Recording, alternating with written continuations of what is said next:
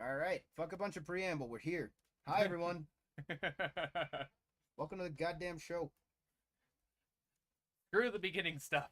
Let's get started. All right, fuck a bunch of preamble. We're here. Hi, everyone. It works. As you know, I will always be testing that because I don't trust my computer. Hi everybody, welcome to another episode of Never Knows Best. 2 in 1 day, aren't you fucking lucky? We are gonna be doing some more political stuff. Not for any real reason, just because I wanted to piss my friend off today. Yeah. And, meantime, I'm gonna play some Brotato while he watches a video that I've watched, but I didn't watch with you guys yet. So you're gonna hear us talk about it. I'm gonna let him, tap me on the shoulder, let me know when he wants to pause and yell about it. Because that's gonna be a thing. I may just start yelling anyway, considering the content of the just describe. What is it? The title of the fucking video?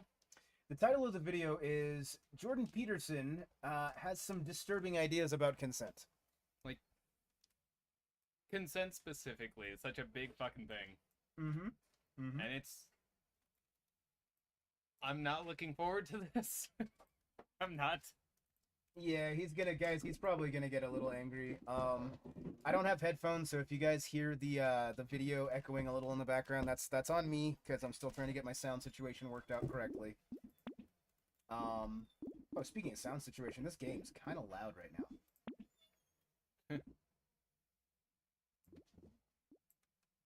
There we go. No music in the background, just the horrible, horrible, horrible things we're gonna watch together. Horrible. Absolutely just gross. I'm going to click that just so I can change things on the fly there. I mean, I'm expecting sexist right now. He's both, actually. Jordan Peterson. Well, yes, absolutely. But he's talking to the dog, though. Ah. Okay. She is racist. She absolutely prefers your Pan-African ass. All right. I'm gonna put this one down here because it's less important than my game. And your opinions, they're beneath this game. Absolutely. The Brotato is all powerful. You can't mess with the tater. Let's see, we got our chat here in case we need it. It'll be under the game. We got this in case I need to do a quick mute. We got this here video. Jordan Peterson, he is interviewing... Dear God, that's loud. Journalist Louise Perry. I don't know much about her. Do you know anything about her? Never heard of her, but I imagine probably I'm going to get familiar. This is on the Daily Wire. And they're, of course, talking about, what is it, property crimes? Yeah, right. I mean, yeah, women. That's it. Yeah, but interchangeable. That's what I meant. Yeah, okay. That's right. Yeah. Yeah. It's called a homonym. Property crimes. Crimes against women. Or actually, to be clear, I'm sorry. It's crime against the owner of the property. So it's really a crime against men. Let's be clear about that. That it wouldn't hurt feelings. There's also, I think, an element of women being slightly physically frightened. Right. Well, it boils and down not to wanting personal to- rejection, then, hey? Yeah. Which is a painful Right, thing to because deliver. that's the only excuse you have left. Yeah. Yep, absolutely. Well, here's something else that's worth pondering. You talked about one of the advantages of the sexual revolution was the transformation of the idea that rape was a property crime, let's say, into a crime against the woman herself.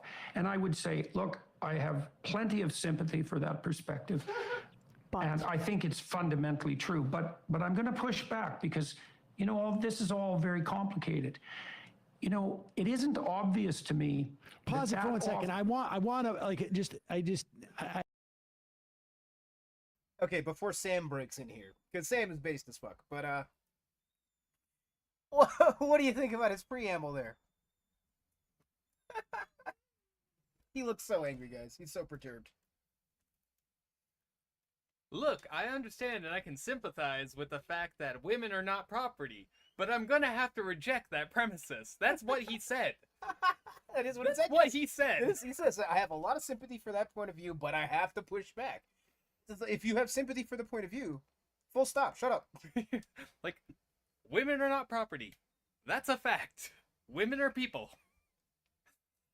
So just the continuing of the statement of, like, oh, I have to give some pushback on that. So what pushback? what? Like, I'm sure he'll go into Oh, it. you're gonna hate it. I'm sure. But legitimately speaking, what pushback can you give to that statement of A woman's not a piece of property, so she shouldn't be like crimes against Treated her are like not one. crimes against someone else. yeah, like it's like as far like nothing else. Like I'm sure given the look that I just gave, you're fucking regretting not having the camera available. Oh yes, no, I'm sad about it because, dude, my face too. It's lovely, and people need to see it. It's just a thing of like, what, but just like legitimately, what the fuck? Oh, he's just a piece of shit. I understand that. In my, not so humble opinion. Because, like, honestly, I'm right. He's a piece of shit. Oh, you know what? I didn't even transition them to be lower. There we go. Before Sorry, my laugh today is horrible. before getting into conversations like this, I thought that there was a level, like a top level, to shittiness a person could be. And as I'm sitting there and I'm looking at more of these things like this, I'm looking more into people like fucking George Peterson, Matt Powell, fucking Fucking Matt Powell. Oh god, he's all of these different people that are, on various platforms. That top level of shittiness that I thought you could achieve. Oh is yeah, just, you haven't found it yet. No, it just keeps getting higher and higher. I'm like, it's. Oh, I did not realize that the boundless human potential that existed and adaptability that existed within human beings Well, that I treasure so much. I'm surprised you said Matt Powell. He's the guy who's like living with Kent Hovind now, right? I don't. Oh yeah, you know Kent Hovind, right? I'm surprised you didn't say him. I don't know him. You don't know Ken Hovind. Oh, I know what our next video has to be. And much because I love Emma. Okay, we're gonna watch an Emma Thorne video because she is. Well, I mean, I wouldn't say maybe she's a Satanist. I don't know. She's definitely an atheist. But she's been coming out with a lot of stuff against people who are having problems with biological things, people who are having problems with scientific things, creationist sort of things. And then Kent Hovind has this thing he calls Whackin' Atheist Wednesdays. And he kept on not talking about her particularly, but kept on referencing her, like on the periphery of his shit. And so she made a video about He was just him afraid. Yeah, well, she made a video. Well, because she's a way smaller channel than he was, I think, at the time. Yeah. But like, so she ended up like making a video about him. So then he started, calling her out directly and stuff. They've had this whole back and forth. But Matt Powell apparently like moved into dude's compound now. Kent Hovind's compound is called Dinosaur Fantasyland. Oh, is he the guy with the museum? Yes. Creationist museum?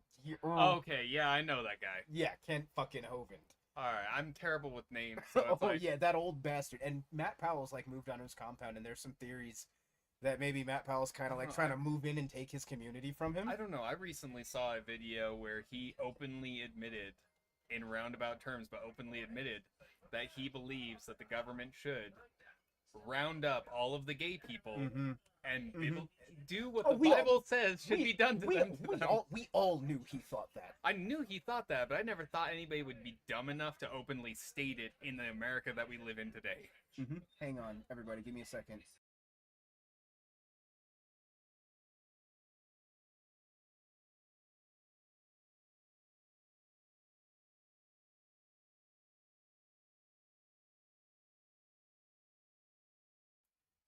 All right, so we're back. We're back. But it's just like, but going back to the video and that like just that sorry. opening statement, like I got distracted with it. Yeah. Oh, But and by the way, guys, you thought my earlier video took a long time to get through a short fucking walk. This is now going to be way worse. we are going to debate every single goddamn sentence that they say. I was pretty bad. I would let it go for a while, and then I just have to talk. Yeah, no, it's like the look on my face just now. That's been my look all fucking week with the videos you've been sending me. I'm not sorry, damn it. You said you wanted to get into this stuff, and you're strong. I threw you in the deep end. Yeah. I didn't know you'd found Matt Powell, though. Fuck that guy. I have not looked at any of his videos specifically. Oh, What it is a lot of stuff that like, there was a creationist or evolutionist, quote unquote, video that I was watching, and they just showed that video of him stating that in a explanation of who Matt Powell was, and they're like, oh, I didn't realize that he did this stuff openly. Like, yeah. Oh yeah, he considers himself like a prophet, I, as far as I know. Like I don't want to speak for him, and I don't know his stuff that well, but he- like I believe that he thinks of himself as like the The word voice. of God live. You know, like the Metatron, the voice of God. yeah. Oh God. Oh, the word made flesh. Yeah. Oh, it's so gross. I hate him. I hate it. Oh, I hate him. There's so many of these, like, and I will say it, like, I used to think that hatred was too strong a word to use for the majority of people on the planet, and I still agreed. The majority of people, but like back in the day, I used to think that like either I would have to kill that person or I didn't actually hate them, and like I don't want to kill anybody. I don't want to kill anybody. I don't want to kill Matt Powell. My view on I just want him to think a little bit more strongly before he opens his mouth and says words. That's what I don't hate anybody, but I absolutely found that I've hated a lot of people's Their rhetoric, their ignorance by choice. yeah. Because the information is available. You can educate yourself. Yeah. And absolutely, like, and sure, you and I even have looked at the same thing and come to different conclusions based on it. Absolutely. With how similar our viewpoints are, we've still done that. Oh You're yeah, man, going dude, to find I argue with you daily. Yeah. I mean, sometimes you're just, being a dick. Well, sometimes I just want to point out that like you came at that with a whole lot of confidence, but like there's a hole in it. Yeah, no, and I appreciate that sort of thing and whatnot. And we've had intelligent discourse for stuff like this, but it's the fact of the matter is like you'll have certain things that'll be you're looking at the same thing from different perspectives and you see a different thing from it. Absolutely. But the fact that you choose in the modern day and age with all of the information available to it, for example, in this video, to view women as property and that conceivably one of the worst things that can happen to a person, rape, is not a crime against the person it's happening to, but their either current or potentially future significant other. Fair. Like, that is so objectively wrong as a viewpoint to have on the subject. That's like, it just, the fact that exists, like I said, I don't hate Jordan Peterson, but I hate the fact that he has allowed that thinking to be what he expresses, how he views the world. I don't know, man. I think I kind of do. Like, okay, again, it's a really strong word, but like, I don't know how much I believe that Jordan Peterson believes the stuff he's saying, and that makes it a lot different for me. I mean, to be fair, if he is spouting this on someone else's behalf and absolutely does not believe it, that categorically makes it worse. Yes. I will not argue on that. And that's the whole thing. It's difficult for me to believe that he believes everything he says, especially when so much of it, like so many times he will walk right up to the edge of a point and not speak it, or he will reference something. Well, the problem is, like, with his body language and whatnot, there's at least parts of it that he absolutely believes. Well, for some background, I believe part of his whole being, the way that, like, the whole aura he puts forth. I think they're going to talk about it a little bit later, but like I looked into it. I guess his daughter got into something called like the Lion's Diet, and like you only eat meat, salt. It's like beef, salt, and water. Okay, that's death waiting to happen. And so she's been doing this for a while, and then he went through some serious medical things, including benzo dependency, which he eventually did get help for. He got put into a medical coma, I think, in Russia or in Serbia or whatever, and then like to help him to get through dependency syndrome. Yeah, dependency syndrome. Like really, it was really bad. Like and he got the help from that, and then after that, in order to help come back from that, he started limiting his diet, or maybe before that he had been limiting his diet. I don't know, but he ended up going on the same Lion's Diet. And like he's looked really bad ever since. Like just like the splotchiness, and like he always looks a little shiny. Like he might be like sweating really hard. Old. No, I'm like this is how I know. Like when I say like I want to say I hate him, I do. I've said it a couple. Like I can't because like I have enough compassion to be like I'm actually legitimately worried about his health. Yeah. Like I'm not trying to talk shit about the way he looks, but like he does not look well. And that comes Yeah. across like you say his body language, but he's also usually like slouched real hard, you know. Yeah, And no, then I'm- he'll like lean forward and he like gestures right here, but he doesn't seem to be really engaged. yeah, no. When talking about body language, most of what I'm referencing as far as the belief and everything like that is the facial features, particularly. Yeah, Uh, you're better. eyes You're and way, eyebrows. way better with that bit than I am. I don't really get facial expressions that well. Yeah, I had to learn. I'm working on it, I guess. I just There are certain things, and unfortunately, it's mostly for that. It's trend analysis. It's seeing how the people have reacted in the past to certain things as genuine reactions, and then ascribing it to things in the future. Which is why, like, some of the stuff attributing, his viewpoint and the facial markers that he uses, compared to somebody like, the videos I've watched with him and Ben Shapiro. yeah. Stuff like that. And it's like there's some similarities, and Ben Shapiro absolutely believes everything he says, which is more horrifying. Yeah, I worry a little about that, but that's a whole different story because I think that I wonder about his like standard for approval before saying things that he has learned. I mean, Man, I always bring up Harris Bomber Guy's brilliant line about selling homes to Aquaman because Yeah. like who's gonna buy them? oh, Fucking fucking Aquaman? Aquaman. Oh my god. Yeah, this no, is I love brilliant. that. But like, and shouts out to Harris, by the way. Good job, man. Yeah. Yeah, no, like, that was a great skit, man. He did the dedication, chopping through a wall. I'm so proud. Yeah, no, that one was a good one. I want to do stuff I've like only that with seen- my life. I've only seen bits and pieces of that one, unfortunately. Yeah. I've been intending to watch the whole thing. But like with stuff like that, you worry about like what his standard for approval is.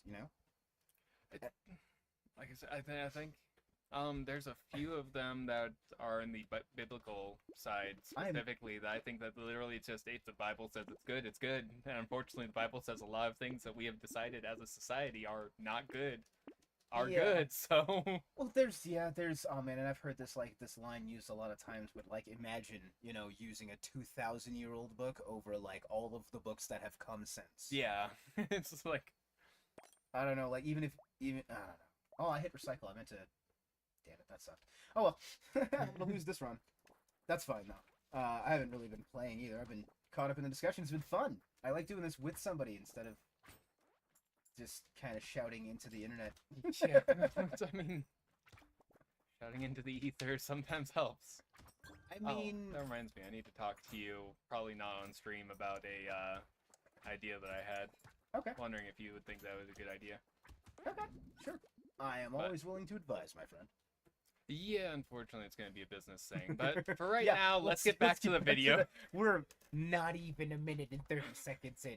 We haven't even heard Sam yet, buddy. I got to imagine that most of the people listening, are following what he's saying here. But I really need people to fully, understand this. When I was born, I'm not that old. When I was born, in most states in this country, it may have been also even in Massachusetts, woman who was married to a man was just about his property. And I think in many states, like the crime of rape did not exist between a woman who was married to a man. It was impossible as a matter of law for that man to rape her. Didn't exist. It was not a crime. My mother, when I was I think I'm like 6, was not allowed to have a credit card in her name because she was a woman. This is 1972. It's not that long ago. This is like the Beatles were just breaking up. Let's put it that way. And so what he's talking about is like that if someone raped a woman who was married, it was a property crime, as if somebody had come by and desecrated your car. Yeah. Well, we live in capitalism, and there's nothing worse than a property crime. Or if you But- rape somebody's daughter, it's a crime against the father. Yes, it was a crime against the husband, not against the woman. It was a crime against the man who owned the woman, The property owner. the property owner. So just go back so you can understand when he's like, well, I want to push back. It's fundamentally true, but I want to push back on that. Have to be careful. gotta be careful about, they're gonna be walking around and I like that the game pauses automatically when I click off the screen because I'm just like doing it automatically. Oh, but yeah, you were saying? I mean, it's basically the same thing I was saying. Yeah. Just acknowledgement that it's like at the very least, it's not like this. It's not a hidden thing. Like he's absolutely saying that. Like, what was the statement? It's been so long now. Fucking He said what he said or what she said? what he said. What, oh, that line that he gave was it's I can go back, but it was oh yeah, I have a lot of sympathy for that idea, but I'm gonna push back. yeah, on the idea of it going from being a property crime to being a personal crime against the person it was perpetrated against. Yeah. Like, What is the pushback? yeah. Like anyway, We're about to see. yeah.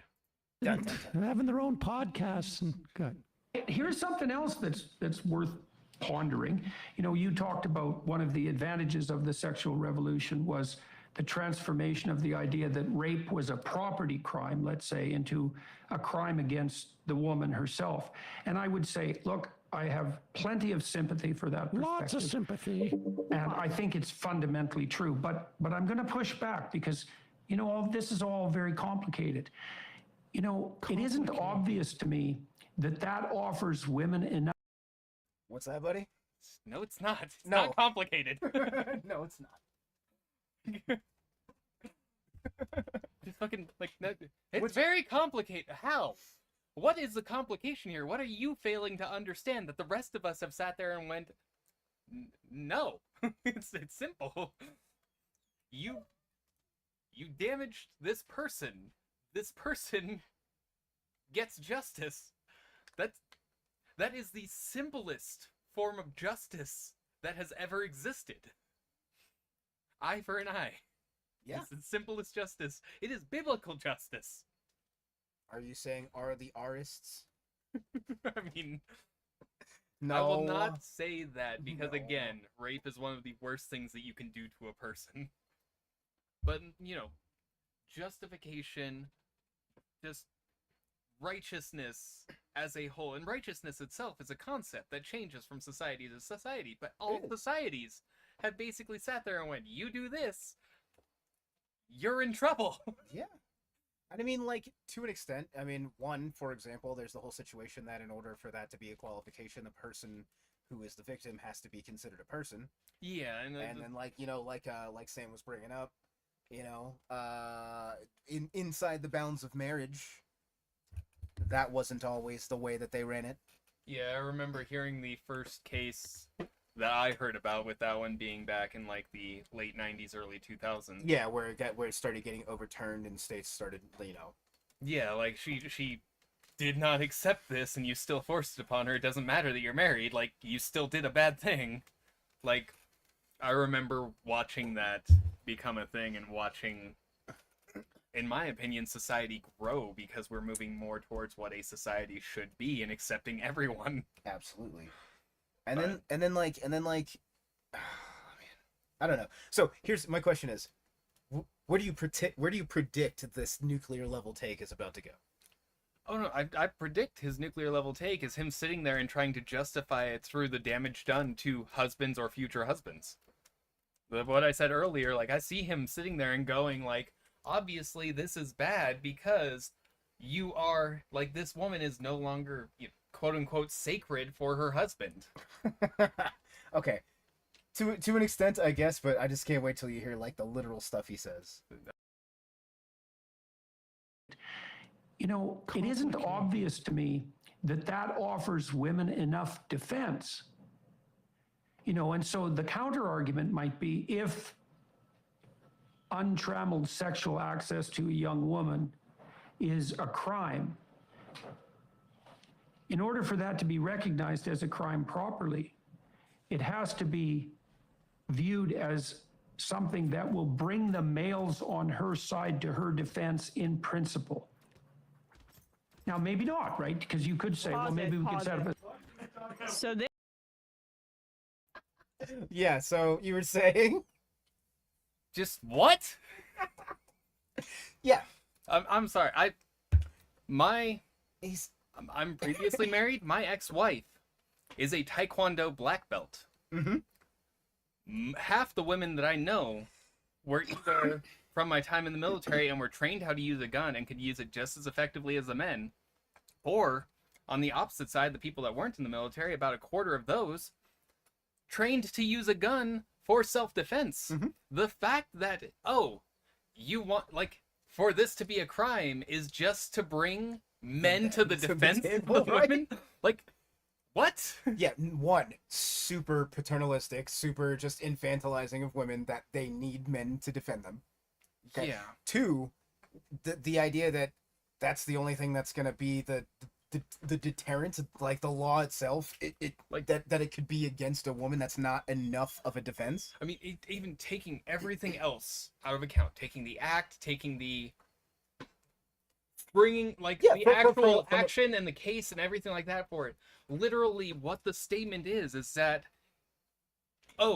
we made this not a property crime so that the men involved have a reason to go after this guy. Like, society does not have a reason to go after the guy. Yeah, like, one, I don't care if you're considering it a property crime or a personal crime. Like, if you do something like that to somebody, I'm going to be furious with you, and I'm going to believe that retribution needs to be swift and serious. Yeah, like, that has nothing to do with whether I'm a man. It has nothing to do with whether that's a person's property, whether it's a man or a woman, period. You don't... Yeah, like, it's taking everything out of account for that and leaving just that piece. The fact that you're sitting there in state, like, one, that you're stating that the woman can't defend herself. Which crazy. Because, Yeah. I mean, yes, Well, I guess that there's not some people, men and women, can't. Some Yeah. people can't. But Sorry. that's not... I use the wrong terms, not can't defend themselves, Okay. can't achieve retribution for themselves. Fair. There you go. Because the action could arguably be stated to have happened because of a inability to defend themselves, whether by circumstance or ability or anything Absolutely like that. fair. But to seek retribution, which you can plan retribution to so minute a detail Absolutely. that the rest of the stuff doesn't matter. Or that the law could be, could be brought to bear just on her own behalf. Yeah, but it's but like the for example, in his world, can a woman not bring rape charges against a man? Like, I mean, does the I don't wanna husband make- have to? Does the father have to? Is she not able to? In that world, at least back when they were property crimes, yeah. The Yeah, back then, yeah, the woman Oh. could definitely say something, but, like, 'Cause- I could definitely Because see. so horrible for a woman to speak up for herself. Like, I mean, I'm happy that we've advanced beyond that state, and I'm not going to say that world Yeah, did but- not exist, yeah, but it but- doesn't now. no, it shouldn't. It shouldn't. I mean, like, we're not gonna get into world affairs at this exact moment. No, but it's just like that concept though. It's horrible. Yeah, like It is a horrendous take. That's why I say nuclear level take. I wanted to get where you wanted it, where you thought it was gonna go, because I knew it was gonna be. It's close, but it was like just that nuance there, right? It's that weird little nuance. It's like I said, it's Yes, defending the sanctity for a future husband, treating her like property and whatnot. Like I said, that's where I was expecting it to go, but that is one thing. What he did was he took that concept and he blew it up to the fact that the woman she is unable to do anything as a result of this thing happening. Like, the fact that she's a woman existing somehow makes her defenseless to the world. And it's like, no, I personally know people. I know women that can kick my ass, and that takes a minute. yes. Like I'm by no means tough. I'm tougher than average, but like I'm not this strong person. I can't get into a wrestling ring with The Rock and win. I'm not a strong person, but like they can kick my ass. So to think that they're defenseless against all men as a blanket statement because they're a woman is It's crazy. It's astoundingly stupid. But like I said, though, in his preferred world, yeah, a woman should need a man to go and press those charges. Like I said, there have been points even in American history where women basically weren't really that much allowed to leave the house by themselves. Like, how are they going to the police office by themselves? I know, and it's Police like station, I sorry. said, the police office. Listen to me. yeah, like I said, I'm happy that we've moved from that into a world that That doesn't need that to be a thing. That I mean, well, it shouldn't. It never needed that to be a thing. But a world that doesn't think as much that it needs that. The whole problem is there's no proper Inhibit? words for that because there are people who are fighting for that world.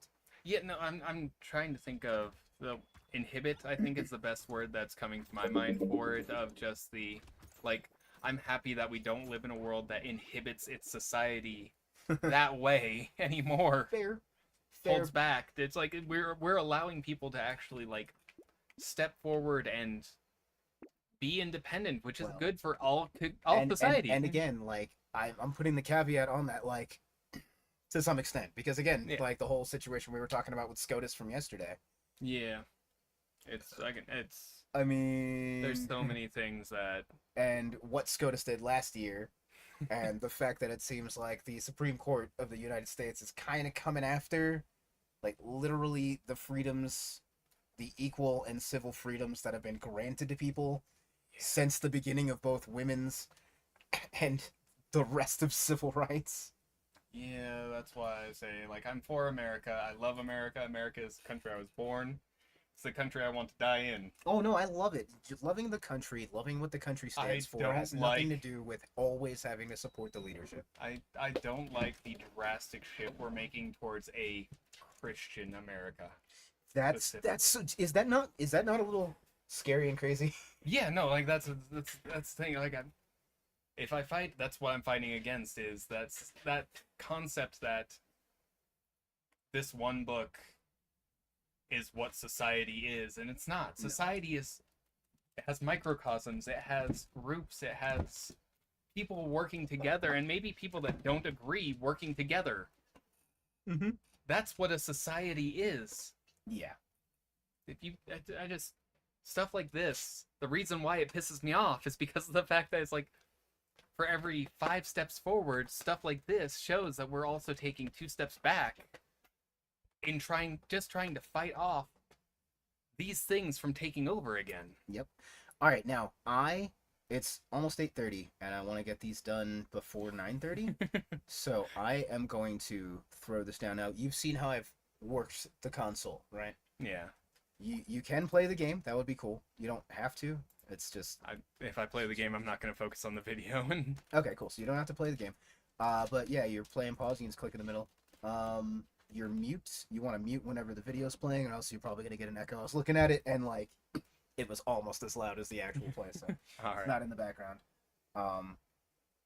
So yeah, mute you, play video, pause video, unmute you, Okay. and that's all you really need to. You only need these two, so we can just. Boop. There you go. All right. And I, folks, I'm gonna go and get the stuff to make a couple of pies. And some coffee for me. All right. It's probably going to be quiet while these videos are playing, but I'll at least give some discourse. Well, I was gonna say, definitely, like, if you catch yourself having an outburst, pause, and then say the stuff. That's the whole thing about our reaction. We can't just play their videos. So I'm happy with, like, how long we are in between and the commentary we're making. Because we can't just play their video, especially since this is a video playing another person's video. Yeah. So, like, but I wanted you to get into Sam and his particular... Specifically, it's the Mickey Mouse voice, honestly. Is It's Sam Mickey the Mouse. one on the right? Sam's Right the now? yeah, he's the dude. Okay. He's the apparent male. I'm not going to potentially misgender anyone. I'm pretty sure Sam identifies as male. Alright, so let's get back into the video and see what's going on. You go make your pies. Oh, I'm bringing the stuff down here. Oh, okay. This is a fundamentally conservative worldview. It's not the system that needs changing. We just need to feed more into patriarchy, right? Let's not challenge that notion. In order to get women's rights and a violent crime against her respected by a legal system, let's kind of turn the clock back and make it so that it's more of a crime against the men in her life. What if she doesn't have men in her life? Well, I don't know. That so that she can be recognized. Let's not use he shouldn't use his platform to challenge notions of patriarchy and to promote the idea that women in and of themselves are people who can experience crime and violent crime. Let's just make it a little bit more male focused, because like he is speaking to young men, and what he fortifies with them on a daily basis with his show is the notion that their own grievances and that their the harm that's imposed on them is the only real thing that matters in this world. But I also like, why does he think that the only way to get majority of men to say like, let's not allow rapes in this society is to get them sort of financially on the hook or somehow, like to make it clear that materially that's like there's other reasons to not want people being raped. Well, but He's no, also- because you would have to empathize with women at that point.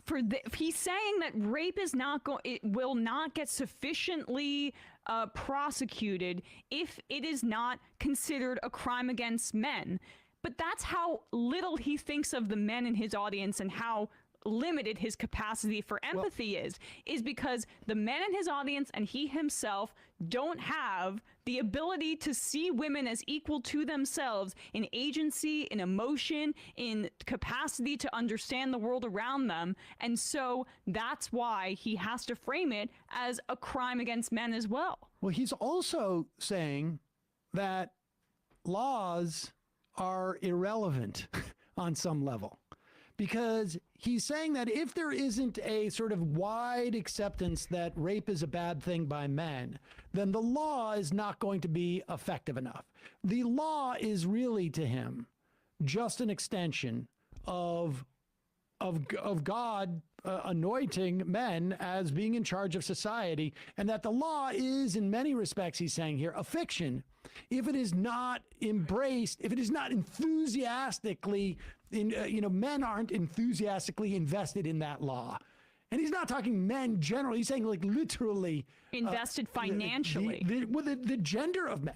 Like if it is not an affront to me, then the law be damned, is what he's saying. But let's just go back and let him speak. The way this played out in history is like wealthy men could rape whatever women from lower classes they want, and if there's any complaint, it's like, well, what are you going to do? Yeah, good thing, when women were literally chattel, like literally chattel, good thing there was no rape back then, right? Because men were financially invested in that woman, that piece of property for him not getting ruined. Well, and so I didn't also realize that unmarried women can't get raped. Apparently, they can't get raped, or because it's a crime against the father. Or if they do, or well, I guess right. That's what it is. But like William Byrd, the main slave, or in the James River in Virginia in like the 18th century, has his whole diary, and he has multiple entries where he's like, I forced myself upon like a chambermaid and stuff like that. The only time he has any sort of repentance is when he got too drunk and came on to another man's wife at a party. Right. Yeah.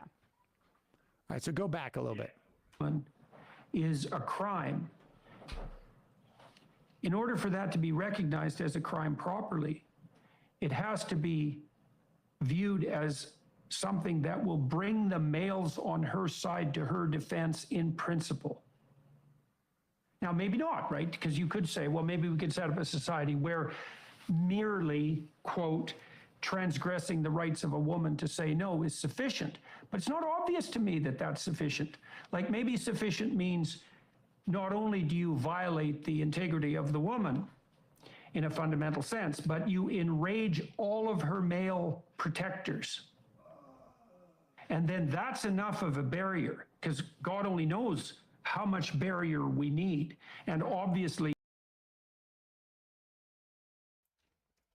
I'm going to apologize because I need to hear that again to properly understand what the hell I just fucking heard. So give me a second. I'm going to go back a little bit. I just need to hear that again, and then I will absolutely be giving comment on that statement.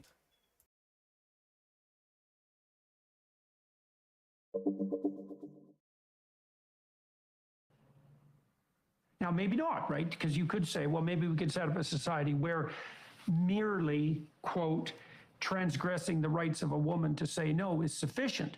But it's not obvious to me that that's sufficient. Like,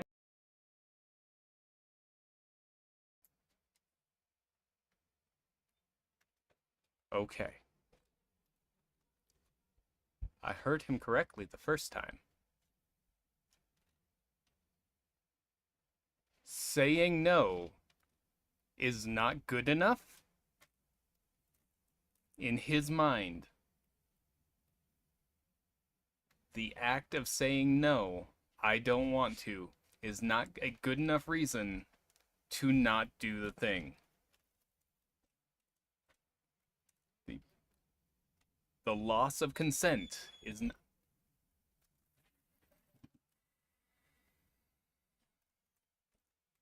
what the actual fuck. What do you say this time? Go Maybe. back, let me hear it. All right. Let me just mute.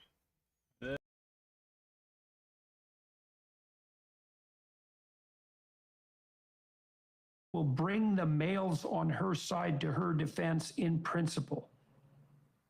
Now, maybe not, right? Because you could say, well, maybe we could set up a society where merely, quote, transgressing the rights of a woman to say no is sufficient. But it's not obvious.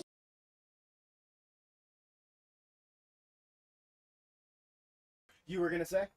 No, you caught me at the end of that. It's just the I act. thought you at the end of being pissed. Yeah, no, it's just the act of saying no is not sufficient. Like it absolutely needs to be. Like it. Well, it's him saying like we can set up a society where saying no is sufficient, but it's not that obvious to me. Is the sentence that he is in the process of saying? It's like it's. Oh, he's gonna say it's not that obvious to me that that's enough defense for women. Yeah, no, like I initially I let it play past this, and then I had to go back and rewatch it before I reacted. I got you. Because yeah, it's hard to fucking take, dude. This guy is awful. It's like legitimate. Like You remember? no, it's not obvious that the woman needs to be pissed about her consent and her rights being ignored. Yes. Yeah. Trampled is a great word for Yeah, it. sorry, I had to go with a little bit of the extra, the oomph, because like that is, because that's what it is. Because that's what it is. You're forcing your way through. You're tearing down this barricade that should be an obvious one in place.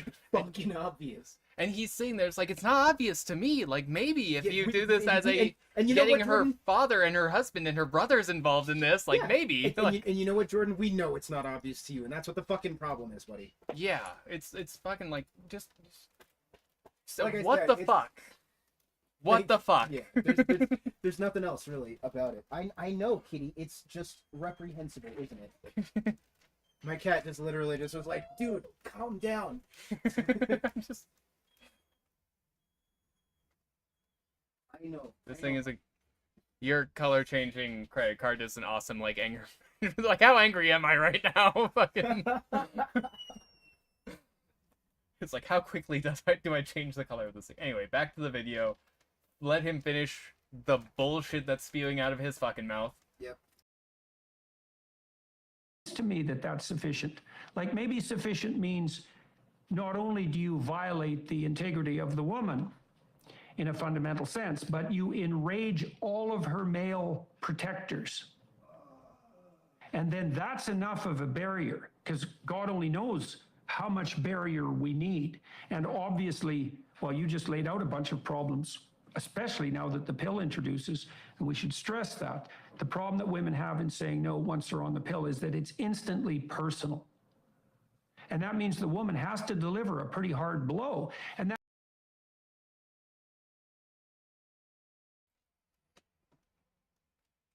I don't know how well you guys can hear my fucking frustration. Like, I can't do this in whole chunks. I can't. Part of me wants to wait for Panther to get back, for Never to get back. Sorry. Just because I can't do this all together. I can't. You have to, man. You have to. It's too much bullshit. No, there's more. There's No, more. like, I let it play. Uh-huh. I got, like, finishing the video and everything like that, but just this part, You couldn't get all the way through it. I can't, I have to do it in pieces. Okay, well, what you got next? What's up? Because, like, he's sitting there just like, no, Oi! Hush! The dogs are mad at the cat. Sorry, guys. But just like consent is not enough of a barrier. Not only like quote unquote violating the fundamental integrity of this woman is not enough of a barrier. You also have to incur the wrath for a barrier to be sufficient. Dude, yeah. Well, see, it's okay. What barrier is sufficient for what? To not do the horrible thing? Look, so, and I have a lot of trouble with a lot of organized religion stuff, but like this is one of the things that like some fundamentalists like will always disagree with me on. It's the idea of like, oh, well, whether or not, you know, God is necessary for morality. And my entire thing is it's like, if you need there to be like some higher power or God, if you even like really need a law to tell you that certain things like this are just wrong to do, then you're the reason why there are consequences for violating laws. No, like, so initially, like, when I was letting this play, it's just the thing of like, just the phrase for violating the fundamental integrity of the woman. Yeah, which That that phrase alone, yes. That phrase alone treats the woman as property. That is, you're an object and you have been damaged. Mm-hmm. And well, and that's one way if you think about that. But then again, if you think about integrity as being, you know, more like, you know, someone's nobility, you know, more than their honor in that old sort of archaic sense, you know, that. Yeah, no, like the purity of the woman is now violated because she has had intercourse or something like that. Like I can see that version of it as well. But well, like, I'm talking more just like the essential goodness, you know, of a person. yeah, but it's just like all of that shit together. All right, cool. Will you bring it down here? Thank you. All of that shit together, just going on into like, and now like he's sitting there, and the thing that he just started talking about was the pill has an effect on this stuff now, Oh, and I'm yeah. just like, Oh, yeah, what? yeah, because- I pause. I cannot finish this because when talking about consent, he said this before. He's got this whole thing that like, I guess like the existence of the concept of pregnancy and the consequences that come with that give women a better reason, a more valid reason to say no, as though they need a valid reason to say no. I know, dude. I know. You have too much stuff on your desk, otherwise I would smack my head down on it. He's gonna say it here in a minute, dude. Okay. You're gonna get mad. I'm telling you. I'm already fucking mad. But no, just all right. Here, wait. The ability that the pill has given women is to be more open without permanent repercussions. Waged upon her by somebody else who isn't ever going to have anything like the same level of connection or responsibility with the situation. Yeah, well, right? and for specifically like the topic of rape, but even just like in college and whatnot, you see a guy you're interested in, but then you find out later on that, you know, after the party, he's a dick and he's not somebody that you're wanting to put your life and intertwine with in the way that many children tend to do. That's what I'm saying. The idea, but it's like the idea, it's very similar to the freedom, right, that condoms can give to anyone. Yeah. Except in this case, it's really something that really takes care of the added connection. It's a little extra layer of protection specifically for this thing, because you should be using condoms anyways for STDs and stuff. But this gives a little extra layer of protection for the one thing that can happen out of this that is only going to be her problem. Yeah. You know, and like I hate to say, like I would never I wouldn't leave somebody in that situation, but like a lot of dudes unfortunately do. Yeah, no, like I have a daughter, and she primarily is with my ex-wife, and I can't really argue the point that, you know, primary care and everything like that is the responsibility of her mother in that point in time. We are now becoming as a society more open to the father taking, but even disregarding the life of that is being made, the pregnancy is all on the mother. Exactly. That's what I'm saying. This is the thing that is like all of these things I can never understand. I will never go through these things. Yeah. Like so the fact that I could take part in a situation that leads a person to this situation, and then not that I would, but like that I literally have the physical ability to just get up and walk away. Yeah. Like that's that's the reason why there needs to be that sort of solution for women. That's the reason why they need to have that level of autonomy and control.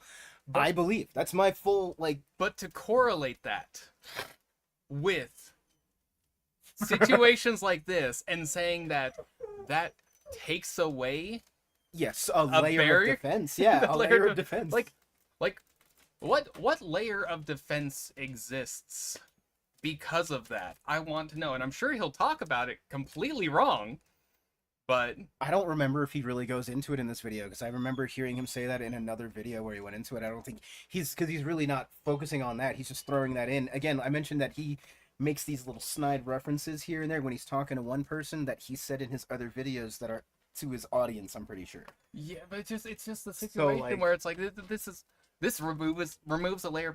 The only layer of protection you should need for action to be taken against the perpetrator of this is consent. Yeah. Oh, That's it. absolutely. Absolutely. I don't want this to happen. He made me do it. Fuck him. Like, Yeah. everything else beyond the rage of family members. I've seen family members go to the defense of the perpetrators in that situation, so that's not a fucking thing. Yeah, The that's pill existing being a having anything to do with this discussion at all. yeah, it's like all of that. Like, I'm half expecting, because I stopped right after he mentioned, like shortly after he mentioned the pill. I'm half expecting him to sit there and basically mention it as a thing of, because women are on the pill, that makes them more of a target. Like, It's more or less that's what I'm saying when he says that it gives having that it takes away a layer of defense. It's because the threat of pregnancy, and then say for example getting stuck with child support or being stuck with this person, that is a potential added layer of defense that women have. That's what he's saying. That is what he's saying. the only way that could actually be a legitimate removal of a defense and make somebody a target is if Men the actually- perpetrator knew that she was on the pill. Oh well, yeah, no, that's Literally like, oh, his whole thing. This conversation was about sex positivity and the sexual revolution. like it's just So like at a party when you're hitting on somebody, like that is a piece of information you might give. And dude, even if you tell somebody, even if you're getting hot and heavy with them, and then you're like, hey, I'm on the pill, because you're like into it, and then in the next 5 minutes you find out he's a douchebag, you should still be able to not give consent. Like, yeah, no, it's like, and the pill has nothing to do with whether or not he should violate your consent. yeah, no, like I said, the only barrier you should need is the ability to say no. Yes, and we know that it's not necessarily. Or like that. the ability to express no, Yeah. I should say, because sometimes the actual saying of the word Well, yeah. Well, I mean, positive consent is also a thing. Like just that entire idea, like what's active or like affirmative consent. Like Yeah. the idea that are like, you it's into not- this? Yes, let's do it. Yeah, continuing to make sure that the things you're doing are. Yeah, That's, it ain't, but, that's honestly like that's just having good sex. That's just being communicative. yeah, no, like it's that. These kids, man, they just don't know how to do it. I mean, I think the kids are fine. It's the older people that don't Well, yeah, understand apparently, it. fucking well, this Jordan Peterson is just always going to be emotionally a teenager in my eyes. Probably mentally a toddler. I don't know. Okay. Emotionally, Can I just go ahead and say though that I'm very happy, and I have. This is where I get closer to the I want to say I hate him, because I have absolutely no qualms about saying that I'm very happy that he's potentially getting his license to practice psychology like completely taken away from him. I guess like due to some of the stuff, and I don't know if that's already happened or not, but I just heard about it today, and I'm so fucking happy about it. In my mind, as far as psychology, mental health stuff, and medical stuff in general He shouldn't goes, be anywhere fucking near it. if you are going to let your personal beliefs affect the assistance that you can give to an individual, Thank you. Oh God. you I do love not you, bro. belong in the profession where you will potentially have to No. help any individual. Yes, thank you. You should. That's what I said. He should not be anywhere near anything approaching medical science. It's if your job is to increase the mental health of a generation, and I see you're fine. Shush. many people throughout the generations have come to terms with, admitted, and sought help with getting, treatment for the effects of religious trauma, which does exist, where people too hard, Bibled too Bible hard, I just used the word Bible in replacement of the word fucking. Yeah, I mean, hey, you know what? But I think using the Bible is the new F word. I'm kind of down with that. Dude, the- Bible you. Because, like, that carries a lot of weight, right? Like, you say, dude, I Bibled the shit out of that. Like, whoa, he got down. he got biblical. I'm saying. And But dude, no. and I like switching it that way too. That he got biblical. He got fucklical. Ooh. But no, like but like, what are you pointing at? Mm-hmm. Oh. Yes, thank you. Caffeine, lots of caffeine, lots of caffeine. But no, but religious trauma where people have literally Bibled so hard that they have caused similar situations to post-traumatic stress disorder in their children, and people are becoming aware of this stuff. So if you're in a mental health field and you will potentially be coming across those people, you need to be helping them come to terms, whatever direction their faith takes after that. That's out of your hands. But you need to help these people come to terms with the treatment that they received, not reinforcing the people that caused the effect. Oh yeah. Like, and the stuff that I've heard him say in the various things, and mind you, a lot of the stuff that I've been listening to with him specifically is primarily religious oriented. Yeah. But He gets weird about it. yeah, He he cries does. and stuff. But like Not That that crying. Not that viewpoint- crying is inherently wrong. I just that viewpoint, like I'm absolutely not saying you can't be a Christian and be a psychologist, but you can't let that Christianity affect the psychological treatment that you're giving to people. you can be Christian and you can be a psychologist, but you can't be a Christian psychologist. TM. Yeah, no, it's you can be Christian and you can be a doctor. You can be Muslim and you can be a doctor, but you can't deny treatment that an individual needs because of your personal beliefs Yeah. if they're seeking it. There's a kind of an oath Yeah. you're supposed to take Well- that says that specifically. Well, Hippocratic, Psychologists aren't necessarily medical doctors, No. but a lot of them are at least expected to, help. well, to exemplify the same, if not even a higher standard. Even if they don't Yeah. have to take a sacred oath, which a lot of doctors don't fucking follow anyways, but that's a story for another day. Yeah, no, like the Hippocratic Oath, the primary function of that being do no harm, but the HIPAA rules and regulations and whatnot, where that gave patients decision-making rules over their treatment. You have to abide by that. A HIPAA violation is a big thing in the medical field. Mhm.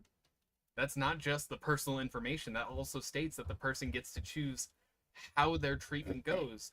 So that at any point in time, they can decide, I don't want treatment anymore. yeah, Or I don't want this treatment. There is another treatment. yeah, I heard that this treatment may be better for my circumstance given the stuff I'm going through. Yeah. Or Why are given you my- trying yeah. to push this, more expensive, less expensive, whatever, have you treatment? Like, I'm willing to go through this treatment no matter the cost. Yeah. Or, My life is more important than the money. yeah, but it's like, or, in the cases where, those being in the cases where it's less expensive, in the cases where it's more expensive, like, I can't afford this, Yeah. and this will do nothing for me beyond what this one will do, so why are we going for the most expensive one? Yeah. Like, Yeah. At this point, but it's like- my life is too important to spend it in debt. but you have, you have the right to Those are- choose yeah, how that's a your choice that a person treatment can is have, going yeah. to be in.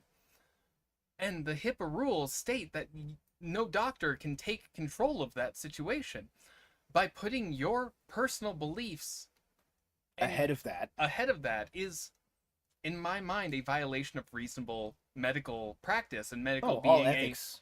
All Yeah. ethics. Just basic ethics. Yeah, but it's like, specifically for medical, for doctors, and for psychologists, Oh, yeah. because mental health is still a health. It's still health. Yeah. But see, then you got the whole like ethical switch again. Psychologists are doctors, but not necessarily medical doctors.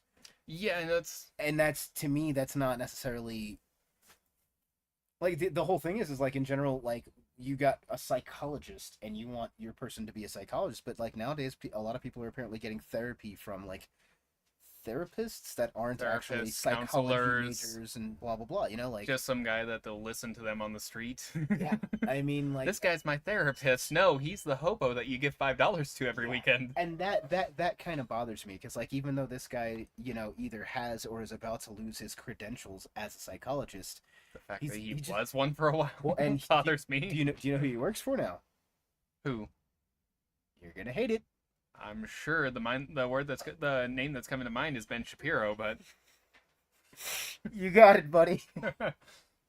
I've seen Yeah. 3 videos of him and Ben talking, so Well, it's just yeah, like, he works for Daily Wire now. So like he probably doesn't care that he's not going to be a psychologist, and he still gets to basically act like he knows what the fuck he's talking about. well, I mean, his practice will be just as legitimate at that point in time as Dr. Phil.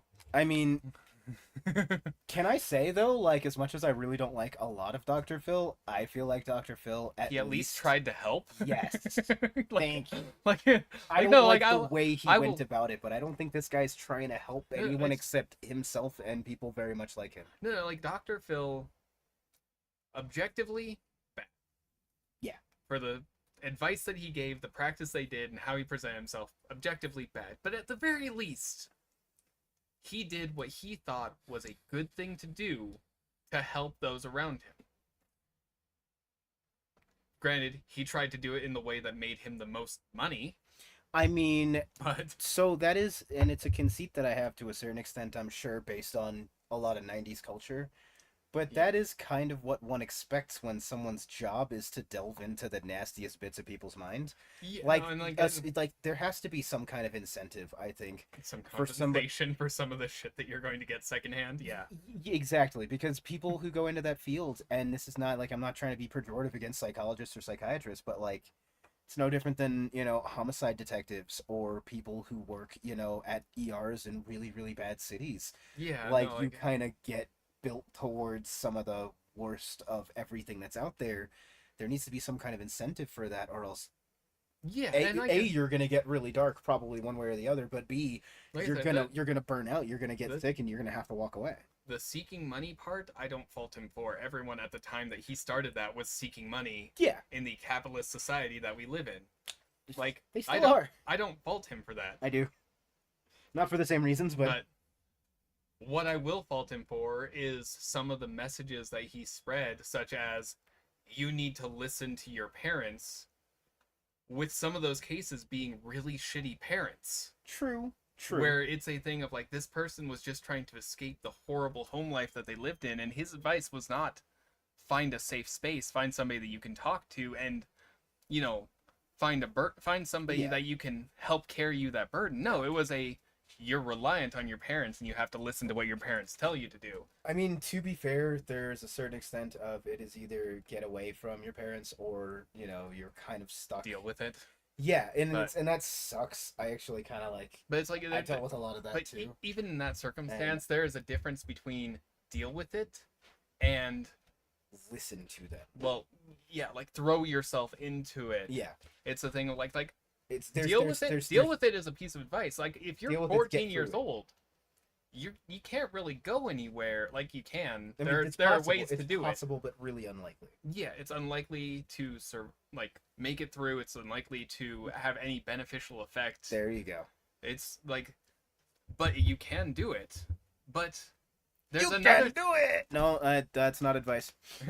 But there's a difference between, you just get through this. When you reach 18, you can leave, and then it's your own life, and you can live it however you want. Yeah. That's a perfectly valid piece of advice. Not, these are your parents. They gave birth to you.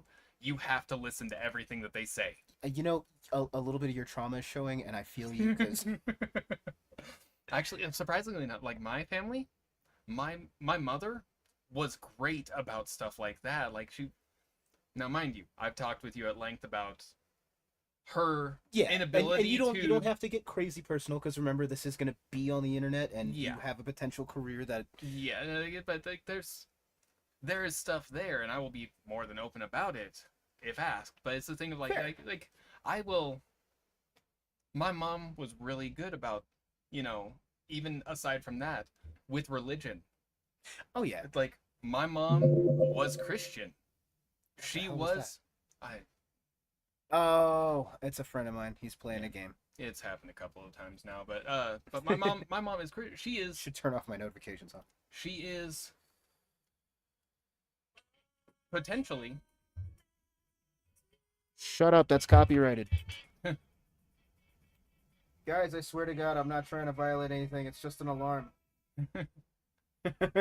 But like my Game mom, Spotify alarms. my mom is realistically probably as fundamental, not as him specifically God, I with the hope stuff not. that he's talking about Yeah, right God, now, I but hope like not. as your standard Christian Okay. that you can think of, she's as fundamental as them. Just middle of the road. Yeah, Like not harmfully Christian, but maybe a little diluted sometimes. Yeah, like I'm waiting to see what happens with my God, I family as a sound- I whole, sound seeing as so how my anti-Christian. sister just came out as non-binary. Oh, hey. So yeah, she Interesting. in celebration of Pride Month she did. So Nice. Good for, I fully support good for her. them. Yeah, I fully support them, but like I'm just waiting to see how our family reacts. Yeah. 'Cause- Well, just make Because sure. that's the side of Christianity that my family is on. Yeah, just make sure that you're there for support. Yeah, no, and I commented on that and whatnot, and just like I'm making sure that I'm aware, that she's aware that, or they are aware, that's going to take some getting used to. It does, and you know what? It's a transition for Yeah. a lot of people. It's not. That's one of those. One of those things that like I kind of love about it, though. It's that it's. No, I've talked with you about like my big issue with it is just I need the stories. I have so many memories of she, her, Mhm. with a friend Yeah. of mine that is currently in the process of transitioning. I have so many stories and so many memories of he, him. You just got to make new I memories. just yeah. Yeah. So that's the process that I'm getting into. So, Dude, and I super understand.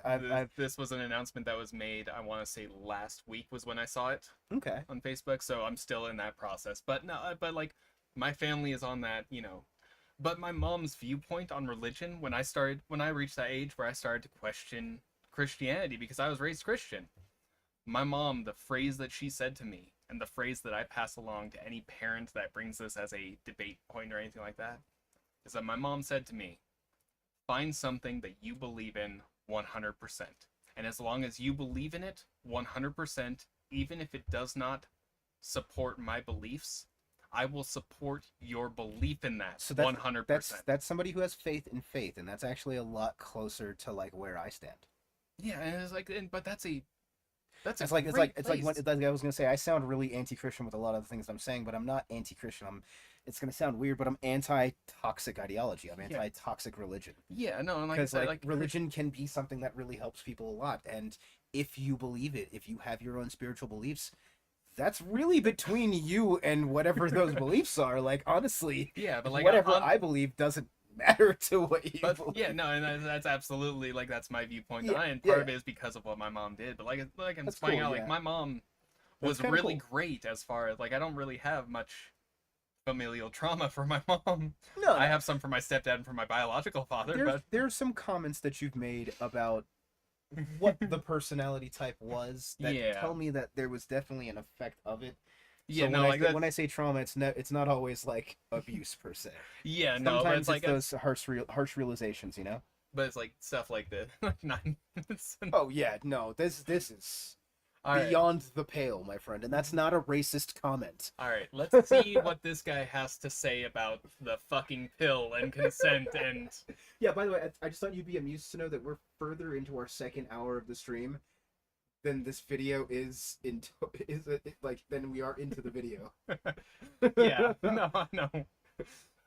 Yeah, when you sat there and said, you know, I want to try and be done with this in an hour, basically, I knew it wasn't gonna happen, but I'm making With it right now anyways. Oh, I need to go it get. at 4 minutes. I need to go and get my stirring utensil because I got everything else down here to make these pies except that. All right, well, I'm going to go ahead and restart the video, and I may be yelling when you come back. Yeah, don't restart the video. Just continue. Well, yeah. Yes, I'm being a dick. Shut up.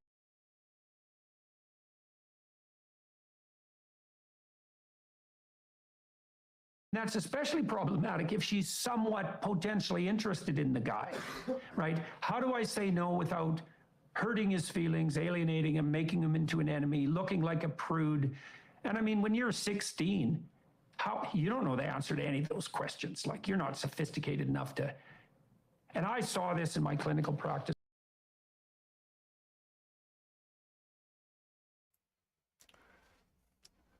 Apparently, you're not sophisticated enough at 16 to know what you want to do with your body And the fact that this guy may become an enemy or something, like enemy being the specific word they use that triggered this, but like I was being facetious when No, I said I would be yelling when you came No, back. You were I gone told- for 30 seconds at that. I told you that he was saying exactly what you were like, well, at least he's not. And I was like, no, that's what he's saying.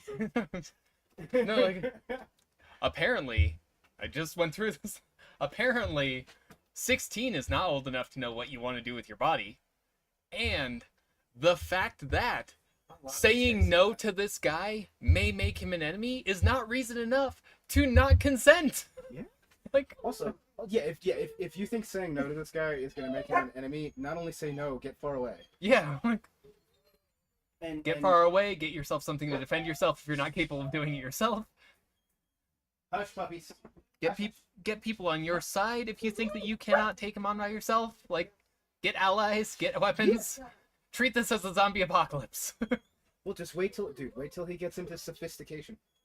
I mean, it's, He's doing. you're it now. not sophisticated enough Oh yeah. no. at 16 to Just- know what what you want to do with your body.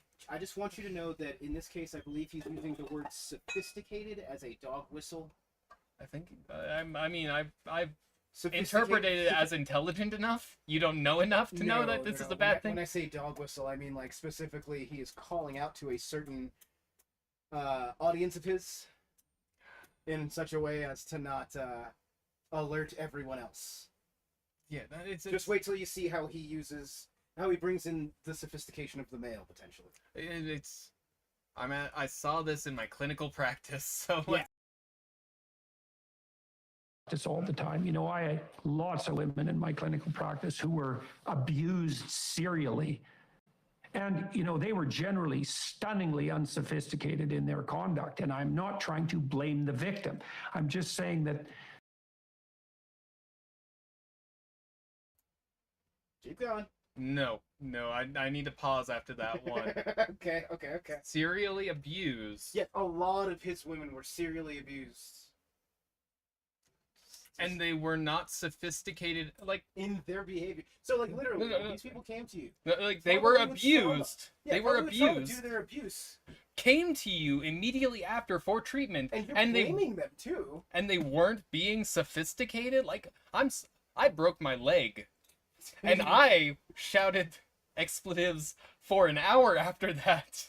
I have shit my pants before. That's not very sophisticated.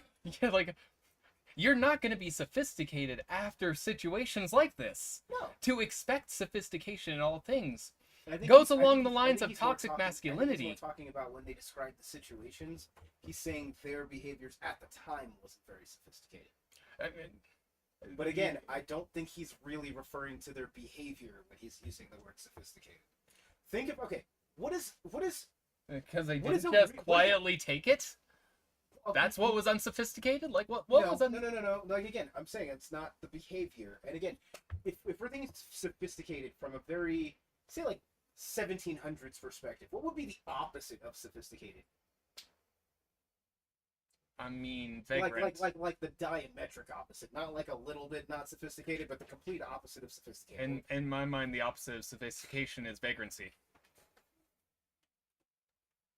Wow, you are very metropolitan. Yes. Okay, think about if there weren't cities then. I can't see sophistication outside of cities. Yes, exactly. Think the opposite.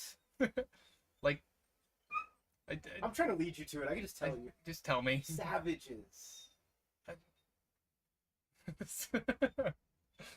That's not an opposite of sophistication, no, in my mind. But it is because the further into civilization you get, the more sophisticated. So the further away from civilization, the more savage. I can see that. As I said, not a little bit less sophisticated. The diametric opposite. That's why when you're like, I only see it as vagrancy. I'm like, dude, no, Yeah, no, like that's a little less sophisticated. That's not all the way not sophisticated. I mean, it was treated fairly similarly Yeah, in, it was- society, it in many was. societies. Yes, no, it absolutely was. But think of what's worse than that. Think of being homeless and not in a city. Then you're tribal savage by a very 1700s kind of, But parlance. even again, No, no. I broke my leg, and shouted expletives for a while. The only thing that stopped me from punching things was because I didn't want to break my hand too. Screaming, Yeah. violence, that would be savage conduct. Yeah, you don't. That's okay. When people like this are talking about people like me, Yeah, no, it's. that's the imagery. I mean, people like that talk about people like me like that. No, not like that. Like I've been tied into that group before. They have talked about me like that. Were you shouting and swinging too? No, but just simply because I was of a lower class, I was a savage as compared to them. Oh yeah, as compared to them.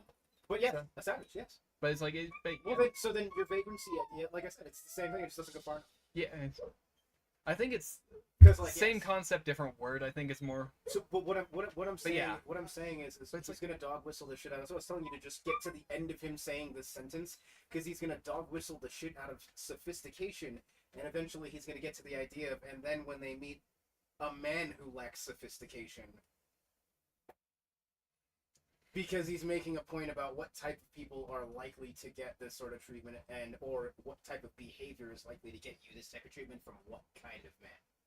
I will try and make it through the rest of at least this segment of him talking. Yeah, I know, dude. I know it's tough. I know it's disgusting and it hurts. And you know what? You're better than that. God damn it! You were a serviceman. Okay. Are you or are you good? Or are you going to defame the Navy? I think Navy men are tough. You're wearing the pants. That means something. That comment only works with video. I don't know why I'm teasing so hard. Go on. Alright, let's get to the video. I'm going to try and make it through this. I may pause it. I'm going to try. Sophisticated women, and those are often those who've been. I pause it because he won't finish a thought. He won't finish his thought here because at one point he starts to realize, like, he starts to hear what he's saying here. Now, just imagine, apply this to this notion, if you would be okay with this. Maybe we need to have people own all of the property in my home so that if someone was to steal it, there'd be enough people who are upset to make it a real violation as opposed to it being stolen from me. I mean, that's what he's saying there, except for his is actually more disgusting because it is, I mean, like, I don't know, like, do we need to own, let's put it this way, do we as a society, or does there need to be a group of people, or half of society needs to, in some way, or there needs to be some people in Jordan Peterson's life who owns him as chattel, so that if someone comes up and punches him in the face, it becomes illegal enough that people care. He could get raped. Get raped. That's an awesome place to pause that. Yeah, by the way, I don't remember what her name is because I've only started watching them recently, and I'm bad with names. But I think she makes a lot of really good points, and I like her. No, like, her points of view, like, when they've been talking and whatnot, I very rarely paused for it. The only reason why I paused in this one was because I just wanted to state freedom of expression, freedom of opinion does not mean freedom from the consequences of those statements. Yep. Because when they're talking about him saying these things and somebody walking up to him and punching him in the face, like, if that happens, Well, that's why he's making the joke. Like, does someone need to own you so you don't get punched? yeah, like, but it's like, if that happens, like, absolutely, like, I would love to see that. Like, I've talked to you extensively with many of the videos that you've sent me of the various people that you've had me watch. Is he the one you want punched the most? Right now, I'm sure he is. No, the one I want to punch the most is still Ben. Bench. Yeah. Well, because he's like the nexus of evil right now. Yeah, no, like, it's... Although I'm so happy he shut down Crowder. I'm just... The main reason is just simply because of the fact of... It's... As far as systems of government go, I have my own opinions on them. I'm not going to go into high detail about them, but Oh no, that's a stream for another day. Yeah, but I will state this. The worst system of government I have seen examples of and seen the effects of in societies is an idiocracy. a system of government based on a religious leader and religious views. You know, that's what he's pushing for. This is why I had trouble with that before, because an ideology is a thing, but idiocracy, you just mean a theocracy. Theocracy, that one. Okay. Yes. My brain, there's so many. Because ideology is not religion. Ideologies can be any organized system of thought. Look, my brain sat there and took idiocracy and changed it to that one because of how dumb I think it is. And that's what I tried to point that out to you, and you were like, "No, it's spelled different," and I was like, "Okay, but I'm pretty sure that's not the word." You're absolutely right. It's theocracy, but that is the worst system of government, and that is what Ben Shapiro wants. How do you feel about Rome? How do you feel about, like, literally Rome? I mean, are you talking about It's the Vatican the or most successfully run and longest lived theocracy? Yes, Vatican City, Rome. Roma, not Italy. It's like I said, if they have managed for as long as they have, but their society is also relatively small. No, absolutely, it has to be. It has to be for situations like that, because Yes. any sort of diversity, and I would absolutely love to take an objective, opinionated viewpoint of their education system, their where they get supplies for the stuff that they, the food that they give to their people, where they source their supplies from, their commerce, that sort. Yes, there you go. How their economics works. Yeah, like I would love to take a look at all of that to see how the theocracy works with all of those It's all donations. it's all singles from donation plates. I mean, I legitimately would not be surprised if that's how they paid for it. I'm just making so Big Money Hustlers, the ICP movie. Yeah. They make that joke when all the crime lords in New York are giving their money to Big Baby Sweets the Don. Like, the guy who runs all the churches just, like, has a big silver donation plate covered in ones. Yeah, no, it's Father Ducats, by the way. but it's a thing of, like, I would not be surprised if that's how it works, and then if that's the case, then the only reason why their government and their society would be able to last as long as it does is because of the donations of their followers throughout the world. So the society itself, as a country, technically would not work without the economies of those housing them. But it's the thing of, like, theocracy as a whole, as a standard, is a bad idea for a system to be run on, just for inclusion and all of that stuff. Mm-hmm. So it's like, I fully believe in the American ideal of the melting pot. All the different cultures, all the different peoples working together to make us greater than the sum total of our parts. Okay, so check it out, right? So, as an engineer, right? Yeah. I'm sure a lot of the times you can figure stuff out on your own. To a degree, if I have the basic instructions of how something is supposed to work, I can usually tell what's not working specifically and figure out ways to correct that issue. Okay. But, like, how likely would you say it might be that you might be working on something pretty complex, right? And say that somebody with some basic mechanical knowledge might look over your shoulder, maybe have a solution for your thing that's not even in your book that you hadn't thought. Yeah, and in those cases, it's a thing of just, talking to them about, hey, can you teach me how that, what how do does you this know concept work so that I can see if it'll actually... Yeah, what do you know that I don't that will help me be better in the future? Exactly. So when you bring up, like, our melting pot, yeah, the whole thing, and I brought this up recently in a comment on a Jackass's video that I mentioned lightly earlier, but, like, diversity of thought and of being is basically the only path to progress. Yeah. If you always have the same 3 thoughts bouncing around in your head, you're never going to go anywhere. If you always have the same 3 people agreeing with you about everything, you're never going to go anywhere. Yeah, and in those circumstances where the people are agreeing with you every time because you're, say, top dog or what have you, and you're wrong, that Then has you're the all exact wrong. opposite effect. Exactly. You just reinforce that wrongness. Yeah, you need conflict to grow to an extent because, Yeah. like, if you're just... And not even conflict, because conflict will Sorry. be a result of what you really need. Yeah. Diversity. Yeah, no, and that's Homogeny leads to zero conflict. Diversity Yeah. will have conflict, but that's not like what it's about. But that conflict, even in itself, can still be beneficial. yeah, no, like, and thank you for speaking up about that immediately, because immediately after I said it, my brain immediately flashed to the Republican-Democrat conflict that's going Yeah, on right exactly. now, and how Conflict much of a can be. standstill we're coming to because of that. And also remember, Republicans and Democrats are basically the same thing with slightly different colors. Yeah, and it's just like, Vegeta. Quiet, please. so you're basically sitting there and trying to present this, you know, but that difference of opinion gets you those different perspectives. Like we were talking about earlier, you and I, we see things from different lights because different upbringing, different things that we've dealt with throughout our lives and everything like that. So we'll look at something and see it in two different ways.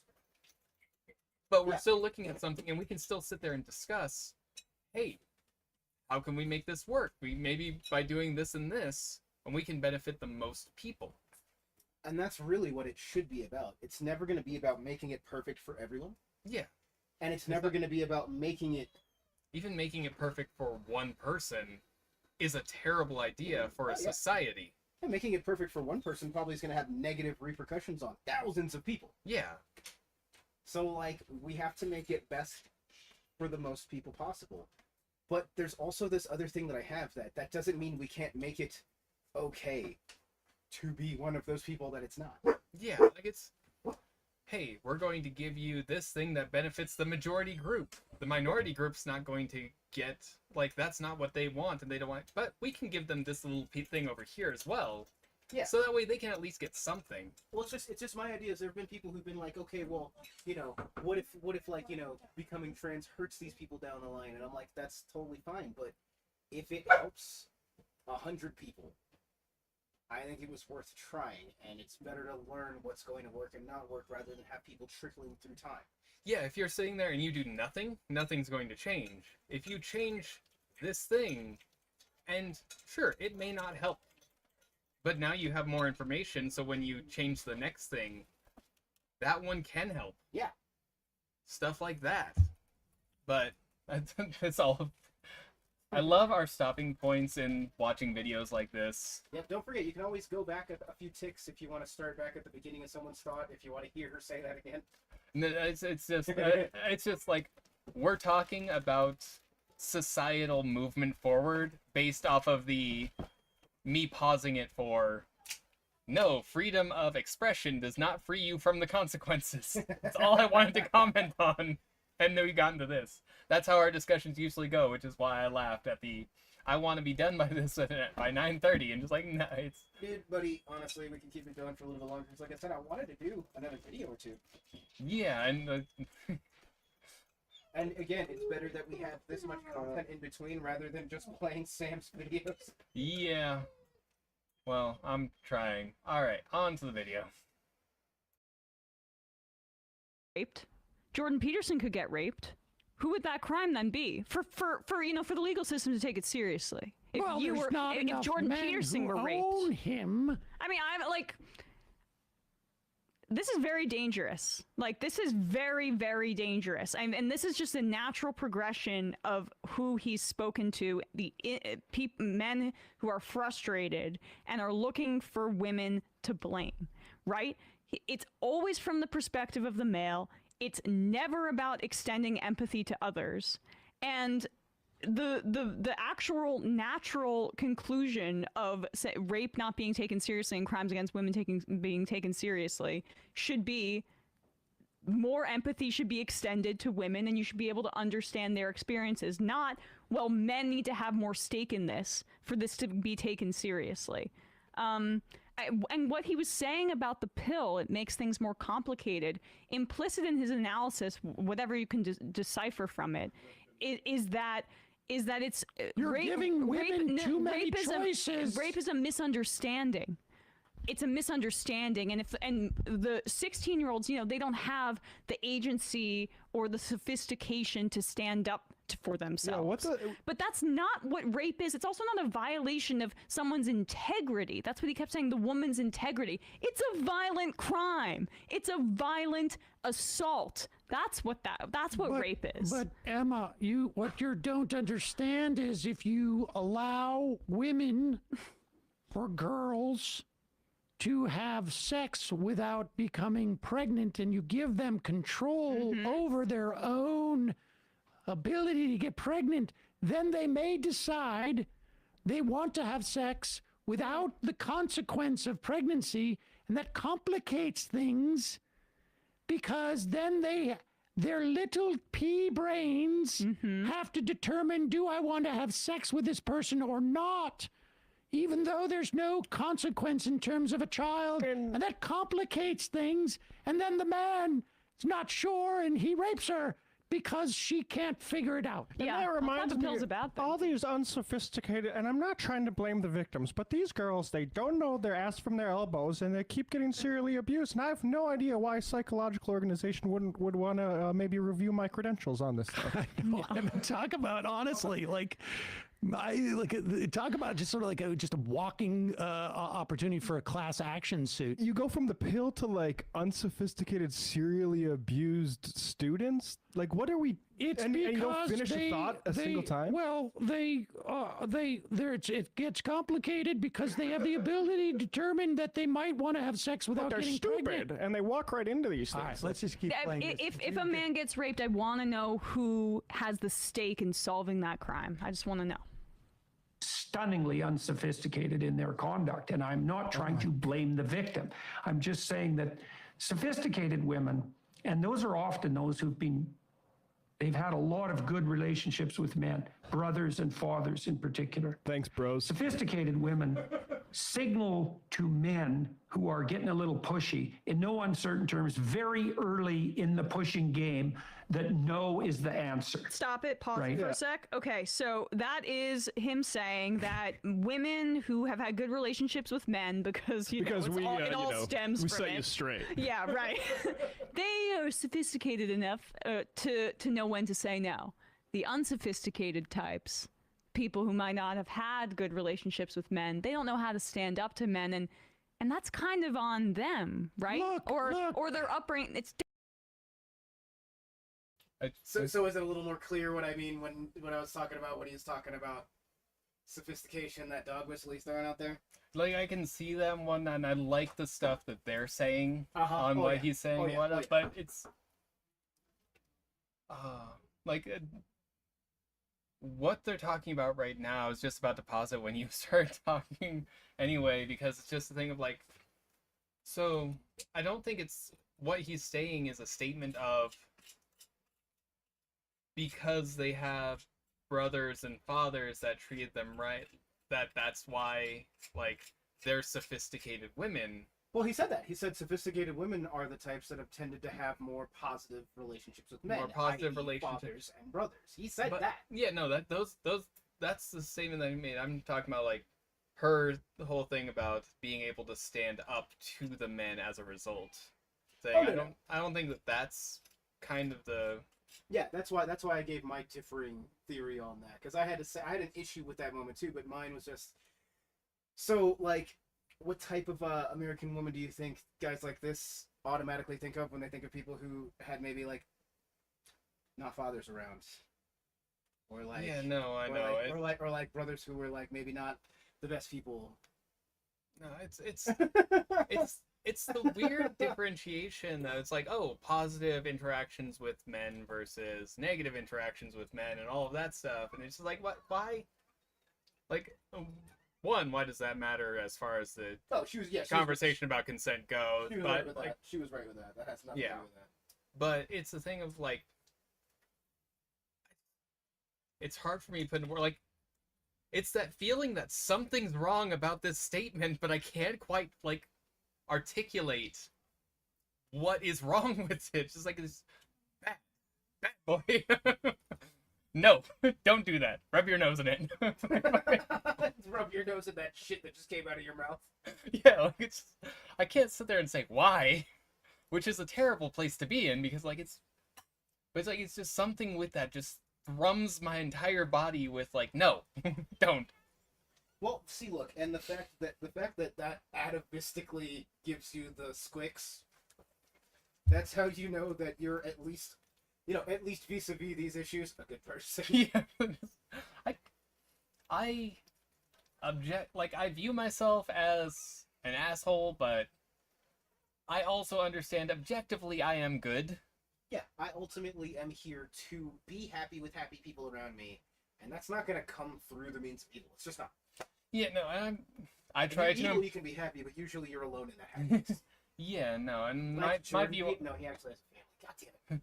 But my viewpoint on it is I try and improve the lives of those people around me, which is objectively a good thing.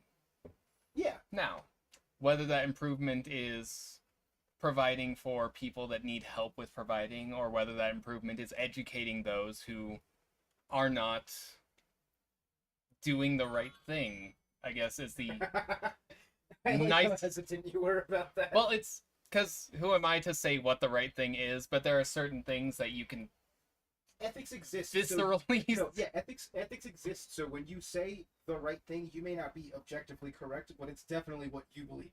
Yeah, So and you if- can say people who you are talking to people who you don't think are doing the right thing. Absolutely.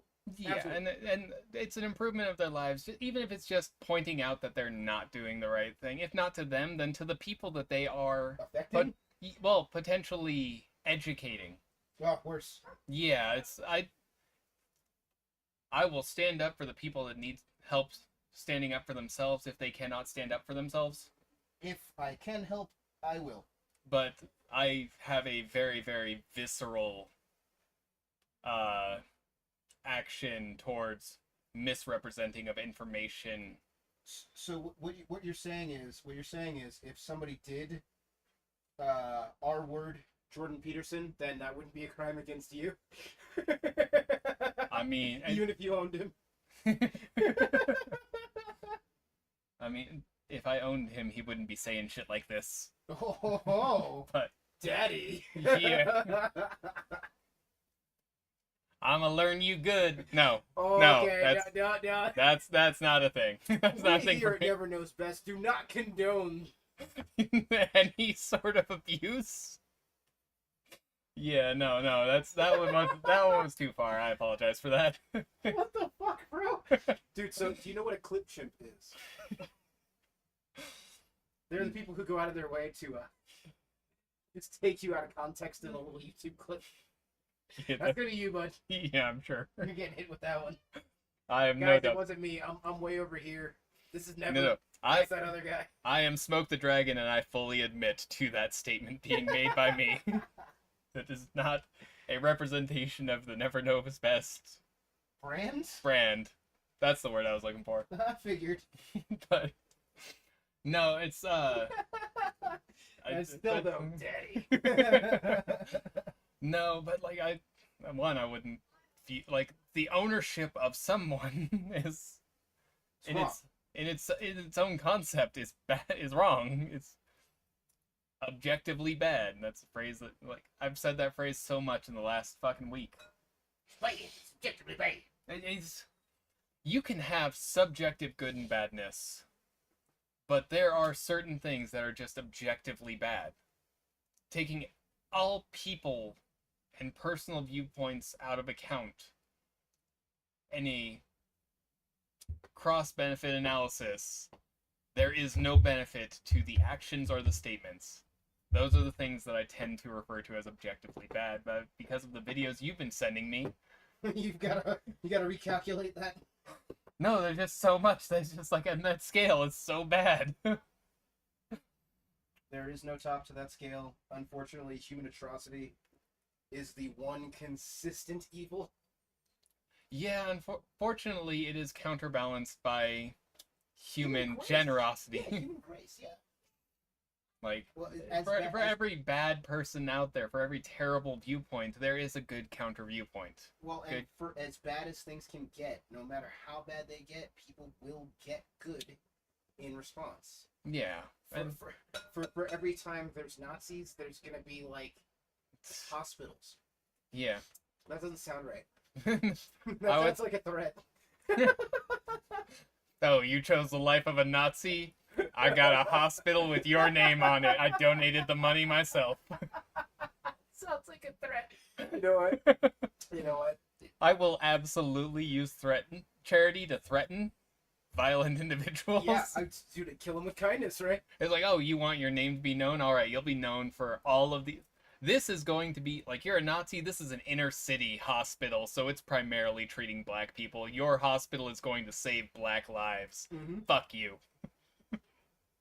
I will do that. Well, even better, not even the whole hospital, right? We're going to name the whole hospital after some famous person that we like, but we're going to put you in specifically the indigent wing. So you deal with only all of the people that you specifically hate. Yeah, no, stuff like that. But yeah, no, it's just the visceral, like, thrumming of, like, this is wrong, this is a wrong statement being made for that. But it's I don't even know. Let's just get back to the video. We've got what? 7 minutes. Yep. 6 minutes and 50 seconds. Holy So shit. almost 7 minutes. What the fuck? I've only watched it once, I swear. I mean, my brain does that sometimes too. Anyway, back to the video.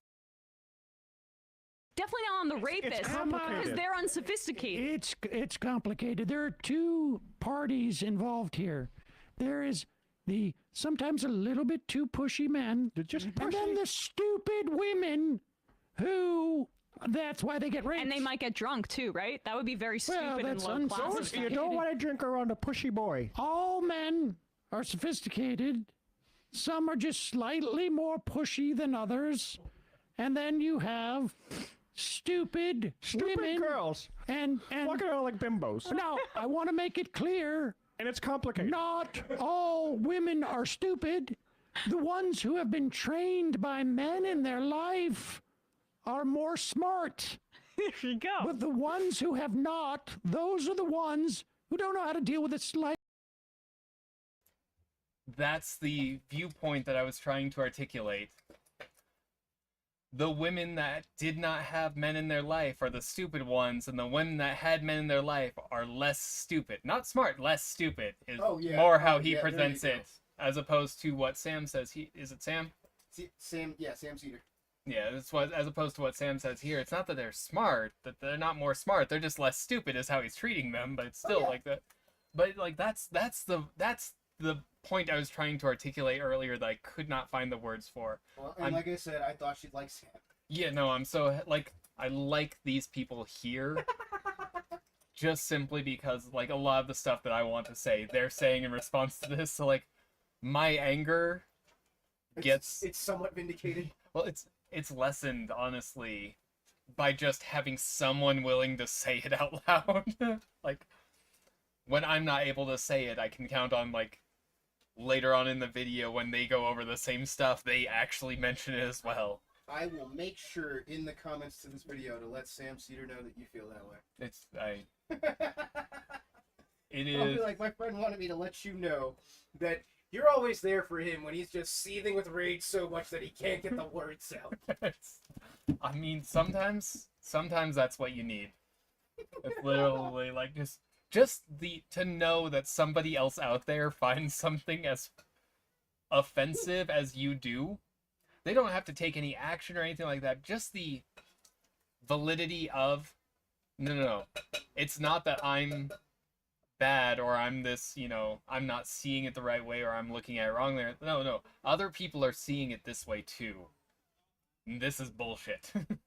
That's what community's for, man, and that's why I'm actually getting really into like pull it a tube and want to be a part of it now. Yeah, well, I mean, with our eventual plans. Yeah, well, we my should plan. probably do an announcement at the end of this. I mean, I might want to wait on it a little I've bit. already said something about it on the channel. Shut up. Okay, fine. Anyway, back to the video. We got, Also, if we really want people to like not take us seriously at first, my channel's the place to start it. All right, 14 minutes left. Let's do this. Slightly pushy male who wants to slightly pushy themselves into that woman against her wishes, but she's unsophisticated and doesn't know how to deal with it. And I'm not blaming the victim. And I want to make that clear. I'm not blaming the victim. I've made that clear. In fact, I said said those words just now. as a way of proving that I'm not blaming that stupid idiot who was unsophisticated little untrained. host. It's not her fault that she was not trained properly by men to deal with a slightly pushy man. Pushy. And of course, let's have some sympathy for that man because society has told him he's got to be aggressive. And she's not giving it up because she's not smart enough to know. And she might be on the No, I paused it there specifically because of the fact of, like, what flashed into my head, what I want to at least comment on it, is that... Was it Mickey Mouse sitting in that chair next to Jordan Peterson saying stuff? No, it was the comment of not trained properly by men and she's not giving it up. And the fact that situations like this and viewpoints like this, as a result of the toxic masculinity that exists, you know, not all men are toxic, but you and I have had conversations, we've had conversations with multiple people, both on the same side of this, but I just wanted to state it out loud that, like, a lot of this way of thinking seems to come from the fact that you have a checklist of what makes you a man. And so now, like, you're trying to prove your manhood. You have to be tough, you can't show emotions, you can't. And on that list is getting laid regularly, having intercourse regularly, and, or not even just that, because, like, having it at all. Depending on how toxic it is it just getting laid, or is it having the submission? Yeah, it, but, like, but stuff like that. So it becomes this thing where it's like, oh, these, which by the way, I'm egalitarian in the streets and a dom in the sheets. It happens. Yeah, no, it's like I very much will ascribe to what my partner desires. I like pleasing the person I'm with. I'm sorry. Like, Agreed. And like, very rarely does that resolve itself to me being in a submissive position, but, like, if the situation arose, sure, I'd take that. I'd probably be the ascribed brat.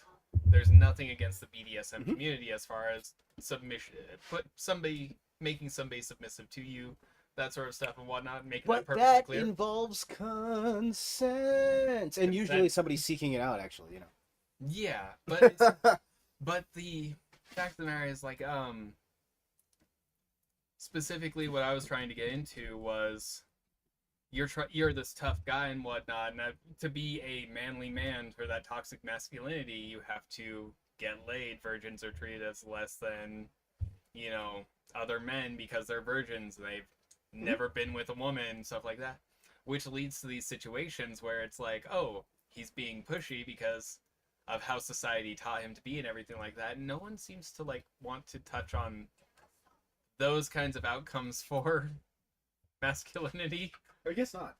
Like, I've never heard that as I've heard about the treatment that men have to other men. I've heard about the treatment that men have to women, but because the subject is so touchy, no one wants to talk about specifically the part that it plays in this, and the fact that we have seen as we have been addressing toxic masculinity, we've been seeing a decrease of instances like this happening. Have they gone away? No, but No. Toxic masculinity has not gone away. So, like, and. Do you feel like we're seeing a decrease in toxic? Like, I would definitely say it's been brought to attention, and there's been a lot more performative suppression of it. But at the same time, you have, like, the rise of Trumpism, which came on a tide of toxic masculinity. We will say, I will restate it as there is more of an awareness on toxic masculinity. Yeah, it gets called out more. It's not accepted blindly anymore. Yeah, and the not acceptance of it, I feel like if it hasn't caused a decrease in it, I feel like it very soon can. It can. We'll see if it does, because, like I said, I got my fingers crossed. Just like the fact that Jordan Peterson can absolutely have sympathy, right, with that point of view. But here comes the pushback, baby. Yeah, right. All right. I'm pausing it every minute. Goddammit. All right, back to the video. Let's finish this out. Pill, right? She She could be can on the pill, procreate and with that that, confused her. that consequence. That complicates things. Why is she on the pill? Just have an older brother instead. Why would you go on the pill? It's because you like sex. So then I have to, like, as a slightly pushy man, I have to compute. You And like that's sex, but you won't complicated. have it. That hurts my feelings. It's not adding up. That hurts my feelings, and that's difficult. But I'm not blaming her, even though it's her fault. Signal to men who are getting a little pushy, in no uncertain terms, very early in the pushing game, that no is the answer. It's a game. That Right. ends When with they do pushing. that, game. You didn't even make it a minute. No, knew you I were did gonna make not. it. I knew you were gonna make it. No, it's just You made it through. It- When it comes to Peterson, you made it through like 8 words. at what point in time is no not the signal? You know what? You know what? She's not properly signaled. No is the signal. You know when no is not the proper signal? When I was talking to somebody else. That's when it's not the signal. Yes. when I was over here actively just like asking the bartender for another drink. And you're over there saying, no. No what? I'm having another drink, fuck you. but it's like, they're not able to signal properly. Like, no is the signal. The statement, no, I'm not into this, I don't want, all of those are valid signal. The withdrawal of consent is the signal. Wait. Yeah. Wait. Do you know the high sign? That can count. Yeah. It's, I mean, that's, it's a consent discussion and whatnot, and like, but like, anything that's not a yes is a signal to say no. Oh my god, it's the picture of Drake, the 2 pictures of Drake. The one is just be like, no consent. And then, consent. Yeah, it's, like, that is a valid fucking You form of consent. Unconscious people don't want tea. Trust me on that. Yeah.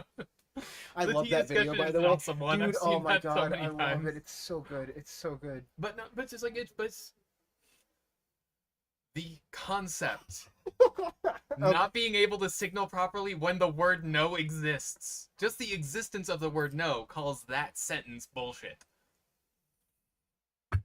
Yeah. It's just I am aghast at just the fact that that line of thinking can exist. Can you imagine? Probably not. Can you imagine somebody actually reaching the age where they could, legally give their consent and not knowing the word no? I can't. I mean, How many times have you heard someone say no in a different language than English and not known what it meant?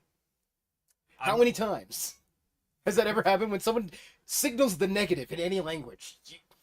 I can be watching a foreign film and I've looked away and I hear someone just be like, "Whoa!" and I was like, "Oh, they don't want that." I mean, yeah, no. yamete. Yes, clearly it's a no. Niet. Yeah, Niet. nunca, nein. Fucking, They all kind No. of have like the same sound, but they also definitely all have the very same feel. I mean, that goes into the fact of language being part tonal, part linguistic. Like, Oh yeah. tone is universal to an extent. When someone's saying no, don't, or giving a warning, there is a tone associated with that that is very clear. Mhm. Because even if you can't hear what I'm saying, you can hear how I'm saying it. Or the look on my face, or any of many other factors that one would Like- simply need to be paying actual attention to the other human being, like they fucking should be in the first place. Yeah. All you have to do is do that, and then be, oh, that's. Are you okay? Yeah, there have been times in the middle of, intercourse where they got a look on their face Yeah. that like they were apparently, It was according a to what they it was a said, they good were thing. enjoying themselves. But, that But the look- look on the face is like, oh, Hey, are you good? okay? Exactly. It's just- That like- and that's what that affirmative consent stuff. Yeah. That idea that you should be consistently making sure yeah, like that this contact is a good contact. yeah, no, it's just it's a There's good touch and there's bad touch. yeah. And there are some people that find the bad touch to be good touch. But that's Well, I mean, that's it's a another whole other discussion. thing. It's It's a- like, again, one day we'll do a BDSM discussion, but I think we should win first, and then we can do that. I don't know if America's ready for that yet. I don't know. I think it'd be pretty funny to open up an entire community to us. But anyway, but no, but like, And then we just come out like full leather. how many people would that piss off? Oh, like about half. but anyway, just the like cannot properly signal and just the like that sentence. Like let's get back into this because I'm sure more bullshit is just going to spout out. But If you do that really early on in the investigation, you don't have to use much force. But unsophisticated women, they can't do that at all. They don't know how. And then what happens? news report: unsophisticated women do not know how to say no. They can't do it at all. They don't know how. They don't know how, bro. It's not a thing apparently. And then what happens? Is they run into an unsophisticated guy. He's too dumb to pick up any clues. And then by the time she really wants Guys, he can't even. This is the fourth pause in this one sentence. It's a very long sentence, but still. As many guys as I have known who have been complete dumbasses, I have presented myself in a dumbass way before. Every single one of them understood no. Or out. I- Or, hey, I'd like to go home. or, you know, Not really feeling it. yeah, just like it's stuff like that. I have The a tone- headache. yeah, like all of those are like not Okay, subversive. let me Those are mild signals. No. Okay, as a married man. Okay, 2 times now. Yeah. And I don't know, like this, I might be outing the female community with this one. But I've been regularly told both by both of my wives and by many other people that I have had sex with that the orgasms and the serotonin therewith absolutely helped with the headaches and have Yeah. been sought out for that intentionally before. I mean, I've So been sought out for if- stuff like if- that if- on occasion. If someone's response to, hey, you want to have sex is, oh, I have a headache, what that actually definitely means is, no, I don't want to have sex with you. Because- you can't give me the relief that'll get rid of this headache. Or you I are don't the want- headache. Yeah, or I don't want you to try. Because, like, I'm not saying she doesn't actually have a headache. She super could. Headaches are weird. But, like, Yeah, I mean, there's that's not the reason, bud. That's there's- not the reason why. And, Well- again, as I've said before, why should there be a reason? the word no should if- absolutely if just someone's- be all you need. If you're like, hey, want to fuck, and then someone's like, here's a reason why not to do that. That's a no, dude. Yeah, no, it's Under every one of those terms. That's not like, oh, well, let me get you some Tylenol and let me ask you again in 20 minutes. No. If she gave you a reason, it's a no. And then you've now made it clear that you want to do that. So if she changes her mind, bud, she knows where you're at. yeah.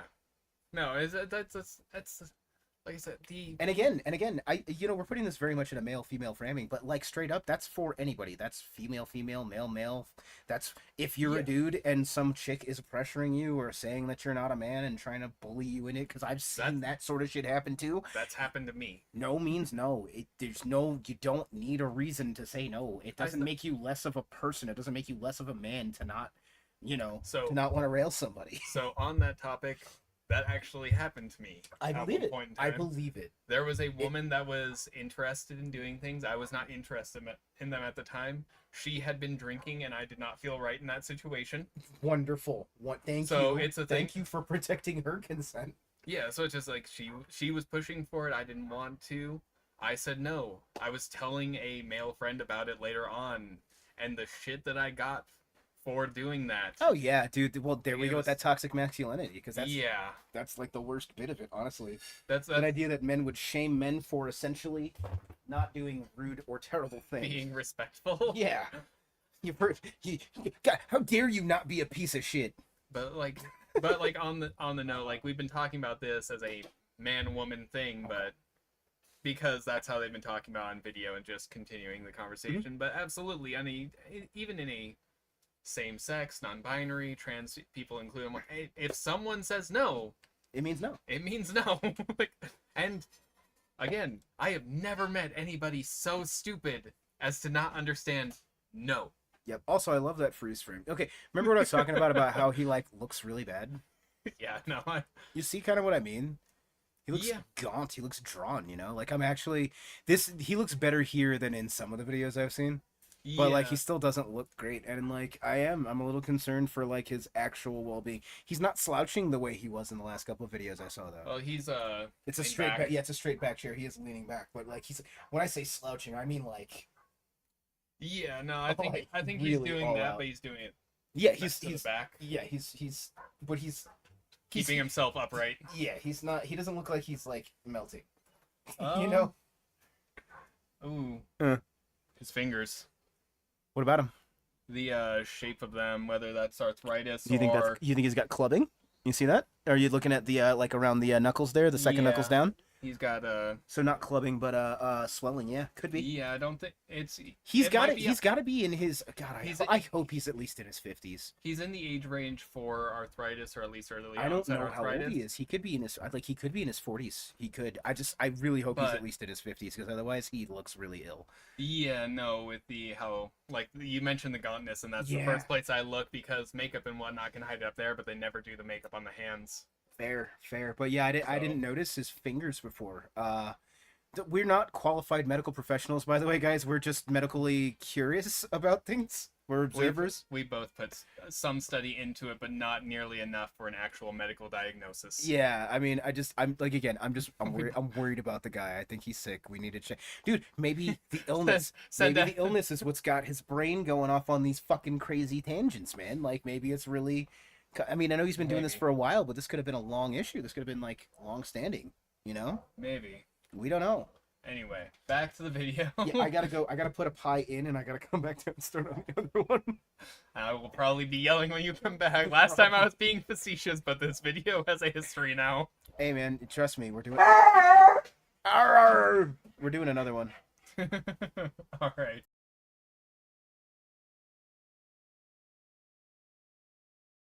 Why? To say no, she's already on the bed. I'll give you an example of this. Oh, you know, I had Jesus, one what client just a disgusting who, pig. Yeah, I mean, we was- just need to.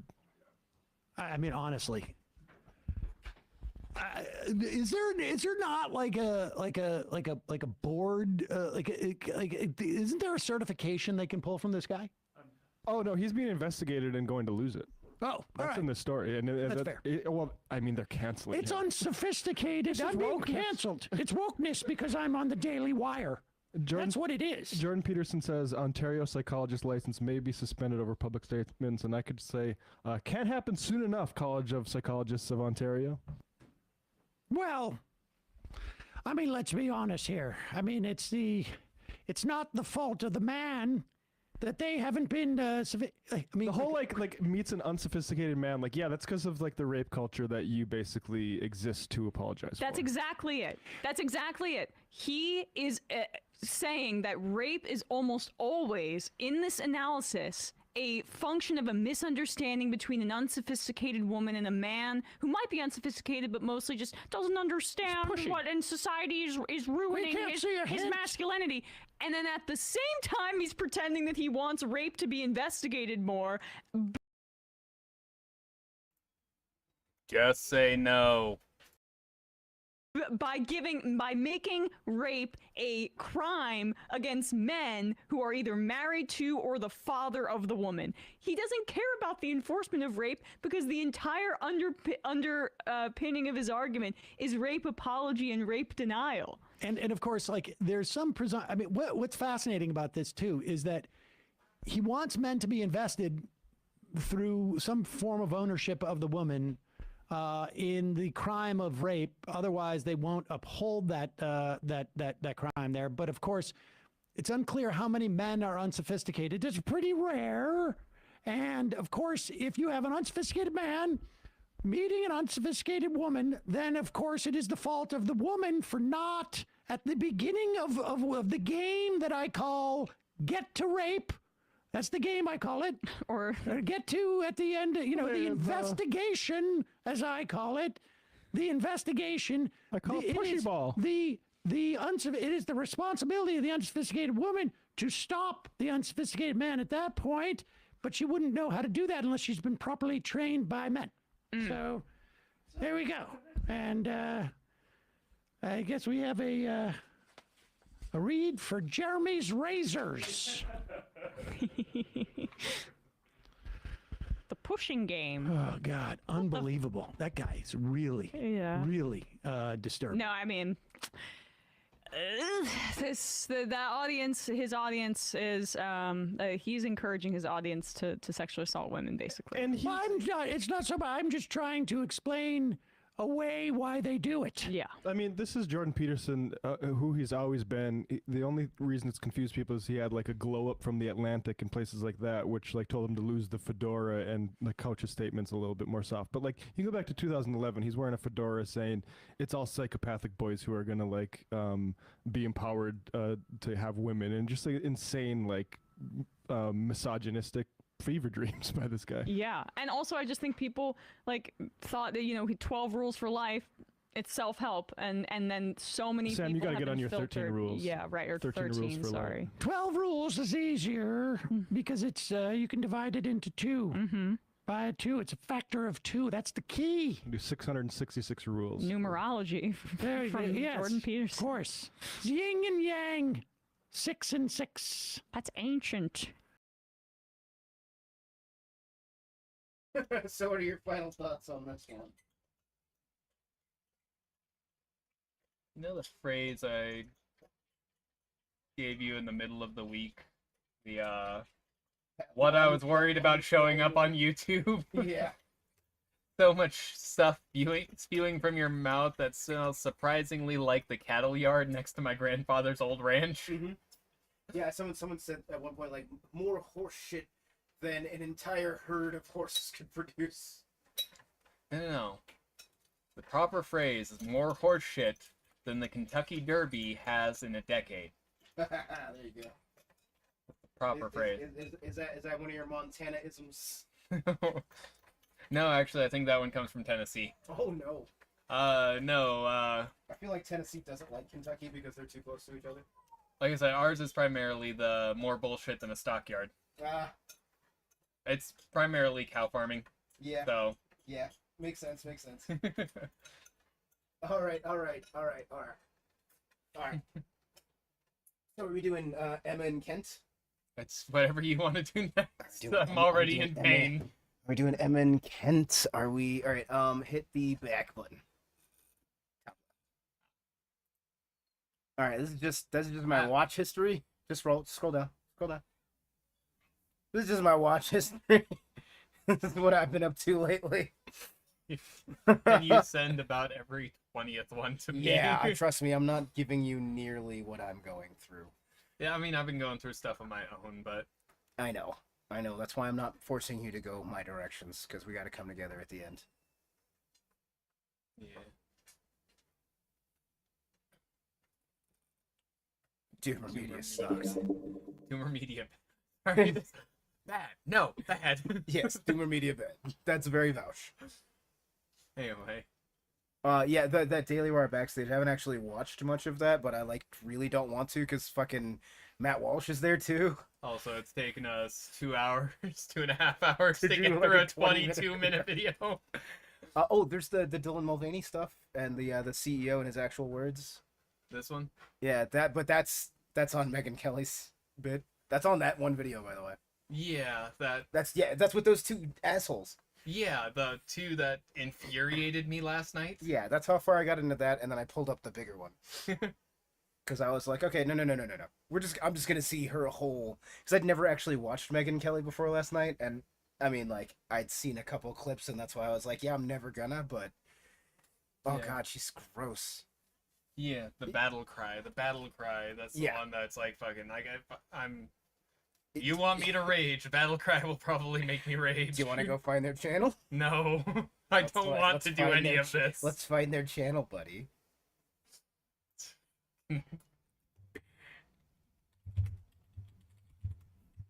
Not the battle cats. The Battle battle cry. Oh God, their mission statement. Oh no, it's only a minute long. I think it'll only take us like 45 minutes. Given what they were talking about last night, I would not doubt the 45-minute mark. At least 30. All right. But yeah, you can either go to their channel or we could just watch the mission of the battle cry. Oh no, if you just scroll up and just click the little... Yeah, that. That'll No, give us their it's- stuff. Or we could just play the Samurai Champloo. We can't actually play the Samurai Champloo theme song. New Jabez, Battle Cry. Yeah. Or New Jabes. I actually have never known how to pronounce that guy's name. Depending on the culture, there's a lot of different ways that you can pronounce Well, it. I have because no that idea. J, I have no idea what that what the culture is supposed to be. Because I saw that and I'm just like, New Habes.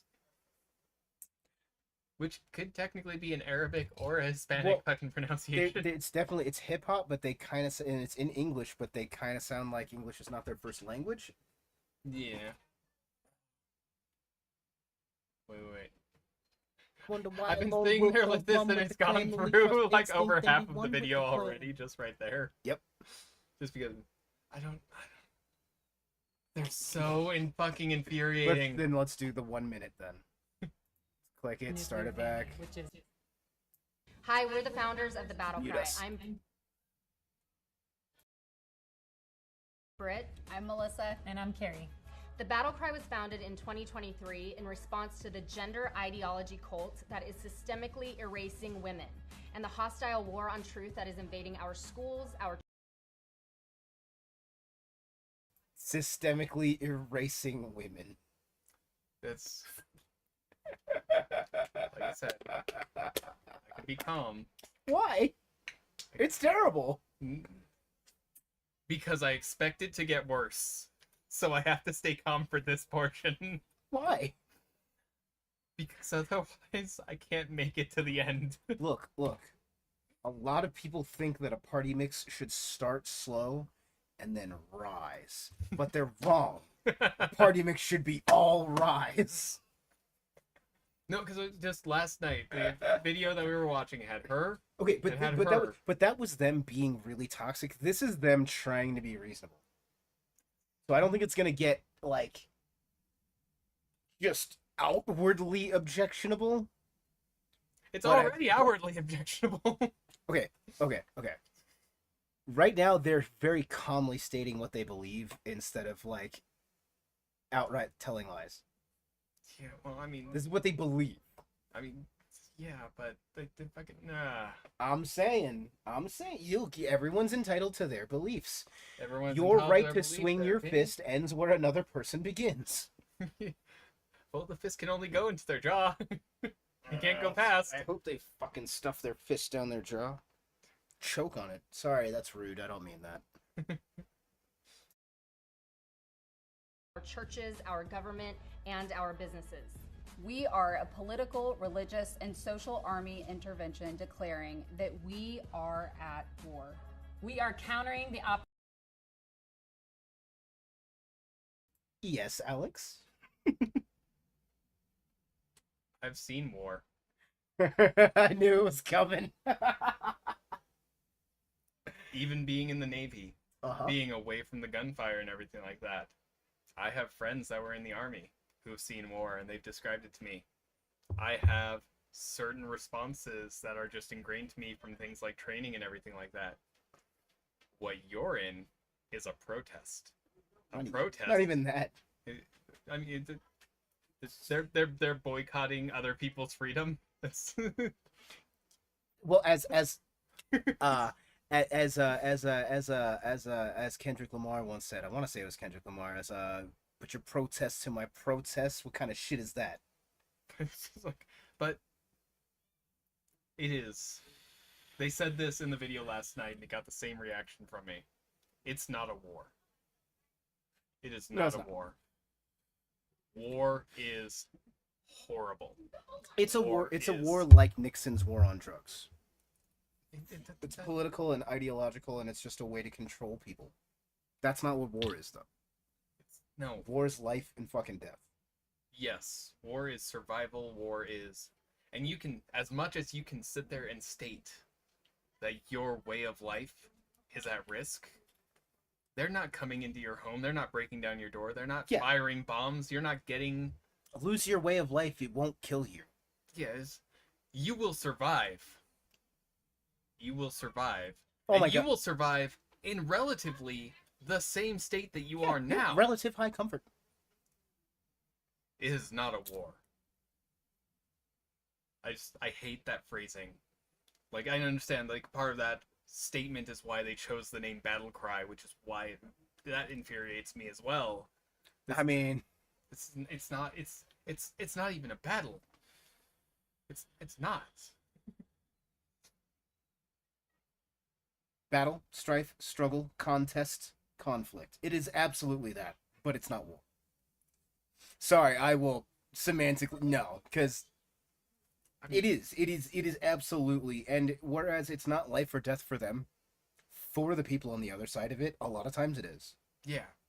I mean, historically speaking, all the different situations that we have reports from and whatnot, like, if you want to compare your struggle to theirs, show me the reports where they came and beat you with bats. I know some who would, but I don't know if they have. I mean, would that have been their first reaction, or is that in retaliation? Oh no, that wouldn't have been their first, second, or third reaction. That would have been after, the nightclub got burned down. Like, yeah, retaliation is a good word for it. Yeah, and it's like, and there's like retaliation. There is a degree of justifiability to that. We won't come for you, but if you come for us, we're going to defend you know what you're getting. ourselves. Yeah. And I don't think anybody's really wrong for that sort of sentiment, but I think a lot of people are really wrong for their idea of how real that sentiment needs to be in their life. I mean, for a lot of people, it's not a sentiment. Yeah. It's not something that they even have to consider. I mean, I to a degree, being in I refer to it as the Northern Bible Belt growing up, in the states that I was in, religion and Christianity was a high prominence, and when I Given stopped the shape being... of that area, I call it the Bible biscuit. I mean... You kind of know what I mean, though? Yeah. But it's a thing of, like, that... being non-Christian in that, and even then, some of the stories I've heard of some things that people have gone through, even just with my similar circumstance of not being Christian in the Bible Belt, like, I got the light end of the stick.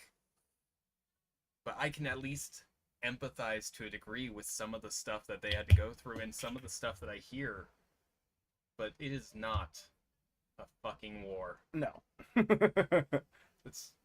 This is why I said, like, 45 minutes. Hey, look. We're about halfway through the motherfucker, man. We're good. It's because I've been trying to bite my tongue. Don't. Opposition and pushing back as a collective, united front to preserve truth in the original design of the nuclear family, which is men, women, and children. The future of our society depends on what we do now. And in order to win, we must all collectively fight back together and not stop until we win. This is our battle cry.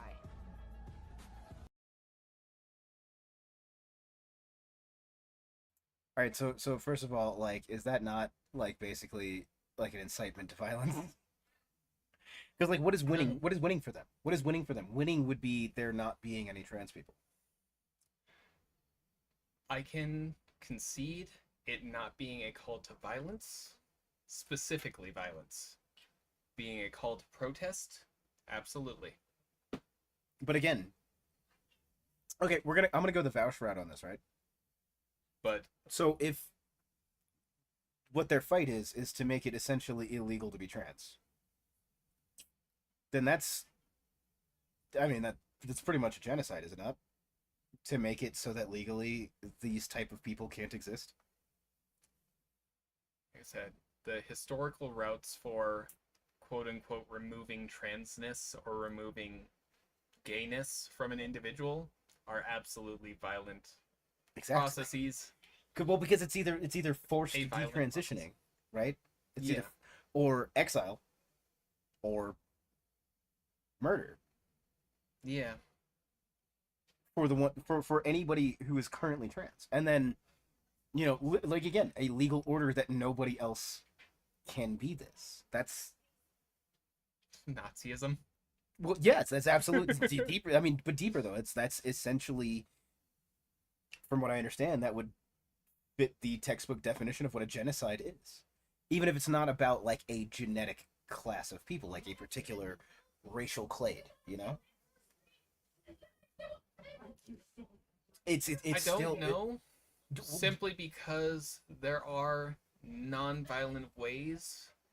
Okay, but again, so But it's- genocide is not the same. And again, I Sorry. used to the side on it, the suffix there, patricide, matricide, homicide means to murder. But genocide, in more of an overreaching thing, is not necessarily the killing, but the complete Removal of. Yeah, no, like I can see that. That's. I guess I'd have. It's all that. Yeah, we can look It up the might- definition. I mean, we can do it now. We can do it later. But like, it's as far as I understand. When I first heard Vaush basically throwing that at everybody all the time, I Yeah, took offense at it. I was like, dude, that's not what that means. And then I looked it up and I was like, oh shit. I need to update my lexicon. yeah, no, and that might just be where my problem is coming from because mine is specifically the term Yeah. genocide as a reference to the complete Killing of a thing. Yes. Yeah. Eradication. Herbicide. Well, yes, but complete eradication. And yes, by eradication, a genocide is not necessarily we take it across the entire world. Genocide is in this area. It's in this Yeah. country, for example. Like, Yeah, and that's that's where I can concede yeah, to the that point was of, his whole like, point about like if they were to legally eject all Dutch people from South Africa, that would classify as a genocide. Just I hate that. That's fine. Those words existing there. That's fine. I appreciate it. I'm sorry. It's wait, the battle cry, because it's there. I know it is. Just back button. It's just the concept is infuriating to me. Yeah, now scroll down. Tell me when to stop. Okay, this is about where we were. Yeah, that education expert. Okay, so that if you scroll up, This is little the bit. one that I sent you. Yeah, scroll up a little bit. So that the Heritage Foundation, super problematic as far as I'm concerned. Very Christian fundamentalist group, and this is just this guy, basically saying, and this is going to be good for black people. Seriously. That's just what the whole thing, like, education expert. I have no idea who this dude is, and I don't even think they put his name up. They're just calling him an education expert, and then they put him on screen and he talks. And he reads the script. Oh, So, this like, one right here? Yeah, that guy. Okay. I thought you were talking about this one, and I was confused for a second. I was like, No, guy, no, and then no. all women. That one, that's Megyn Kelly again. It's from that same fucking video, by the way. And the okay, so this trans person, right? This lady.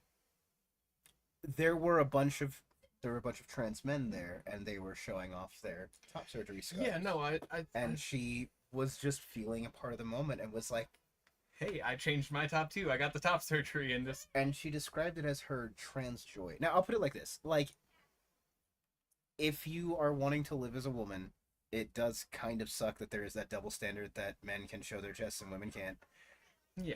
You did, however, choose this path, and as I was talking about, when you choose to be a part of, like, you are a woman, you want to be seen as a woman, this is how you're choosing to put yourself forward, so then it comes together with those certain things. So then, like, there's a sentiment that they had in the video that I can kind of understand. Yes, I'm not in any way though like agreeing with their side. I'm just saying that maybe what was her name? I don't remember. It's something Rose. Can't remember what her name is. Rose It's Rose? something Rose. Rose is the last name. Oh, But she like her whole thing was, that her trans joy just like swelled up and she wanted to be a part of everything, and it just came out and Rose did not. Mendez. I thought it was something Rose. I don't care. Anyway, Sorry, sorry. it's like honestly the name is not really the important thing. Yeah, you can look it up. Yeah, look it up, guys, if you want to find out about the trans person at the White House who had the quote unquote flashing incident. But so she showed her breasts, and it was unfortunate, and I guess she was chastised officially, and she came out with an apology, and in the middle of the apology, she pointed out like, but I did not mean for my trans joy to become a weapon to be weaponized against me and other people in my community. Yeah. And their whole thing was like, oh, you're trans joy, and being very like, yeah, the amount of condescension. Yeah, to say that it was like selfish and that it was being used, like the apology was being used as a way to attack opponents, and it's like, no, this apology also has in it basically a plea for those people attacking her and those around her about this issue.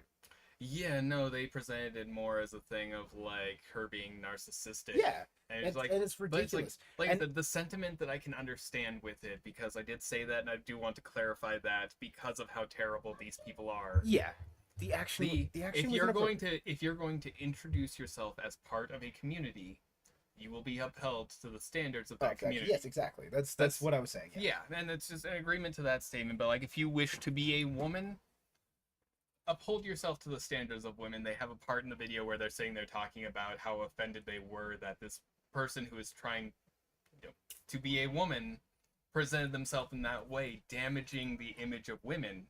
Yeah, and which by the way, on the other side of the people that they agree with, there's people who are like, yeah, but that's not a woman. Yeah, and it's like, so then if it's not a woman, then where's the problem? Yeah, it's just a weird little. I hate when people like these use the phrase circular logic to say when somebody says that, like, well, a man is a person who identifies as a man. They're like, oh, circular logic, and it's like, but you realize that people that agree with you, that you will sit there and have positive conversations agreeing about things, would not find the problem that you have with this to be a problem because they don't agree with you that this person is this way. I mean, what's being described is also not usually circular logic. What it is you're trying to explain something to somebody who's stubbornly refusing to understand. Yes, and I hated that it got framed that way. Oh my god, I just realized, is that the chick who ended up playing Fiona in fucking Shameless? I didn't know she was in that. I think so. Cool, good for her. I've seen her boobs. On the topic of women's chests. That's really where it came from. So my two monitors aren't connected anymore, so my one monitor is just showing all the stuff I could potentially watch. Yeah.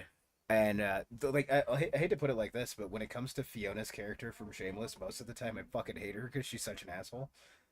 She's few episodes I've seen of Shameless, I just could not get into personally. Oh, dude, okay. I'm Frank though. Is that the father? Yeah, I'm just a better father. And less damaging to myself. No, actually, I'm not Frank, because he's also like racist and sexist and a total prick. Yeah, no. But when I hate myself, I like to think of myself as Frank. Like, part of the reason why I just can't watch it is I can't put myself in the shoes of any of the characters, and that's something that I look for in a show. Is interesting. I can put myself in the shoes of most of them for something or other. You can't put yourself in Ian's shoes at all? Even in the situations where it's like, oh, okay, I can kind of understand where this person is thinking on this thing, how they got to this conclusion from this thing. Usually, around the time I'm coming to that conclusion, they do something to fuck it up. Oh, well, always remember that these are always going to be the worst versions of you. Like I said, I'm Frank, except for all of the ways where Frank is the worst. I absolutely do not like looking at the worst versions of myself. I'm trying to be better. Yeah, how are you going to be better if you don't? Oh, here's a good me and you discussion, right? Here's a good me and you discussion for stream. Everyone, pay attention. This is important. How are you ever gonna get better? I will. If you refuse to look at what's bad. I will acknowledge the things that are bad about me and try to improve them, but I'm not going to sit down and watch a show about that part. Why not? Because sometimes there are things about you that are generally good, but unless you see them in a context where they're negative, you won't understand how to keep them that way. And it doesn't mean you need to watch it in a show, but honestly, a show is a lot safer way to do it than in real life. One of the ways I go about that is I trust the people around me to just point out that was shitty. But we will never have all of those contexts. Like, I like watching It's Always Sunny in Philadelphia, not because I directly relate to anyone in that show, but because I see how easy it would be in an echo chamber to become terrible people doing terrible things to themselves and others, which is how I always describe that show. And, like, for example, like Charlie, right? Charlie is the objectively least bad of all of those people. Which character is that? He's played by a man named Charlie Day. He's the little guy. He's the one who can't read. I think I have a face. Rock flag and eagle. Because you have Danny DeVito's character, you have the guy that for the most of the series has the beard, and you have the guy that's Mac, and actually he only gets that after like season 7. And you have the guy that is occasionally like... He never has facial hair. He never has facial hair? I thought he occasionally did. Dennis never has facial hair. Oh, okay. It's part of his whole sociopath thing. Oh, okay. But there's the sociopath and the closeted gay guy. All right. Who are also the creators of the show. Yeah. You have the girl. Who's one of their wife. That's Dee. That's also the sociopath's sister. I know those 4 characters. So yeah, the short dude with the beard and the messy hair and the kind of bomber jacket, and he's like kind of loud, and he's seen as the dumb one of them. He gets Charlie work as all the shit at the bar no one else wants to do. Oh, okay. That guy. All right. I'm following along now. Where was I? I brought him up for a reason. Oh, he's objectively the least bad of them. Because... Not the good one, just the least bad. Well, okay, because he's selfish in his own ways. Although he is the best friend out of all of them and will, in fact, subvert his own wishes or his own desires or his own physical and mental well-being for them. But, for example, he's also a stalker. The idea of consent, there's the waitress. Who, by the way, in real life, that's Charlie's wife. So she has to play this role of this person who absolutely despises this guy, but cannot seem to not be in situations that have him around. I can absolutely see that being therapy for a marriage. Oh, they had a great time doing it, apparently. They still, I mean, they're still making it, so. And then, like, you know, so he... just talking about consent, at one point, he writes a whole ass musical, right? And then, like, it's all just so he can get her to come see it. And the way he convinces her to come see it is, if you come see my musical, I will never bother you again. And so she finally agrees, and it all goes down, and basically it's him kind of trying to spill his heart out to her, and at the end he asks her to marry him, and she's like, no, I will never, ever, ever, ever, ever agree to marry you. And now I don't ever have to deal with you again. And he's like, oh, well, about that, I lied, so I'll see you tomorrow, huh? And that's, you know, so he's not a good person, but he's objectively the least bad of them. But Charlie is a good example of what can happen, and like, especially like in the frustration that happens sometimes when he can't ignore how poorly he's treated by his so-called friends. Yeah. So like, he's a good example of what can happen when you go out of your way to be a people pleaser too much. Dennis is a good idea of what can happen if you start to think too highly of yourself or your achievements. Mac is a good idea of what can happen if you try to suppress too much of your reality to make other people happy. That's why, on top of being closeted gay, he's also hyper-Christian. Which actually comes out in a really fun thing where he really wants to date this trans lady. But her penis is getting in the way. And then it turns out he's gay later, and she's already married. And then, you know, like, she's having her surgery, and he's trying to stop her from... Well, at first he tries to stop her from getting married because gay marriage is a sin. Even though it's just because he wants to date her. And then she's like, but I'm not gay. I'm a woman, and my husband's a man. And he refuses to accept that. And then about a season and a half later, he finally, like, comes out, and everyone's like, yeah, Mac, we know. So I love that. But yes, On- sorry on- about that. Anyways, point no, being. no, before we move on, Well, no. whatnot, there was a meme that went out where it was a trans female got their boyfriend who was a trans male pregnant. Yeah. And guys, just there was remember, women can get men pregnant. It's a thing. But there was a somebody made a meme of that with the Rick and Morty. It was like, that just sounds like being gay with extra steps. And I sat there and I thought about it. And was like, no, that's being straight with extra steps. Mm-hmm. I just wanted to join my cult. Yeah, I was waiting for it's an hour and it's Russell Brand, but it's Vouch talking about him and some video he made. If I was going to do anything on Russell Brand, I'd have to go directly to the Russell Brand That's video. pretty much why I haven't actually watched this video yet. It's also because it starts out with him with this whole Pikachu thing, and I really want to know what the context is, but I really want to watch the first video first. Because it starts out and he gestures, and I guess his editor just put 2 little dancing Pikachu. Puppet Master. Yes, he was gonna sell them the Pikachus. I gotta find just the bit of this, okay? Because there's the whole fucking video, and there's a lot. You know what? Fuck it. I can just get to it. There's chapters in this. And this is Ethan. This is the guy I was talking about. This is the H3 podcast. And this is, oh god, how do I get to chapters from? I'm always on my phone, so I don't actually know how to do chapters on. Is it this? No, that's not it. What did I do? No, I don't want to save it. Fuck off. I don't want to save this. I don't want you to give me more of this XQC shit. attacks. What's wrong with Ethan Basin? Donations and crew. Colleen Ballinger. All right, so their segment goes on for a long time. We might skip through a lot, but I haven't gotten to watch all of Ethan talking about it.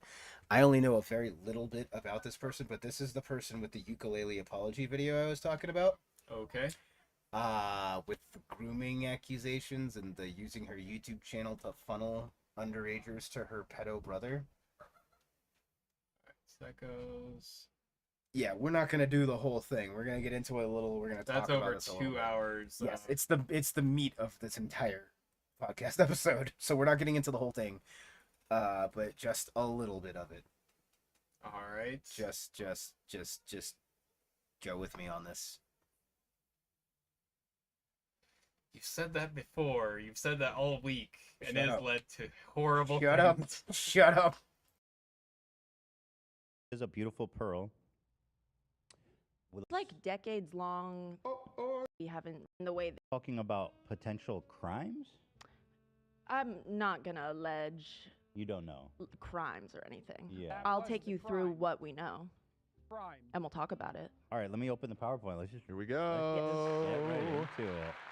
This is it. We've been building up, folks. Here we go. Cheers, my dude. Cheers, my dude. And by the way, she has disappeared since this started, right? Yeah. The Trisha the podcast she did with Trisha is there's no word from it. She They just stopped stopped vlogging. posting. They stopped vlogging. Yeah. We have not gotten a Pretty statement. heavy duty. Well, here it is. So let's figure out what's going on here. Yes, this one's kind of long. Oh, I'm here. That's what I love. Oh, let's go then. I'm here for the long PowerPoint. Okay.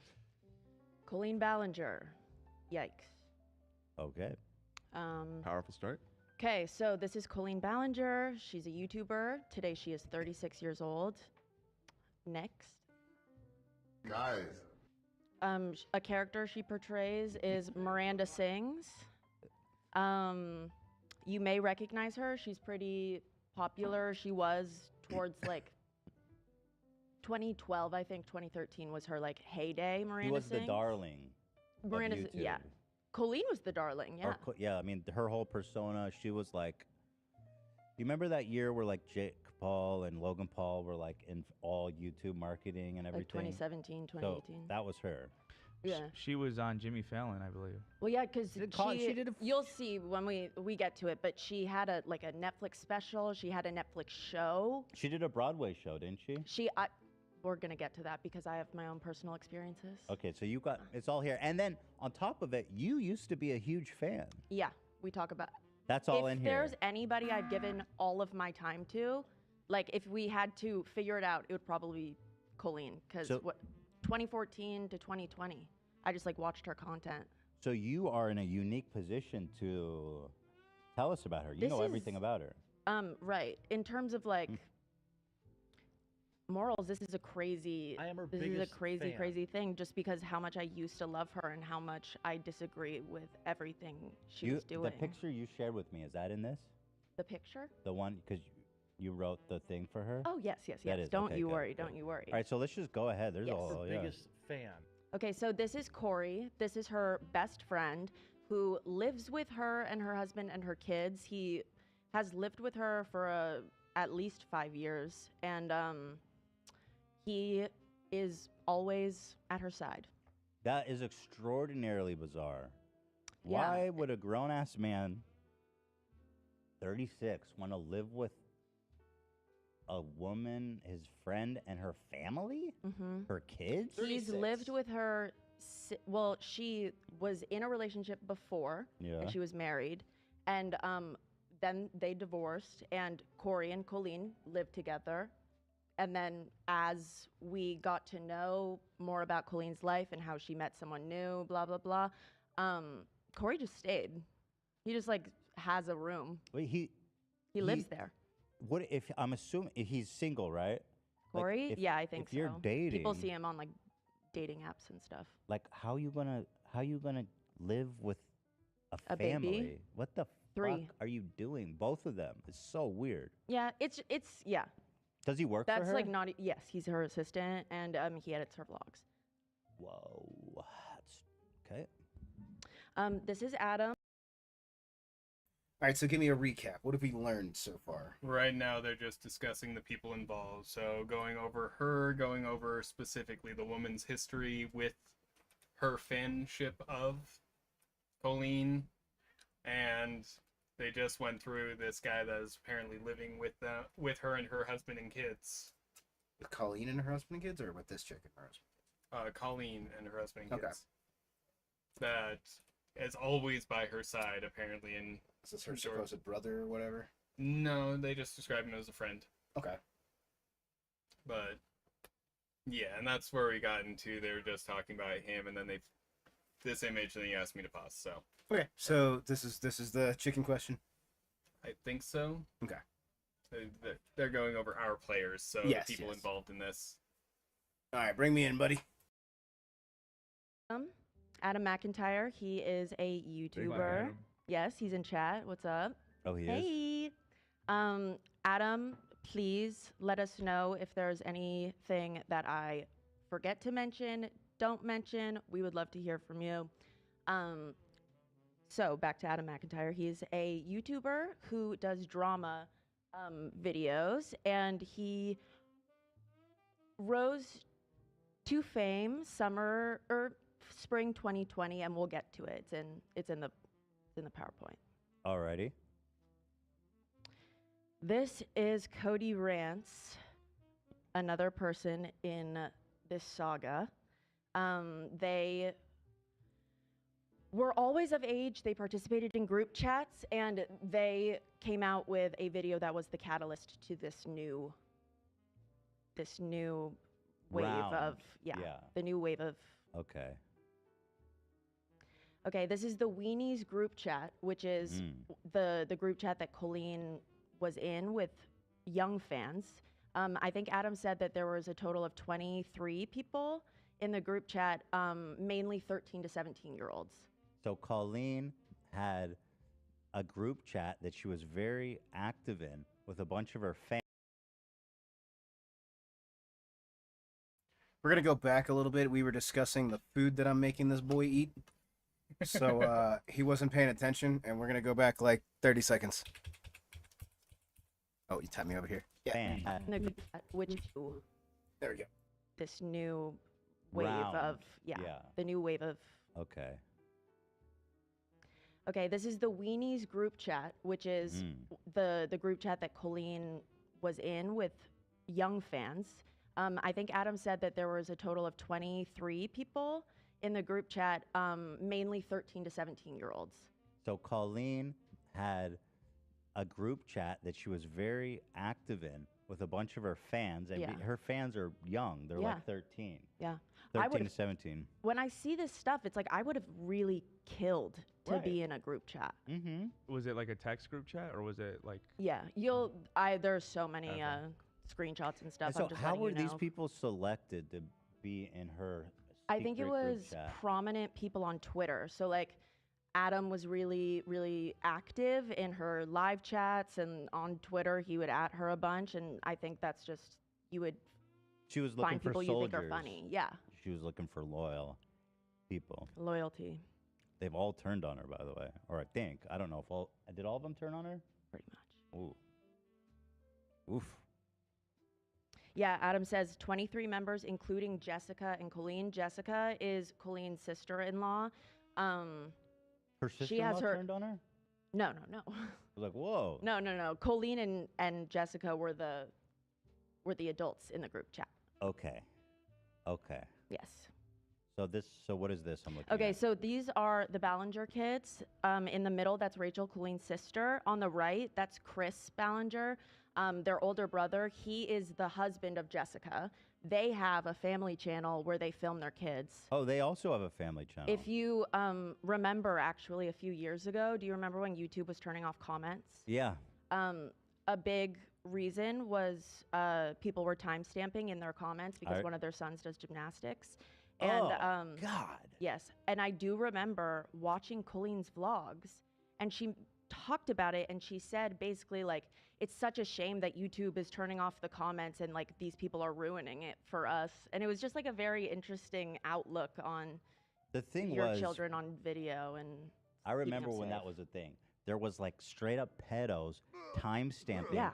and little boys and girls videos that they just put up for like their family and friends and stuff.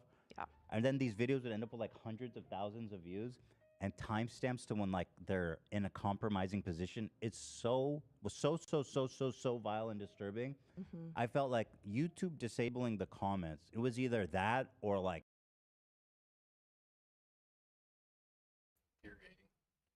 Well, I mean, not that they've done in particular, but so what you'll learn about this story is that it seems like there was an entire culture amongst this family of promoting this.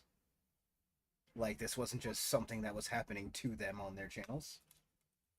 Yeah, no, and it's a thing of like, I think you had mentioned grooming before, so I was kind of in that mindset already, but... Well, yeah, they brought up Colleen's Weenies, which is a particular group chat where there was stuff going on. One of the things I remember in particular was just, like, a particular screenshot that was taken during a video chat of, like, Colleen there and a bunch of kids with, like, tampons in their mouths for some reason. It's kind of just like, can I get you to do this kind of weird thing? Because if I can, that means you might be the type of impressionable person that my clients might be working for. So the way this was described to me is that she's the current Ghislaine Maxwell sort of archetype that the internet is freaking out about. That they were legitimately... Trying to set this down so because I might, in just a stunned state, lose grip of it. Sorry, it's just the...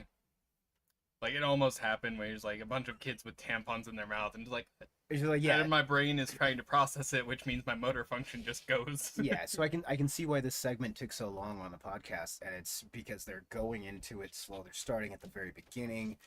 They're trying to give the idea, because, like, this was going on for a long time, and this is, like, back when it was kind of subtle-ish. Yeah. But, like, I guess this was going on for a really, really long time. And so it ended up being that kind of situation where... Why did it take so long for people to notice? Because it started light, but it got pretty extreme and pretty blatant pretty quickly and continued for a long time. Well, I mean, unfortunately, the problem with a lot of situations like that I've seen is literally just people don't want to look. Yeah, that's gross. That's why I do this. Yeah, no, and it's like absolutely just bringing... When you have a situation where people are not wanting to see something happening, Mm-hmm. then, I mean, It was your plate originally. I know. And I love you. But it's if you don't want to see the bad thing happening, you're not going to see it. Yeah. Now, conversely, there is absolutely situations where because you want to see the bad thing happening, you find it. That's why I find it so important to look at things objectively. If you sit there and you have a scale of this is good and this is bad, and you don't let personal viewpoints, personal opinions, how mad I get at certain things, get in the way of objective understanding. Yeah. Then I can sit there and I can look at something and be like, okay, this is bad enough, it needs to be spoken about. This is good enough, it needs to be encouraged. Stuff like that. But you have so many people in society as a whole where it's like, oh, if I speak up about this, will I be implicated in it for the church? Or Yeah, but see that again, like, you know what? If I speak up about this and my church is upset about it, it's a bad church. Yeah, no, and absolutely. But there's so many people You know, if that I- are if I- so dependent upon that community that they refuse to in situations like that. Like, Yeah, there's but that's no different than coming out of the closet or coming out as trans or, you know, coming out to your incredibly conservative parents that you're in love with somebody of a different race. Like, if you are honest about this and it is a problem, yeah, but then that means that there is a problem. It's like, so for example, like, I hate the idea that there are people who are trying to claim that they are minor attracted peoples and that that's somehow okay. got that term. But you know what? Go ahead and be honest about it, because like, if you're wrong, then hopefully you'll get the help that you need. Yeah. And if everybody else is wrong, then like, you still need to be able to speak freely. Well, that's one of the reasons why I find the objective viewpoint. And by the way, if you're a minor attracted person, you're wrong. Go get help. Yes. Get help now. Stop watching now and go get help. I think that is not a request. But I will be posting this too. So okay. Yeah. But if you're like, and there are certain situations, there are also things that because we were talking about rape before at the start of the video. It just keeps coming back, doesn't it? Yeah, well, I mean, oh god, it's disgusting. It I kind of hate has my to. life sometimes. It kind of has to be part of the conversation when talking about. Well, it does, because this is particularly, this is the most vile sort. Yeah, but in situations like that, so many people are sitting there, and like I described it even as the worst thing you can do to a person. You said one of, but like, either way, I mean, like, I wouldn't say it's the worst thing you can do to a person, because, I mean, murder still exists. So there was a stand-up comedian. It's one of those things, like, we're not going to rank these things. Yeah. Because there are simply atrocities. There's a certain level where beyond this, thou shalt not tread. And that's not a religious compunction, like, straight up. You don't murder things. You don't violate consent like that. You don't kick puppies, goddammit. Right? Like, you don't hurt things. You don't hurt people who are weaker than you, first of all. That's like, that should just be like a basic thing. Don't hurt people that are weaker than you. You shouldn't take advantage of people that are weaker than you. That's hurting. People do that. Yeah, that's hurting to me. But no, exploitation, that's hurting. But there's a degree. Slavery. Yeah. No, there's a degree. You didn't do a slavery, okay? Sorry, go ahead. But there's a degree that you'll find. I hate that it exists, but no one would actually do this, so obviously they aren't. Oh, I hate that phrase though. Yeah, no, and it's because someone would. Because someone would. Yeah, there's some sociopaths that have no empathic connection to other people on a whole. That the action being performed on another doesn't affect them at all. They will do that. So don't say no one will do the thing, because historically speaking, somebody has. Yeah. If no one had done it before, you wouldn't know, right? You wouldn't know that it was a thing that could be done. Yeah. And mind you, there are inventive people all the time. Oh, yeah. So I'm sure the first person that ate another person, that was a truly astounding thing, and people probably had trouble I don't, you know, when it comes to cannibalism, I disagree because to a certain extent, I feel like since, lots of primates are cannibalistic. Yeah, but I feel like that's something we grew out of rather than something that happened to us suddenly. yeah, but, But I know what you mean. I know what you mean. But it's like that first time that they're dealing with that case of that after so long, and it's just like, oh, Just imagine any sleepy village that hasn't seen like violent crime in 20 years, and then there's a murder. Yeah, like no one here would do that because no one has done it for so long or something like that. And but then it fucking happens. But yeah, but it's like just sitting there and saying that. Pardon me, it's the soda, guys. Yeah, I've been struggling with it too, but I know him and he wouldn't do that.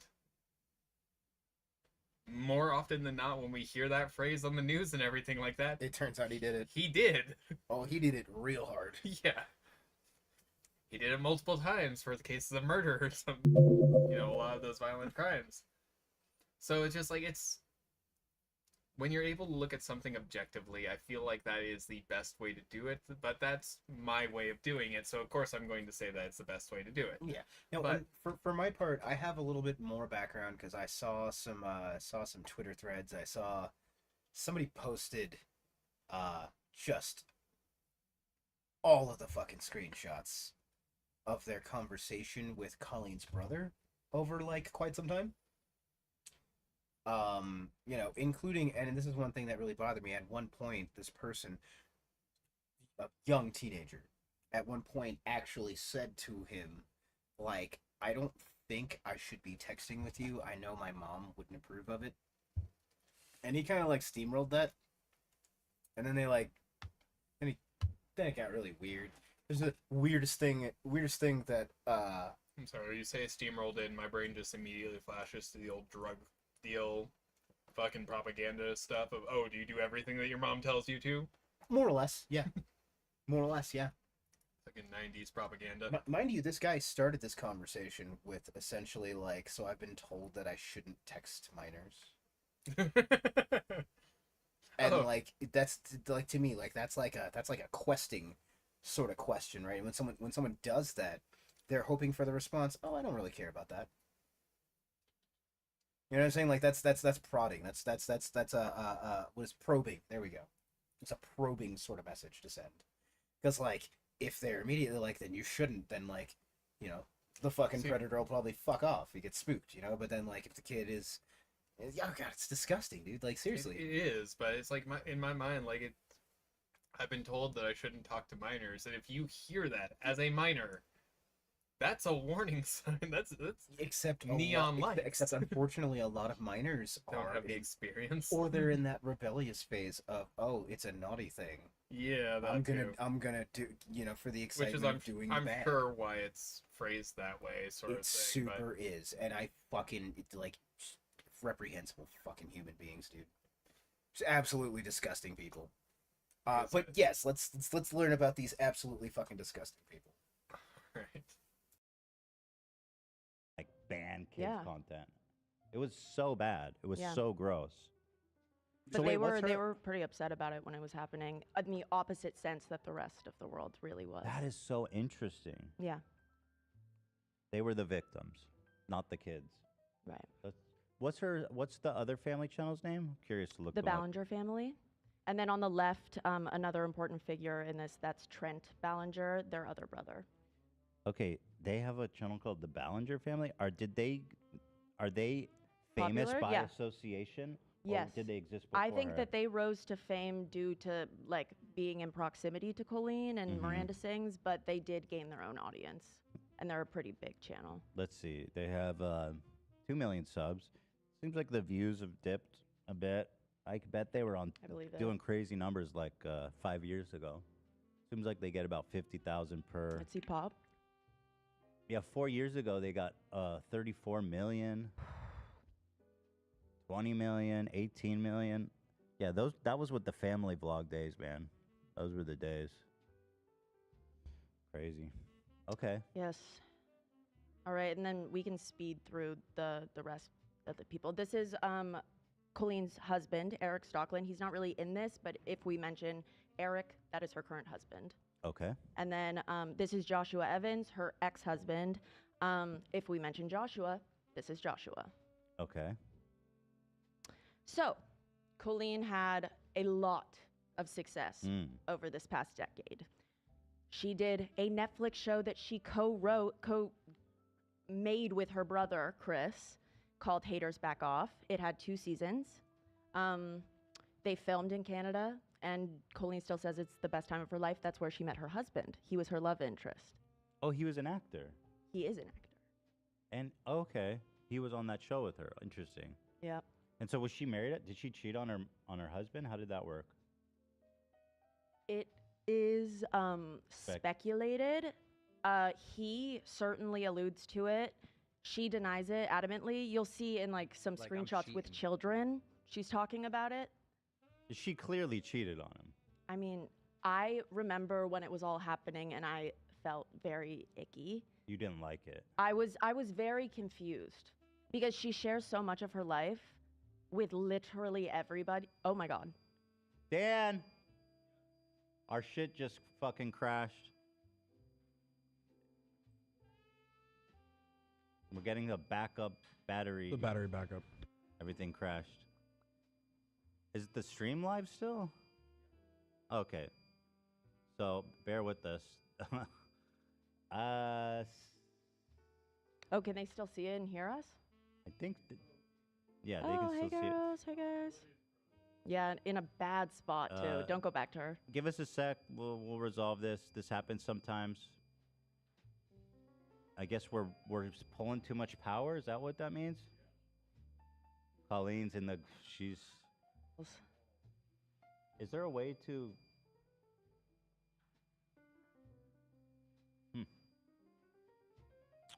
Dan is currently on the battery. AB is running frantically, getting extension cables.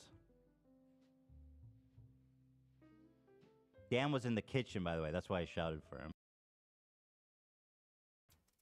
Ethan, you're a bad. Look, I heard you say his name, and I think you were gonna put his fucking face on the screen. I thought we were done with Peterson for today. Sorry, I had to pause it because the last 30 seconds we're just talking about the technical differences. Like, first of all, right? Okay, so like I thought they when it froze, I was like, oh, are they watching a video? I thought they were talking to her. Then it froze, and then like they pulled it down and they brought it back up, and I didn't hear that Ethan was talking about that she froze. So I was like, why would they leave that? Why would they bring that freeze frame of her back up? But it's even worse if she froze like that and then they brought her face back up. That's rude. And then to replace it with Jordan Peterson, that's just mean to us. And then the freeze frame you picked. It's like Ethan, by the way, Ethan, he looks great right there. But he's like right behind Jordan Peterson's red ass nose. I didn't even notice that was Jordan Peterson. I'm pretty sure that's who it is. It looks like his dumb face. Yeah. Anyway. Also, in that particular freeze frame, Peterson looks like white Obama. Because they actually added color with the background. It's pretty much what it is. It's pretty much what it is. All right.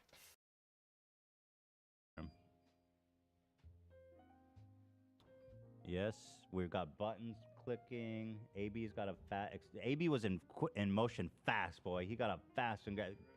Well done, AB. Quick. Dan, do you want to give me some updates to communicate? He's working on it, he says. Nice sound it makes. You know. Yeah, I think Colleen is desperate to stop the show. But she will not stop the show. Right. Also, at the end, you'll see the media storm that's happening. Oh, I yeah. think it's going to get even worse for her. There's more to come? Yeah. What? Based on some of the weenies tweets. Oh my God. The weenies? Was that the name of the chat? Yeah. Like her little weenies? Mm-hmm. Colini weenies. Bear with us here, guys.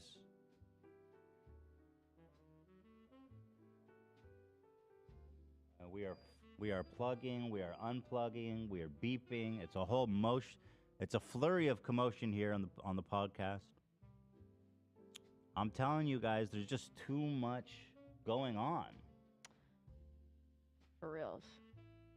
Do we need to upgrade our... All right, guys. So 100%, I need somebody to produce my show just so that they can do this dumb shit. Because I have technical difficulties all the fucking time. I am constantly, like, distracted and losing my way and having no fucking idea what's happening. And I need someone to be doing this. They need to be doing this shit while I'm streaming. Unfortunately, everybody else in my life works a real job. If I could afford to, I would. Yeah, I know, right? Like, if you could afford to not work, I'm sure. Yeah. All right, you can go back. I just I didn't realize that H3 was quite this produced, but this is fucking hilarious to me right now. Power utility or something, Dan? Potentially. I think it's a ghost. Follow me from the basement. Oh, I think we're good. Thank you, guys. Well done, everybody. So quick. The way we haven't started is literally crazy. The amount of info you're about to get. Dude, I'm so excited. Mm-hmm. This has been a long time coming, and Yeah. this whole story is really something. I've just like needed someone to talk to about it also. You've been going through a lot. I mean, like, honestly, in my mind, there's a bit of turmoil. And her cancellation, is this comparable to like Shane's, or like how This would feels you worse. It feels worse. Just because she was so emotionally dependent on these children, and I think that it seems to have really messed with them. Wow. Because she didn't realize, I don't think she understands. She was homeschooled, and she grew up very religious and sheltered. And the yes, the other homeschooling. kids are homeschooled too, by the way. Oh. And she was talking about possibly homeschooling her kid. That But explains a lot. I think that it's possible she thinks of children as, like, she thought of them as just friends, and she didn't, when it first started, she didn't maybe see how inappropriate it was, and then they just were her friends. The But- homeschooling thing does, Mhm. in my experience, can mess kids up. I think to Colleen, it was like, these are a bunch of fun little things on my screen. And I think to these kids, it was like, Their my idol Yeah. is recognizing me. And that was their entire life. So are we good, Dan? Are we? Okay. We're just, everything's coming back. Thank you, guys. Well done to the team. Dan's going to check the breakers. We will not be... Well, this is like the first hot day of the year, Dan. Is it related to like the power grid? Okay. Yeah, it's the first like warm day, so I think everyone's blasting their AC. So I doubt it's our fault. The breakers are fine, Dan says. Well, why don't we continue if they can see and Okay. So we're on Success Over the Past Decade. Yeah. Is that where we were? yeah, right here. So she has her Netflix special. She went on Jimmy Fallon a bunch for both seasons she went on. She has comedy special, and she went on Comedians in Cars Getting Coffee with Jerry Seinfeld. Yeah, and I've talked about that at length because before I even had an opinion about her or her character, Mm-hmm. I was a fan of that show, and that is the worst episode. And I mean that genuinely, because the whole point of the show is that the guest drops their guard and they connect as comedians, as real people. But That's she fun. went there in character. Yeah. And she would not drop the character the whole time, and it was just Not funny. so painful to watch. Interesting. I mean, yeah, you have the opportunity to sit with Jerry Seinfeld for a whole day. You're gonna go be a fucking silly character. well, apparently Not fun. he liked her so much he brought her to Jimmy Fallon that night. Oh, it he was did? a night that she wasn't supposed to be there. He Oh. brought her to play a game with him. They played, Jerry like, was Pictionary. taken with her. He must have been. I don't know. Here's my theory. He has a daughter that's like your age. Oh, so he saw his daughter in her. Yeah. No, he was doing it for her. Oh, He's trying to be you the think cool she was dad. a fan? Yeah, for Aw, sure. She's that a is fan. sweet. He wanted to do it for her, for sure. Well done, guys. Okay, so and then also the Haters Back Off had 2 seasons, so it was Yeah. relatively successful, although it got canceled in the end, right? It did get canceled. It had like Angela from The Office was one of the leads. It was a well-produced show. It was funded. It was good. And we're talking about this more, I assume. The show. About how she met her husband. I'm curious about that. We can talk about it. So what happened was she's married to this guy. So okay, she went. I'm gonna take you on a journey. She got married summer, I think 2014 or 2015, and then the next summer is when she filmed season 1 of Haters Back Off. Wow, just 1 year of So marriage? yes, Jeez. so she went away for the summer, and all of us, me and the comments I read at the time, were just like, why isn't she talking about Josh anymore? She's crying a bunch.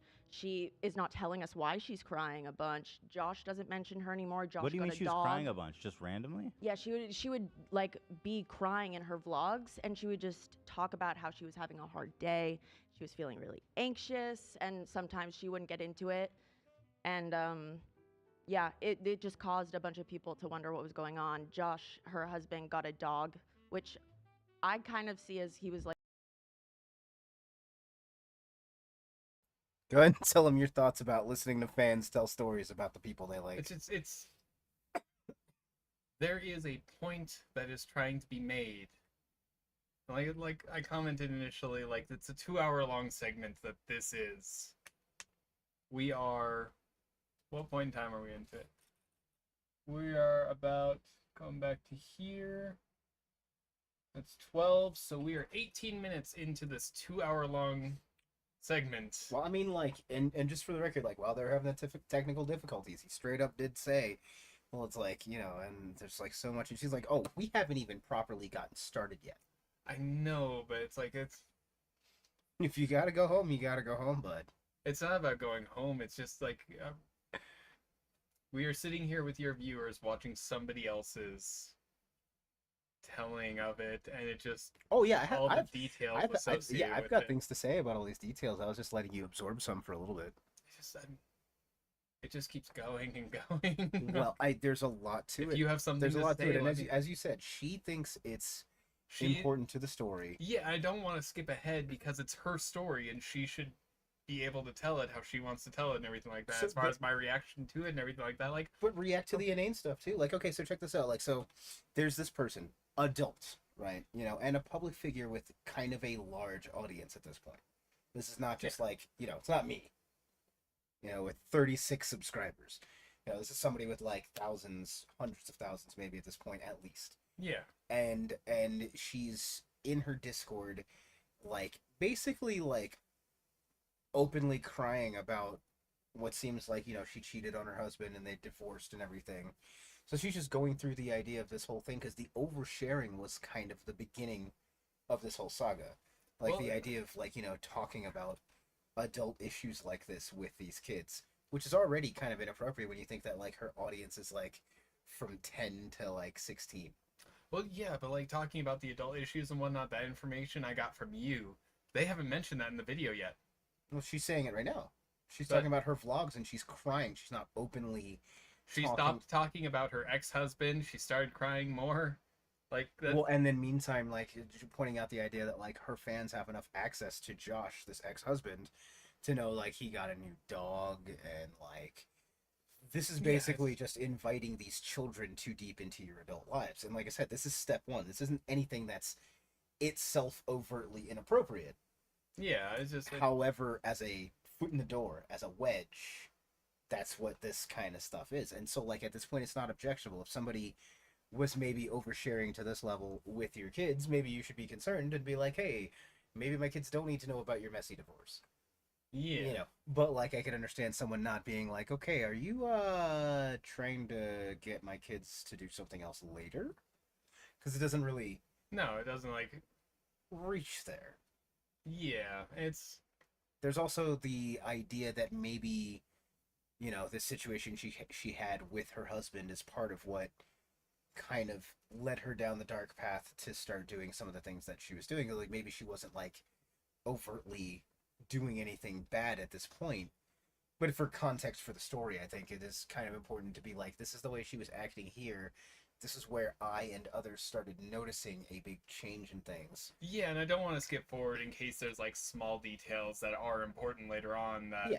So I don't could be a mind. I thing. don't mind. But every couple of minutes we can stop, and honestly, we just stop and just be like, "Hey, this story's going on really long." Yeah, just wow, they're talking a lot. Or Back we to can the video. okay, we can talk about the fact that also, by the way, like, so the way this studio works is she's not where Ethan is, Yeah. and then that guy could have his own screen, but is a screen on her screen. Yeah, no, I was wondering. That's an about actual that. guy. Yeah, that's an actual guy who's there live. No, he apparently he's somebody involved with the story. But again, I guess he also is usually on the show because I've seen them on other episodes than this. Maybe Like, so. the He eighth- might be a support team for her. Well, and that's well. Oh, Here's, no, here's because the thing. Adam's in the chat. That doesn't mean that he's Adam. Got Yeah, it. that's not Adam because he can talk. You've heard him Have I? in the background. Yeah, they usually aren't showing him on screen when he's talking for some reason. He has a screen. But the other male voice that you hear, Yeah. that's that guy. Oh, okay. And then the other male voice, that's the producer who's actually in studio with Ethan. Or yeah, I think. Yeah. However, neither of them are Dan. Yeah, I think maybe that's Dan. I'm not sure though. Maybe. Well, Dan hasn't talked yet, so. Dan hasn't talked yet. No. Okay, so then that's not Dan. Then that's not Dan. Ethan has read Dan's messages to him about the technical issues and everything. That's where Dan's the AV guy. He's not the producer. Got it. Dan's the actual guy holding everything together. Yeah. Dan, we love you, Dan. Yeah.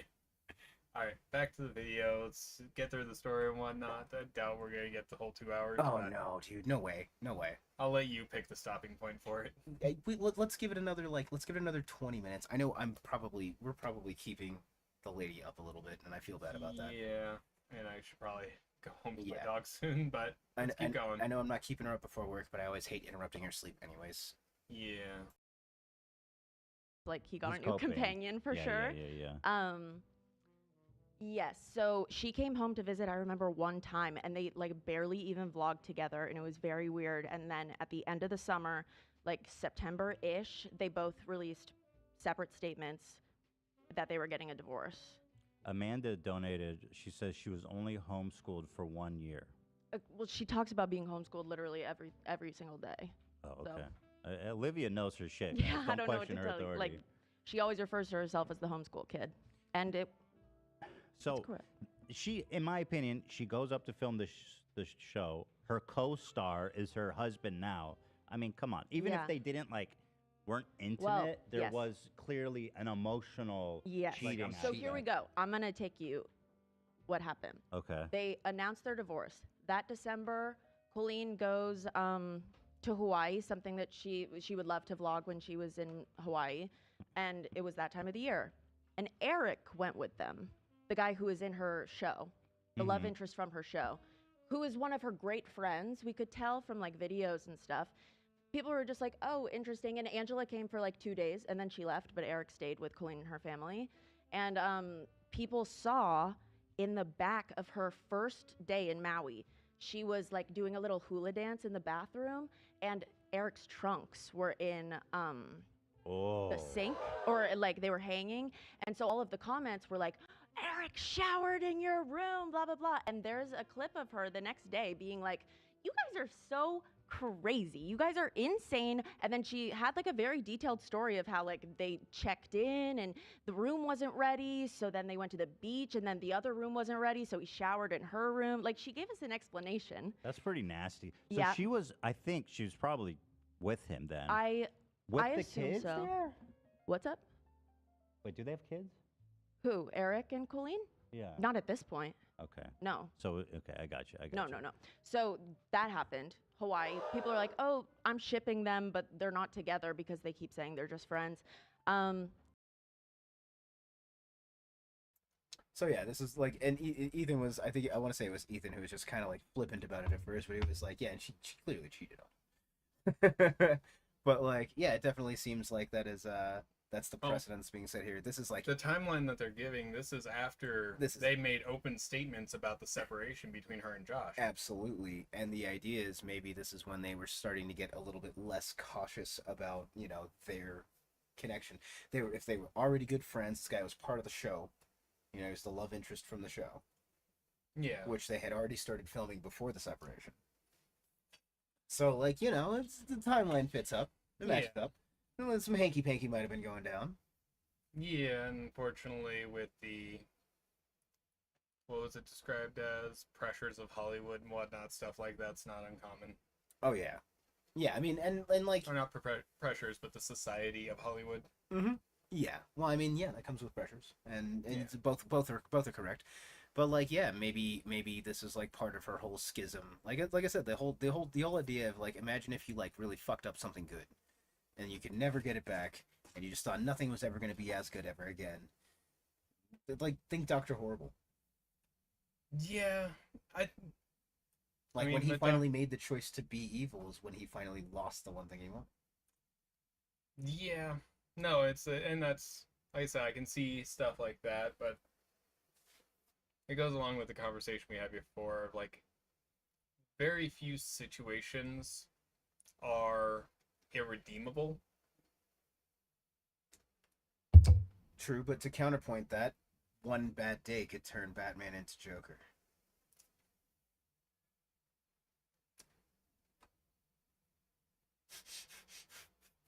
Sorry, I'm trying to think of the proper word for the rebuttal for that. That's stupid. That's the... No, it's... Stop being a child. Those are... These are both valid. One bad day can turn Batman into Joker. And one good day cannot turn Joker into Batman, by the way. Yeah, no. Joker had a couple of good days. Oh, he had plenty. He had a great time. Yeah. But, no, it's just thinking, like, one bad day can turn Batman into Joker. But if Batman turns into Joker, it will take a lot of work for the trust loss and everything like that, but Batman could go back to being Batman. No, that's the idea. There's a certain line Batman can't cross. If he crosses that line, he can't be Batman. Oh. That's actually, like, one of those really big character points. And, dude, you can't get your innocence back. Once you've crossed a certain line, once you've done a certain thing, it's not even so much that you couldn't, but there's definitely that point of, like, oh, well, you know what? I'm throwing caution to the wind. Devil may care. Fucking desperado status. I've lost everything that matters, so now all that's left is evil. I don't know. My brain always took those scenarios and those situations and went towards vengeance, not evil. True, but you can be vengeful without being absolutely full-born evil. You absolutely can, but you do have to remember that most people's brains aren't like yours, and no one's brain is like anyone else's, at least not exactly, which means that either and everything in between and stuff on the sides definitely is valid and exists. Yeah, and so that means where, you know, you would have gone to vengeance and you would have, like, I guess, burned your ex-husband's house down. No. It'd be a thing of, like, if somebody attacked me and that. Well, yes, no, I'm just talking but like in this situation, maybe you wouldn't have, like, exploited children. You would have burned someone's house down instead. I mean, we're talking extremes. Even the extremes. I just know you wouldn't have exploited children. That's the whole thing, because that's not you. But but not everybody is you. Yeah, no, and of course, if this situation had happened, you wouldn't have gone to this extreme. Yeah, no, like I am divorced. What happened exactly, when I was divorced? I spent 3 years not interacting with any sort of romantic interests and whatnot at all, and then I got into a relationship, and then, you know, moved on. Yeah. And I have a child with this person, exactly. So like, I have to interact with them regularly. And there was no exploitation needed. Yeah. Yes. And then there's shitty people. Yeah, and it's the... Because it's like, that's the other thing, is like, Batman could turn into Joker with one bad day, but remember, Batman's not a good person. Yeah. Right? That's actually one important distinction there, is that Batman is holding back how much he sucks really hard, and it just takes one day for that dam to break. Yeah. That's a fair point. No. That's Joker's point, is that there isn't that much difference between Batman and Joker, but there's a lot of difference between Joker and, like, a normal fucking guy. Yeah. And that would also be the same about Batman and a normal fucking guy. Yeah. No, that's true. So just imagine that this bitch wasn't fucking normal. Like, we're not normal either, but like, we're closer to Batman. You're closer to Batman. Not really. Best I got is Flash. Not really. Not with superpower. Not enough people hate you, but not enough to kill you. Do you get that about Flash? Like, they hate him so much, and most of them would not actually kill him. Well, I mean, it's the you said that, and my brain immediately flashed to the Spider-Man argument. Same fucking thing. It's the whole thing of like, what? But like, no one really dies because if you kill him, worse shit shows up. Yeah, but that's not really the case with... Not with Spider-Man, that more than so the case with Flash. No, it's definitely the case with Spider-Man. I was gonna say that's less the case with Flash. If you kill Flash, like, yeah, worse shit's gonna show up, but also, you could probably dip on that shit. Like, like, Superman is like, oh, he's all-powerful and everything, except for all the times that bad shit still happens. There was a TikTok creator, and I can't remember who it was, but they had I a guess skit that's about it. the question, though. Who would you rather be pursued by because you killed their best friend and comic relief? The Avengers or the Justice League? And we're talking the core. We can't bring in, like, all of the other Avengers subgroups, and we can't bring in the Justice League Unlimited, because that just gets fucking ridiculous. We're talking the core members. Saying specifically because you killed their friend? Because you killed their best friend and comic relief, which both Spidey and Flash count as. Respectively. If you're talking about core grouping, I'd rather have the Justice League after me. Why? Because... Guys, by the way, this is definitely politics. Go on. Because for the most part, though, that particular group is more of a business. I've always seen Justice League as more of a business than Marvel and the Avengers, because the Avengers, it's like a group of friends that are trying to do what they think is good and they think is right. So okay, but hang on. So the guy who's actually, like, literally running the Justice League is Superman, who maybe is a government agent, but not a corpo. No, but the guy guy is Batman, who is a corpo. No, actually, Batman is the least corpo. I know. Like, it's absolutely, he does not give a single fuck about Wayne. He is also the only one who owns a corporation, so... No, he's not. Ollie. That's right. Oliver. I forgot about the fact that... Adam. ATOM. The Atom, the tall, shrinky, the suit. Roy Palmer. Yeah, no, my brain, like... Palmer Tech. I love you. I don't... Cyborg also technically owns a small corporation. I don't... when you say core, specifically, it brought me back to, like, the originals. Well, So, okay, but I can't say that because because here's the caveat. Flash was one of the original 5, and he's now dead. So that's not fair. We have to give them a couple of, but they still have to be. Yeah, but it makes me think of the Wonder Twins. Okay, but Jen and Jace would definitely. Okay, was that his name? No, his name was not Inukchuk. That's what he said. His name was Apache Chief, and it was mad racist. Yeah, I remember his name being racist. I couldn't remember what it was. But hey, wait. Okay, so remember there was the racist black hero, right? He was black. He was Black Vulcan, right? And then like the 2000s and shit happened, and the 2010s happened, the 2010s happened, and then they updated the character, right? And it was like all racially conscious. Like, we talk about like his family, his community. We get into that whole thing. Guess what the name was? Black Lightning. Yeah, I've heard about Black Lightning. It's still black. Yeah. That's the same character as Black Vulcan, by the way. Okay. Here's the guy, like, purple suit, yellow big V on it, and then the V up here too. Yeah. And then like just a black dude but wearing a Speedo. No, but like that when you were saying core, like I was thinking about them, but the way yeah, they presented the Justice League when I was a kid was absolutely business-like. That wasn't the Justice League, though. That was in the Hall of Justice, but that was the Super Friends. That's right. That's where my yeah, the Justice League is technically a different organization. Superman, Batman, Wonder Woman, Flash, Green Lantern, Hawkgirl. hot girl. Not in the league. Those are super friends.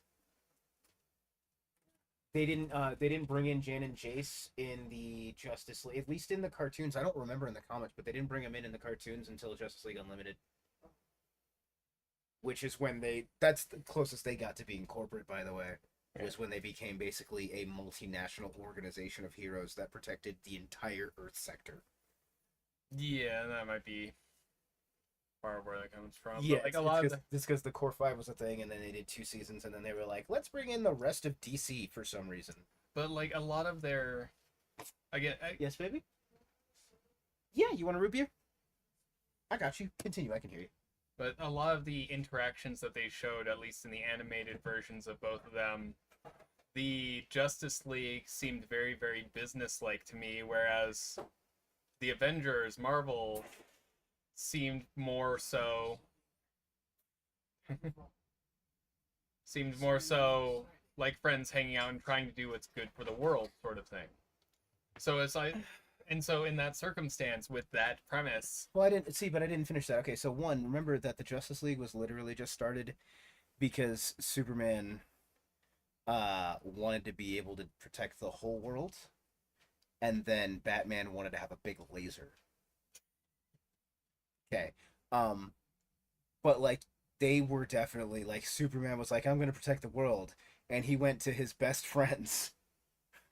Now, meanwhile, the Avengers was Tony Stark and the US government came together and found the best people to make the most flashy and amazing super team.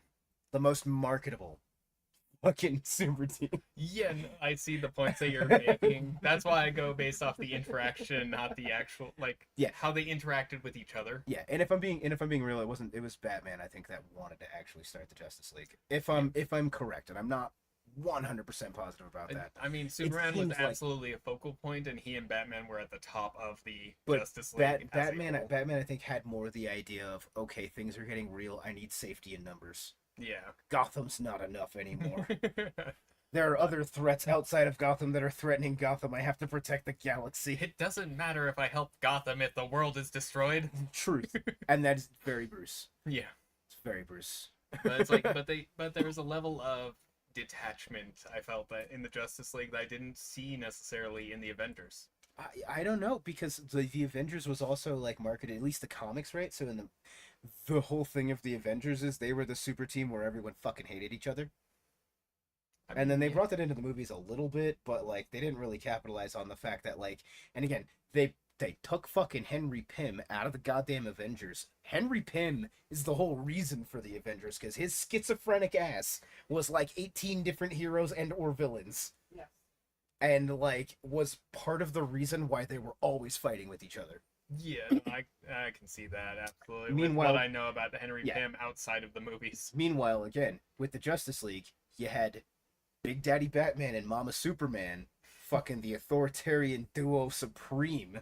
Fucking nobody, they fell in line anyways, but like also, like Superman and Lois, or it's not Lois, Superman and Diana, fucking Clark and Diana were best friends and love interests. Fucking Clark and Diana, best friends and love interests.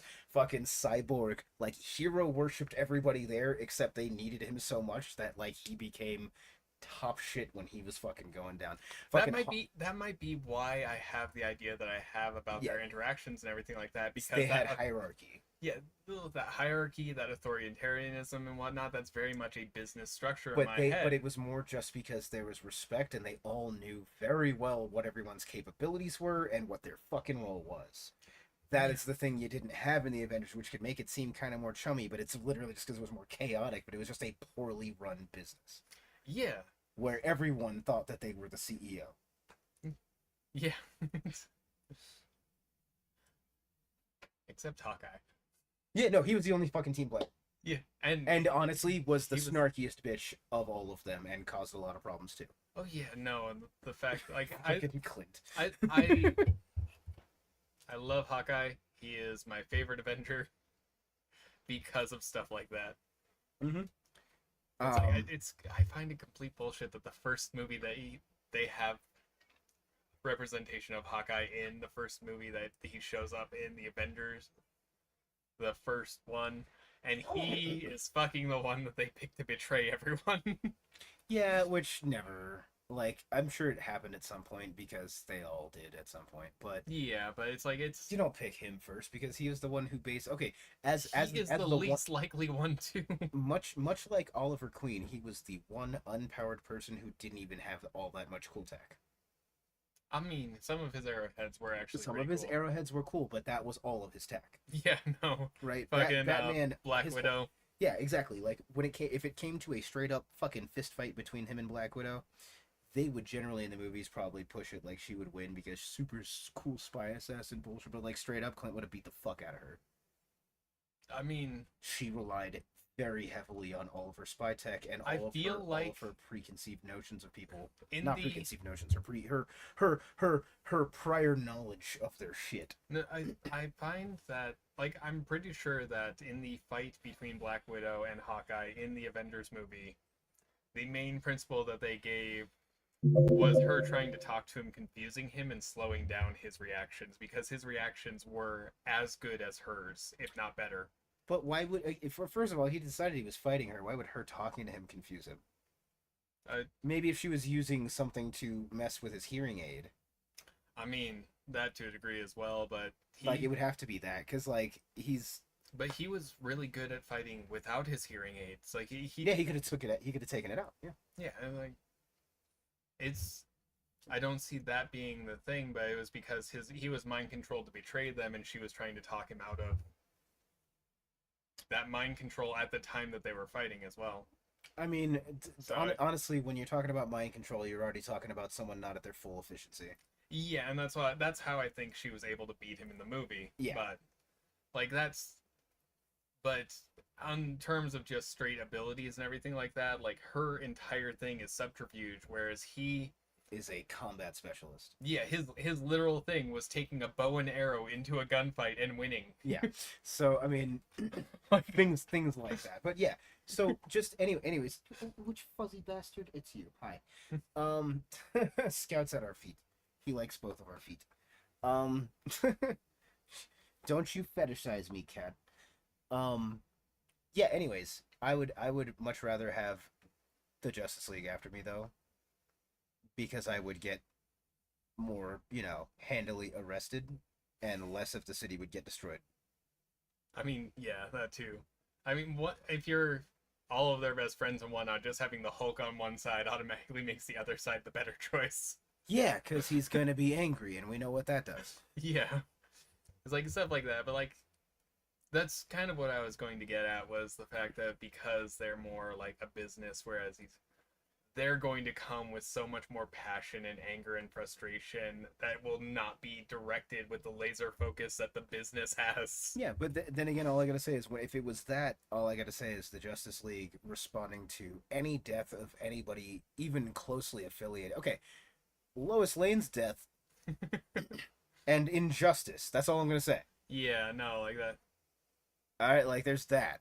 To be fair, they didn't destroy the city. They just conquered the world as a result. Yeah, exactly. Way fucking worse. And then there's, any other time that Flash has been dissipated, sucked into the Speed Force, punched out of existence, etc. Yeah. Like, they all lose their shit, but they lose their shit in a very efficient, very calculated way. What the fuck? Oh, this cat.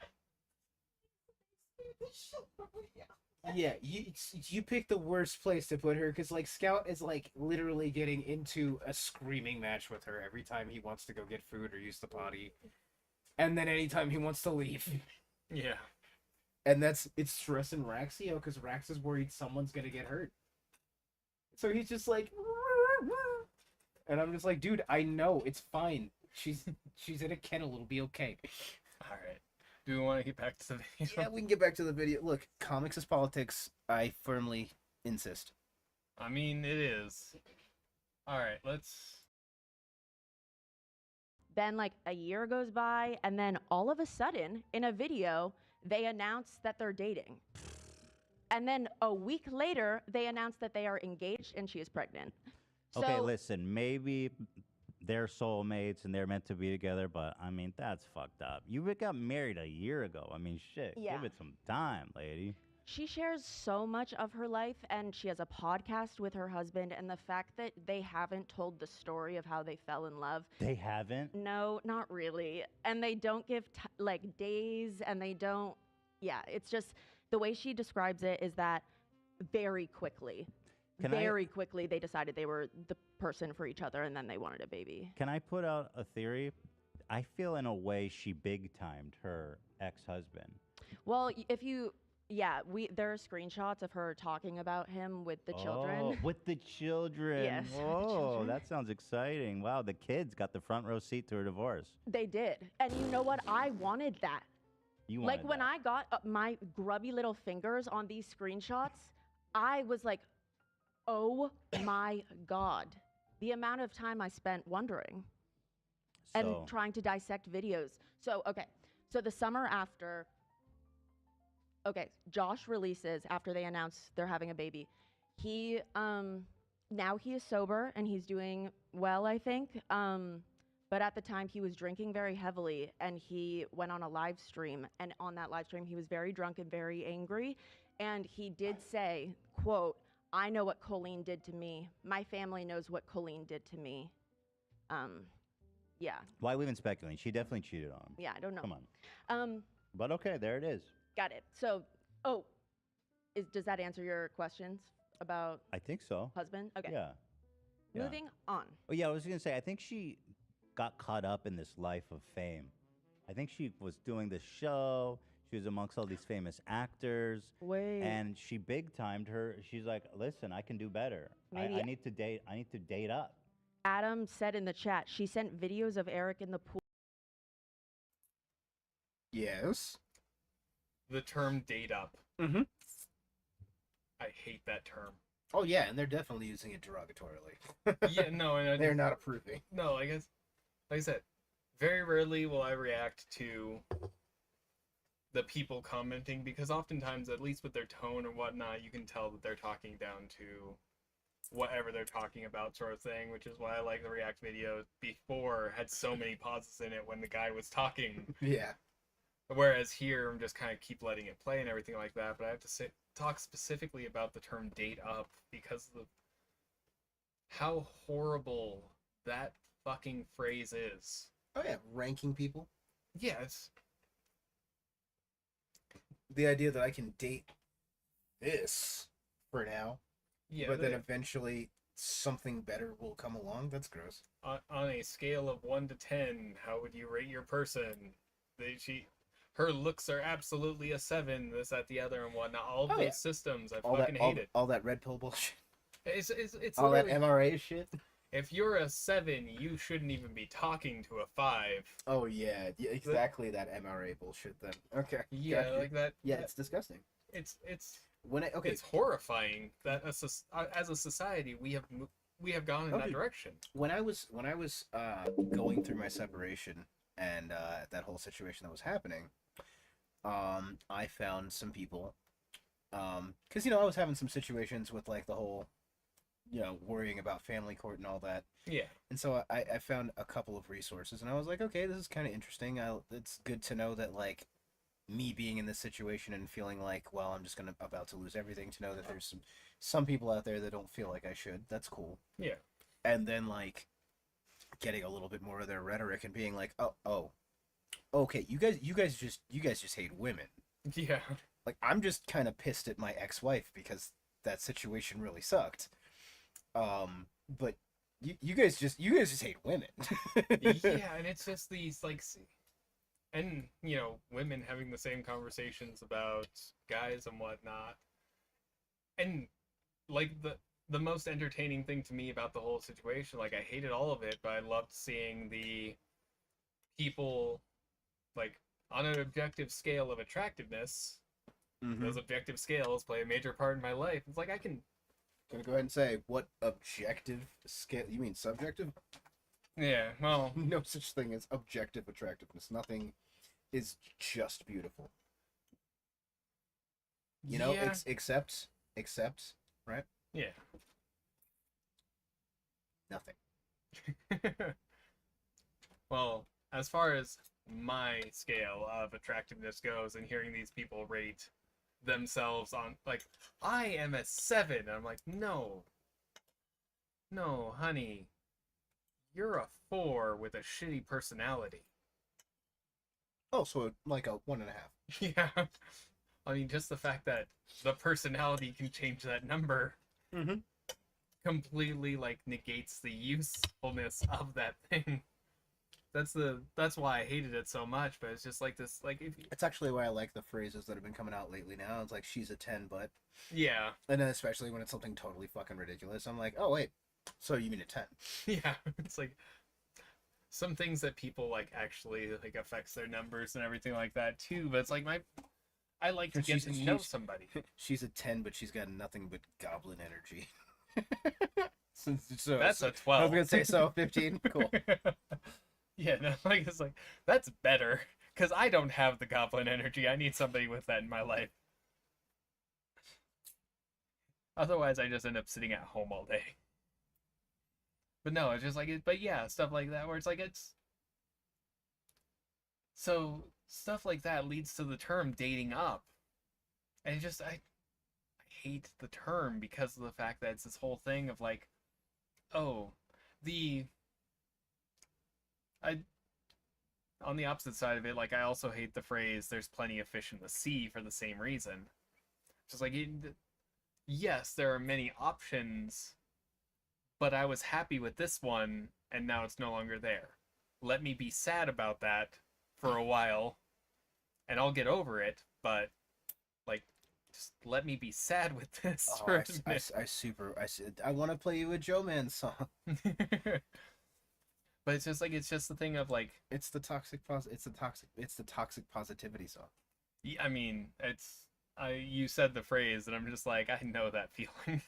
that shit has pissed me off so much time, because like, negative emotions I've never seen as a bad thing. They're a thing.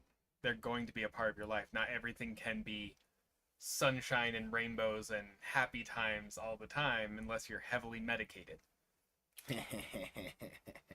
But medicated brownies, bitch. But if you're sitting there and you're living that life, you're losing out on half of what life has to offer. And that's always been a sad thing to me. Because it's something that you can just, it's bad. You'll survive. You'll get through it. And when you come through it, you now have this new experience. And as long as you are responsible with this experience in your life, you can go on to live a better life overall. But just like the term date up, where it's like, this is where I'm at right now. It'll get better later. And dating anybody with the idea of trading out. Yeah.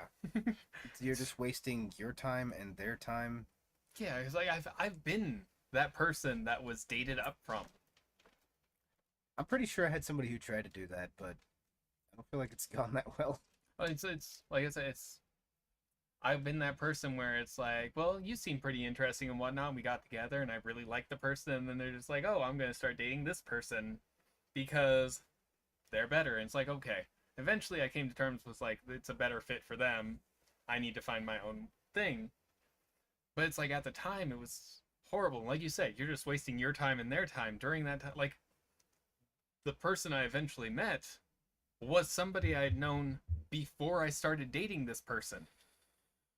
So, the time I spent dating them, I could have been dating this person that made me happier. Yeah, be like that. And just like that, I don't know, I just need to speak up on the dating up sentence. Well, I mean, from a poly perspective, like, the world is an endless smorgasbord, and you can just go ahead and foster deep relationships, because, like, why wouldn't you do that?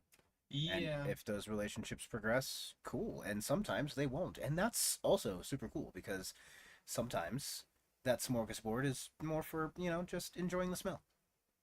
Does that make sense? Yeah, and like I said, it's one of those things where in that particular circumstance where, again, I was dated up from, yeah, I don't like, people always talk about going back and changing things about your life and everything like that. My life was not a great life. I wouldn't really change anything about it, though. Fair. Because it made me who I am today. It's why I'm able to see the world with some of the perspectives that I have, is because of stuff like this happening. If I didn't have that experience, I may not have the same views as I do on the number rating system, and my personality may be vastly different than what it is right now because of it. And I like who I am. That's true. Well, then that means your life was a great life. Because it's really less about whether those particular events had a positive or negative value, and more about, like, you know, what you did become, what you did learn, who you are. Yeah. A great life is not necessarily a comfortable one. I'm on my way to a great life. I'm still working on some things, but there are situations that I want to be different, and I'm putting in the effort to making different. But along with those situations, like being so far away from my daughter, that sucks. Yeah, it's rough. But like I said, a great life and a comfortable life are not the same thing. Well, having the things that you want makes life more comfortable, but how many people who are great or who have done great things would you say enjoyed the shit out of their lives?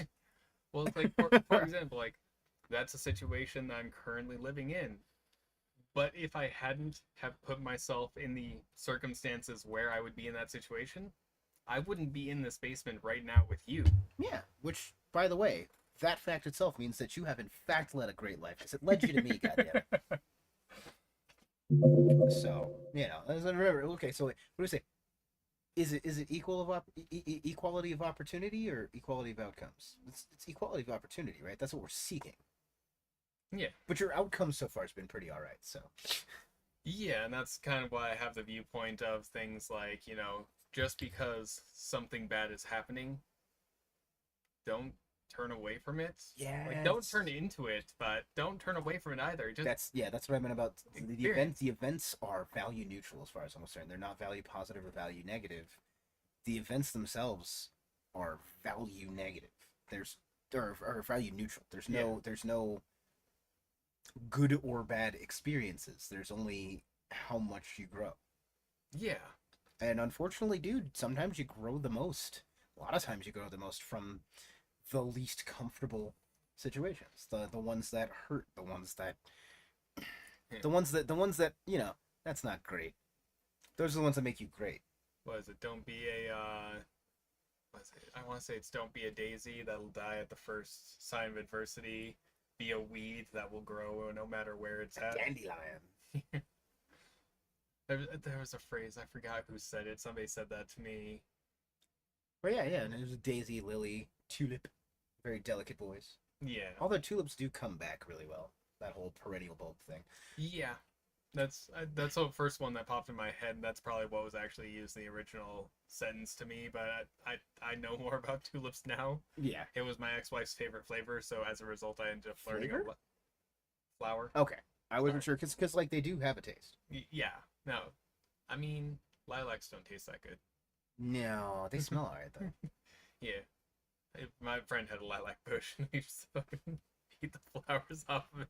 Ew. I was a weird kid. Okay, I will fully admit that. Did you guys not have honeysuckle? No. Oh, that's really sad. That's one of my favorite memories. There was a yellow banana-like flower that also grew near the cool. lilacs. I want to find out what that was. That sounds kind of cool. It's just banana-shaped and whatnot. Yeah. Little yellow flower had 3 petals that would open up. Have you ever had a honeysuckle? I don't think so. It is like the most fleeting little deliciousness. I've heard people talk about and whatnot. From my understanding, it's one of the things that led to the legend of... What is it? You had the drink and you had the flower that were the food of the gods. Ambrosia? Was ambrosia the drink or the flower? The drink. Okay, what's the flower? The only flower that's coming to mind for Greek mythology, because that's what that would be, is Narcissus. And that's because of that one guy. Yeah. And I don't think that's the one you mean. No, it's just generally with ambrosia, there was a flower that was associated. It might have been ambrosia and honeysuckle. I mean, it could be, yeah. But Being ambrosia would have been made from the honeysuckle, but yeah, ambrosia is like a sweet honey-like fluid sort of thing. yeah, so The like nectar of the gods. I just never had an opportunity to actually like try some. It's like these little flowers that grow more or less on like this little viney bush, and then you pluck them, and so when you pluck the flowers, they have this little green, little nubbin on the bottom of the flower. Yeah. So you like pull it off, and it pulls the stamen out, and it pulls this like really sweet nectar out of the flower.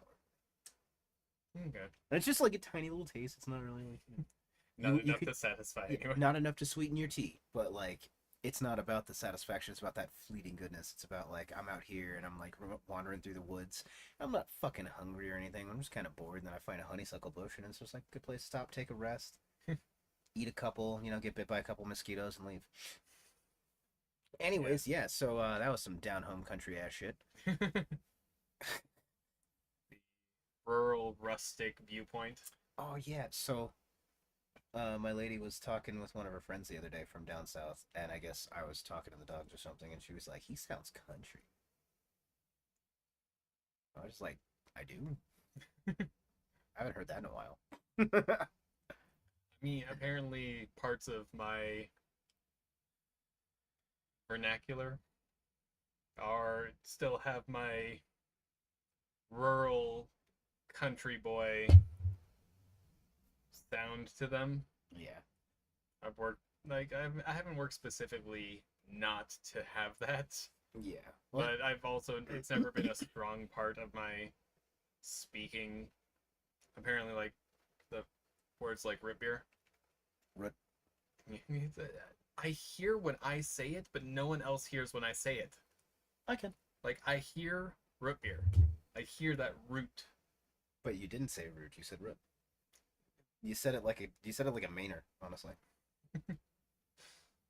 Possibly, but the guys who instead of saying yeah, they say oh yeah. Oh yeah. Let's get the fuck out of here with your grunts. My family was very much a grunting family. Yeah, I don't know. It's like a whole thing, but like. But no, yeah, it's like when I say root beer,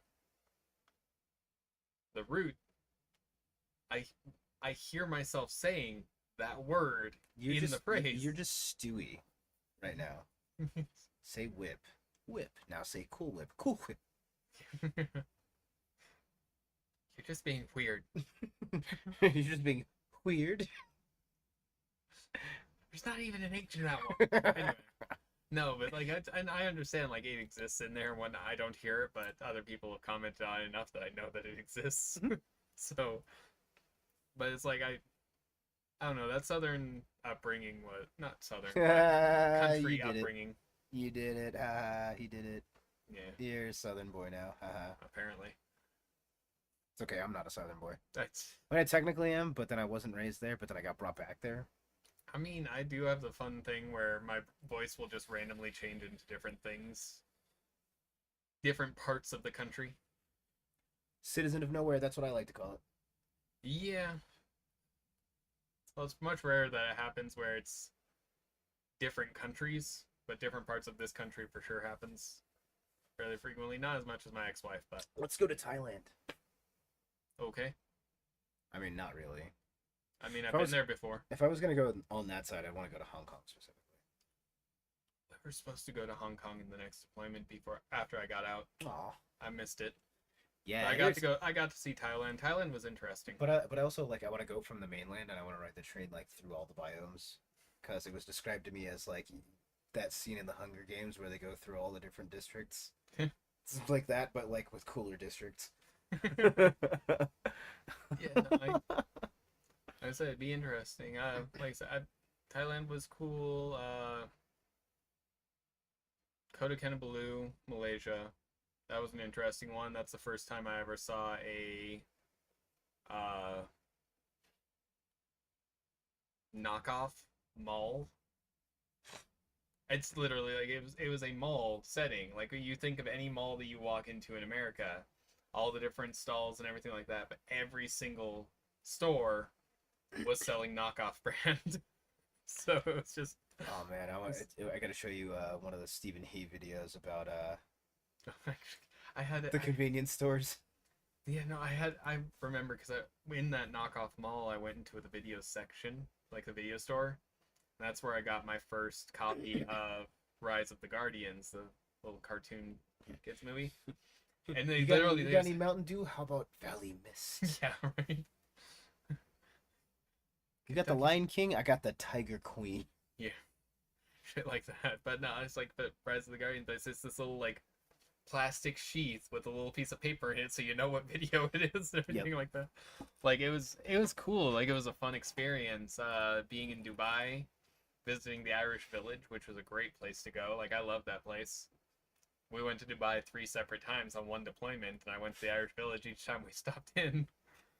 The Emirates Mall was breathtaking in just the different things that you could see. It's like, if I were to equate it to anything, I would have to equate it to like Phoenix's Mall of America? No, Mall of America is in Minnesota, isn't it? Minnesota. Yeah. No, and Phoenix has like another mega mall though. Yeah. I don't know what it's called. It's like Mall of America in the name. It's just I think they changed it though last time I was there. It's instead of Discover Mills, it's Explorer Factory. Arizona Mills, that's what it is. It's a mill. Oh god, it is actually owned by them. Holy shit. Arizona Mills, that's what it was. But yeah, no, like Arizona Mills Mall is what I'd have to equate it to. Like it's not as fancy as the Mall of America in Minnesota, but it's still like this huge mall with a bunch of high-class stores and everything like that. Like it was a great place to see, and that's in the Emirates Mall is where you have the indoor ski slope. And mind you, the Jesus lines were Lord. going to the food court in that, so I didn't actually ski on the indoor ski slope, but it was like it's right there. Like they have a viewing window, you can watch the people skiing. Like visiting the world is super fancy. Like that's why I say, like if I ever make it rich and I can travel freely without having to worry about like a home or anything like that, I'd absolutely just do a world tour and try the foods in all these different places and experience the cultures of all these different places because it's that awesome. Cool. Bring me food to the farm. Okay. And also gadgets. We'll see how expensive they are. Some of them can be really pricey. If you were rich, why would it matter? I'm saying rich enough to afford the trip. No. We're going on the what is it? 15 million by now. The 15 million plan. Inflation's a bitch. Yeah. I mean, it's the 15 million was to account for inflation in my life. Yeah, I don't think it's gonna. I mean, with the starting point of 13 million, I have a chance to grow from there, but Chance. Gambles. Crypto gambles. Don't do it. I mean, don't crypto gamble. Not with real money, buddy. You're fucking $20, whatever. Fucking not with real money, buddy.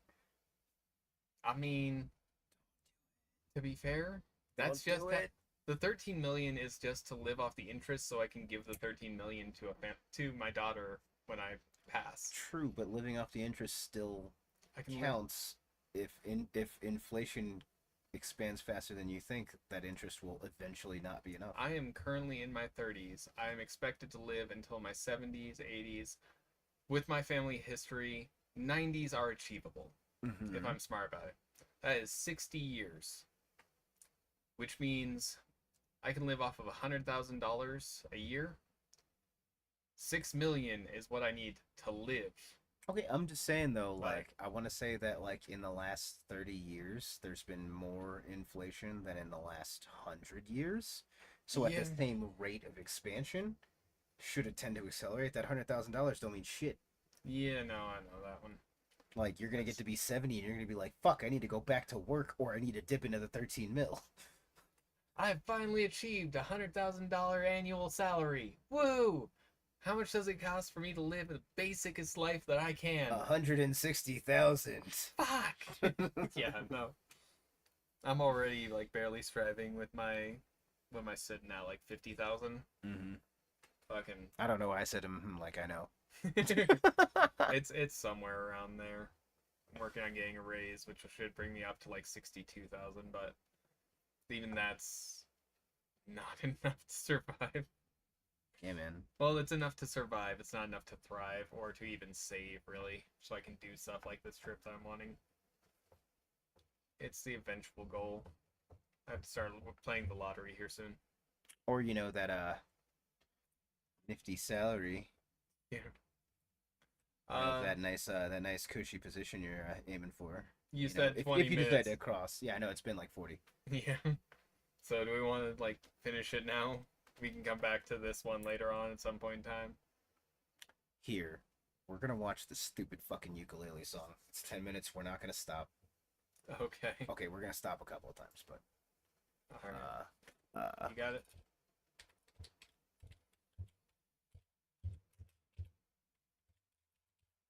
Ukulele apology song. Yeah, it's the one.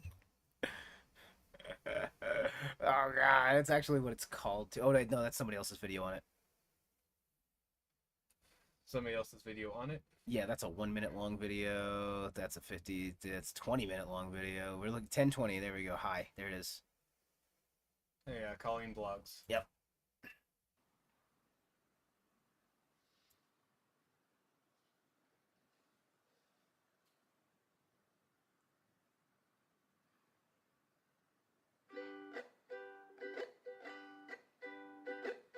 Hey, it's been a while since you saw my face.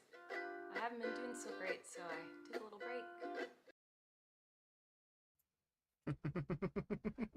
For the music guy, is that the chord progression that for the introduction to, what is it, the happy song? Here's a little song I wrote. You might want to sing it. No, Not is it quite. the same chord progression? Okay, that's what it sounds like. So it's just like No, it's I want to say it's a major followed by its minor variation, and then it is like 2.5 steps up, and then it varies on that one too. So basically, it's something close to God. I forget. It's the doo-wop changes or whatever that I think they call it. That's the chord progression that it is. Oh, It's a very okay. very common progression for ukulele in particular. Yeah, I figure. I just like it's just that like this is an apology song, so it's just like here's a little song. I like the comparison in my brain was just like. I mean, that's fair. That's fair. So a lot of people are saying some things about me that aren't quite true. Doesn't matter if it's true though, just as long as it's entertaining to you. Right? You guys having fun? All aboard the toxic gossip train.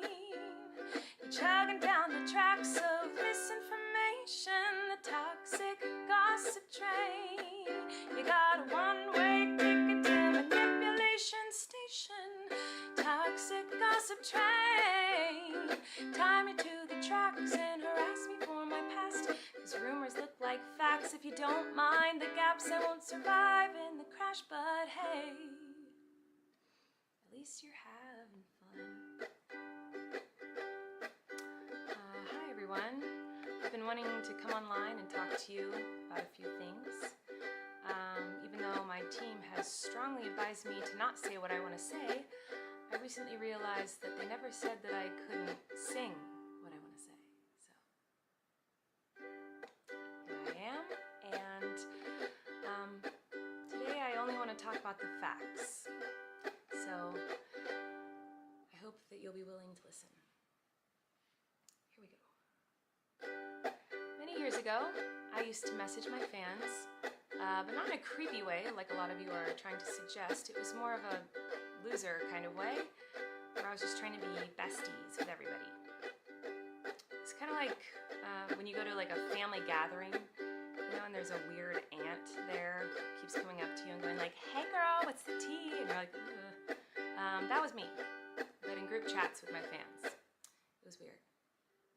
I've been sharing my life online for over 15 years. I've poured my heart out to you, and because of that I feel like I'm talking to my friends. But in the beginning of my career, I didn't really understand that maybe there should be some boundaries there. There were times in the DMs when I would overshare details of my life, which was really weird of me. I haven't done that for years, you see, because I changed my behavior and I took accountability. But that's not very interesting, is it? So let's go on the toxic gossip train. The locomotive's fueled with hateful accusations. The toxic gossip train.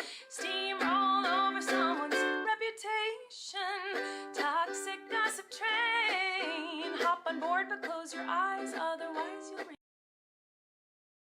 Way through already. So. Yeah, no, it's just that she just started the whole thing with, my press team told me I shouldn't talk about anything like this. But they didn't say I couldn't sing about But it. Yes. Your press team told you not to reference it At all. for a fucking reason. Yes. Okay, now. That's their job. Yeah, this has not gone well for her, by the way. I'm sure. But Vouch, though, Vouch was so stoked about it when she said that. He was like, my team has told me that I can't talk about what I'm saying, but they haven't said I can't scream about it.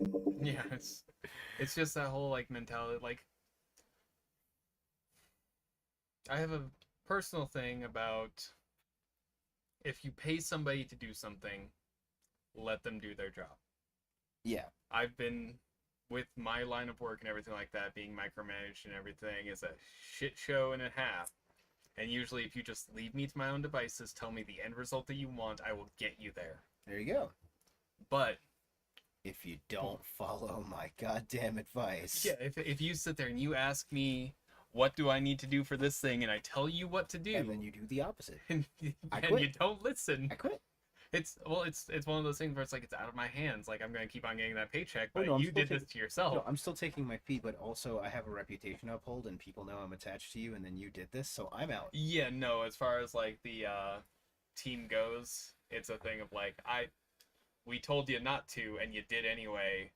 So, good luck with your next team. Exactly. Like, I can see that. I'm taking my fee and I'm walking.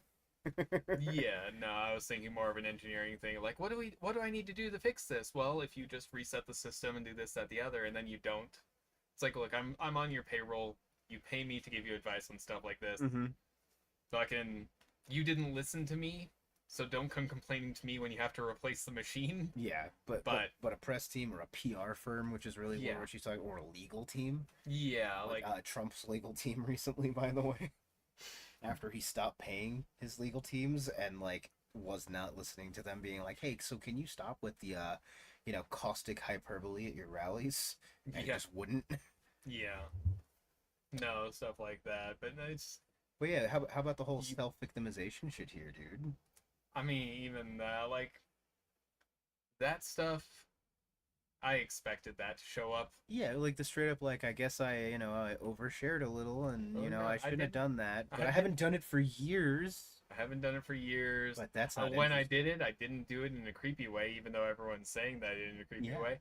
The previous video we were watching, they were talking about the screenshots of the conversations existing. Oh yeah, well, and again, a lot of those screenshots were screenshots of like her brother talking to people, not directly her, but a lot of them were about like her asking kids to do some questionable, things to qualify for some questionable things in her group chats. So yeah, but it's a thing of like, if screenshots of that exist and are in circulation, then it's a problem. Well, saying not in a creepy way, it doesn't help. Like, it's no. I absolutely didn't do this thing that you guys have evidence that I did. Mm-hmm. How convincing is that? Fucking. It's like, let me stick my tongue down your throat, but not in a sexual way. Yeah, right. I just want to taste your tonsils. But that's not in a creepy way though. My brain immediately went towards the medical larynx. I mean, at that point, the person is probably like choking a little bit, so this is not a good thing. I mean, that's always the image that I have in my head with specifically the sentence, "Let me shove my tongue down your throat." It's like, fuck. Yeah. Bro, why is it so long? Oddly enough, I actually had that happen to me once. Alright, no, continue with the video. We don't need that. realize that the train is made of lies, and that person you despise maybe didn't deserve to die, but hey, at least you're having fun. In all seriousness, I do think it's really important to hold people accountable for their mistakes. We should hope that everyone can learn from their mistakes and grow and change their behavior and be a better person. And this is something that I've always tried to do when I make mistakes, and it's something that I will continue to try to do. What? Oh, you don't care? Oh, okay. I thought you wanted me to take accountability, but that's not the point of your mob mentality, is it? No. Your goal is to ruin the life of the person you despise while you dramatize your lies and monetize their demise. Yeah. I feel like I can already hear the comments on this video. Dope bars. I'm starting to get a headache from the rhyming scheme that she's using. It's really bad. It's because this isn't supposed to be a song. I know, and that's why I hovered over the pause for a bit, but it's just like I've looked into poetry. I've done poetry for a little while. I don't have any books or anything like that out there for it, but it's we had to study in English. We had the creative writing courses. I hated the creative writing courses and how structured they were, so I looked at all the various different rhyming schemes that are out there. And the one that I always find so annoying, personally, is when you use the same rhyming word over and over again. Mm-hmm. And specifically, the tone that she's using for that as well. You're gonna hate when she starts using the word mistake 15 fucking times. Yeah, I already see that shit happening. It's painful. And again, this is by way of apologizing for an entire media storm about whether or not she was grooming kids and feeding them to pedophiles. Yeah, except this isn't an apology at this point in time. No, and it's also really pandering towards the same audience that she was. Kids? There's not a single adult who's going to look at this and not cringe. And that's even without knowing the subject matter. Because, the video itself doesn't actually talk about any of those things. I just happen to know those things. I'm just telling you that. Yeah. But even without that, you don't even know what she's necessarily apologizing for, and it's still just well, I mean, you do now, but... Yeah, no, If you didn't, though. I mean, you've talked enough about it that But if I have you an didn't. idea. But yeah, no, she's mostly just, it's I'm the victim of this lash out that they're giving me for this stuff, even though I corrected my issue. And it's everyone's hurting my feelings so much by telling me I was wrong to do this bad thing. That goes into a conversation about accountability that I feel... Oh, that word that she just used? Yeah, no, and that's why I bring it up, is because of the fact that, I've seen a lot of, we'll say, famous people talk about, I hold myself accountable for these things and whatnot. It's that saying something and doing something are two different things. Yeah, taking accountability is not just saying, yeah, I did that. Yeah, no, taking accountability is also either taking action to prevent yourself from doing it again, or taking action to make up for the mistake that you made, or, various other things, or all of them. Those are the only two examples that are coming to my head right now, because it's late, but there's multiple ways that you can take accountability for what you did.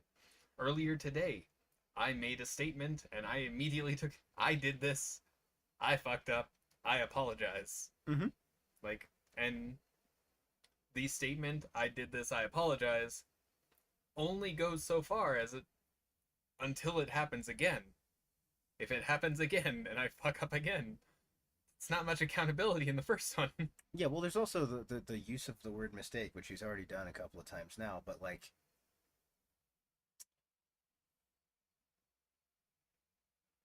there's mistakes, and then there's just getting caught doing something bad.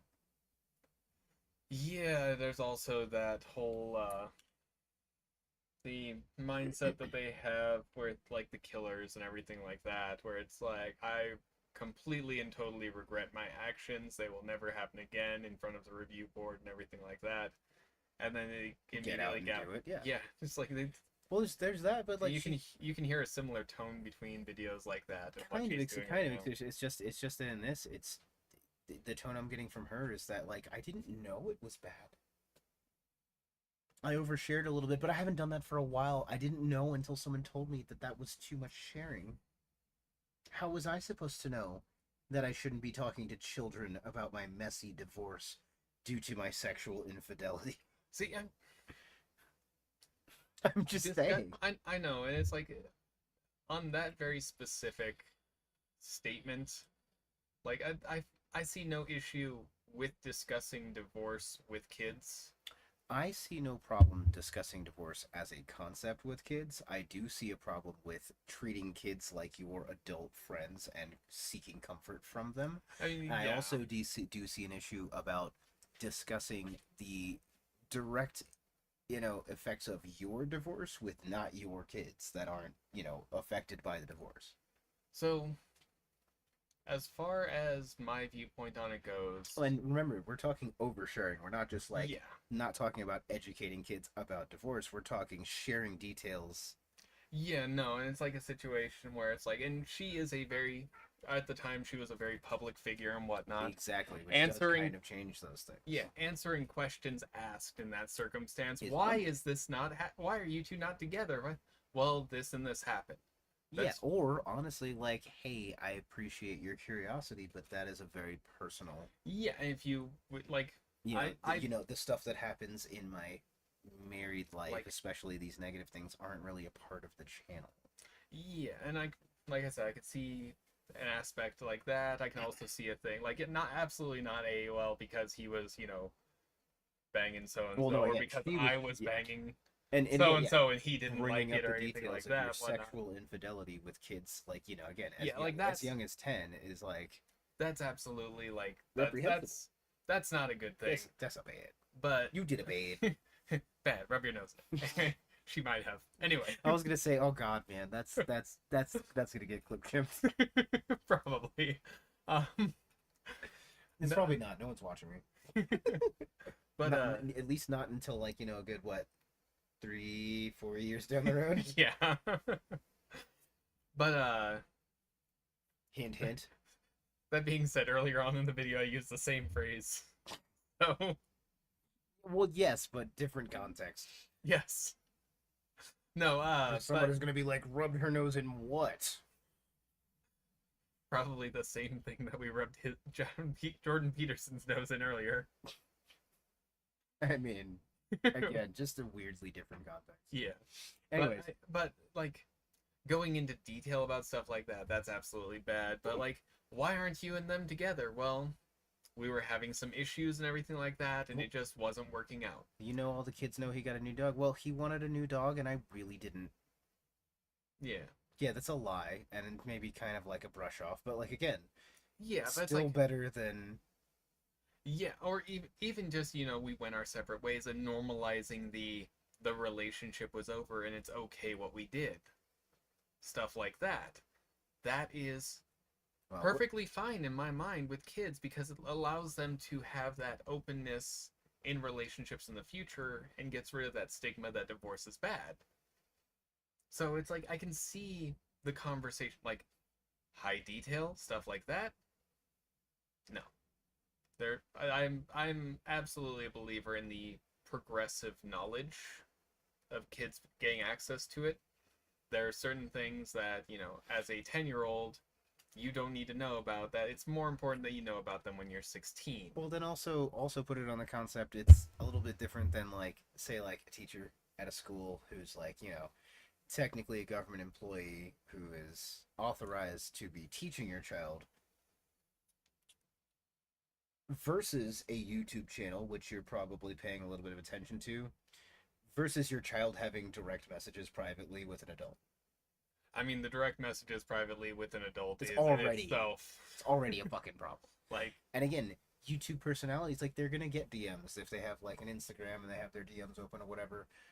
But most of them probably don't respond, especially at that level of millions of viewers. Probably don't respond to most of them. And the ones they do are probably when they see that someone needs help and is in crisis, or see when someone's literally just saying something along the lines of your videos have helped me, or I'm a really big fan. See, not to the level of It's one of those having a things. personal relationship directly with these people and continuing these conversations over the course of months. And No, like it's the personal relationship thing is weird. Like I can it's one see of it those kind of things that's happening. it's one of those things that's If been a I problem with a lot of YouTubers. if I was at that level, I would legitimately try to respond to any DM that message that was sent to me, but it'd be more along the lines of just like reading what they said and responding appropriately. Thank you. I appreciate your support, stuff like Well, that. and again, think about like, okay, so when you work in like television or Hollywood or whatever, like you've got some resources and some people, some oversight. Hollywood in particular now has a lot more oversight, due to a lot of things coming out about a lot of misconduct. Yeah. But like, to a certain extent, there is, there exists more eyes on your situation versus like being a YouTuber where you're just doing this all from inside your house. And Yeah. if people are sending you private, there's like nobody involved. So like it's been a really big problem throughout a lot of YouTube. There've been a lot of scandals that have come out about people grooming or having inappropriate conversations with minors, et cetera, et cetera. The what is it, Adam Rosner or whatever, the guy who did the Tribe 12 series that I like so much. Which I really did enjoy that as like a web series involving like the Slender Man mythos and this kid and this whole thing. And then it just came out that like apparently he'd spent like the past like 3 or 4 years before, it all came out, like grooming several underagers and trying to convince them to come meet him and a whole bunch of other misconduct things that came out. And it's like, it does seem like this sort of like free form fame definitely leads to a lot of people just having more access than they should have. Like, with the idea that like I don't think that it is that common of a thing that happens in general. It does happen far more than it should. Well, But I like mean, statistically, it's not that common of a thing for like a public figure to reach out to somebody, and I don't think it's that common of a thing for a person to try to, for an adult person to like, again, statistically, it happens way more than it should. Yeah. But statistically, like your Oh, average average adult is not going to abuse a child. Yeah. That being said, when you get that fame and you have that much access and that little oversight, I think there might be a little bit of a tipping point where people who maybe under other circumstances wouldn't feel a little extra free to do some fucking hanky-panky they shouldn't. And, honestly, that still does come down to that whole concept of home training and, reinforcing the ideas of, like, what we do and don't do to people. But yeah. I mean, you also have that coupled with the just various different circumstances of, there's a word that was in my head while I was sitting there and saying circumstances of it, just poof, gone. Unfortunately, I'm not privy. Yeah, that's sometimes probably a good thing. If we shared a mind, that would be just horrible. Oh god, but imagine if there was 2 of each of us. Worse. Yeah. But I'd probably kill my other me though. Or he'd kill me. It'd be one or the other. There can only be one Highlander. Sadly, I'd probably work in cooperation with mine. To kill me, I know. I doubt that one. You'd wait till he got in office, and then you'd be like, that motherfucker's gonna kill me and take my power. It's gonna be a coup. There's 2 of them. You're not gonna know the other one's dead. I'm not gonna tell anybody. Yeah, he gets the same paycheck as me, and he's my body double. If one of us dies, the other one can just take place. Unfortunately, I'm pretty sure that's not how the American government would let it work, and you guys would have to share the one paycheck. I mean, it's high enough we could. But no, with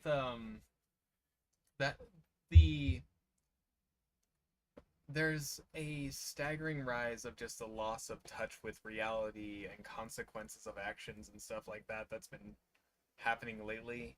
I don't know if there's actually any thing that we can point our finger at and say that's to blame for it. But it's just I mean, for all who can't see us because I don't have a camera, I just pointed at ukulele bitch. I mean, I think she's not the cause of it, but she's definitely one of the effects. Well, yeah, like she's a perfect example of like an effect of it, where it's like people for some reason think that with this massive amount of popularity and this power that they have and this influence that they gain and everything like that, that for some reason it separates them from the consequences of their actions, from the very rich people who are able to buy their way out of it to the major influencers who are able to sit there and talk their way out of it. Charisma 20, bitch. Yeah. But okay. So look. I will Oh, leave. positive charisma. Oh God, yes.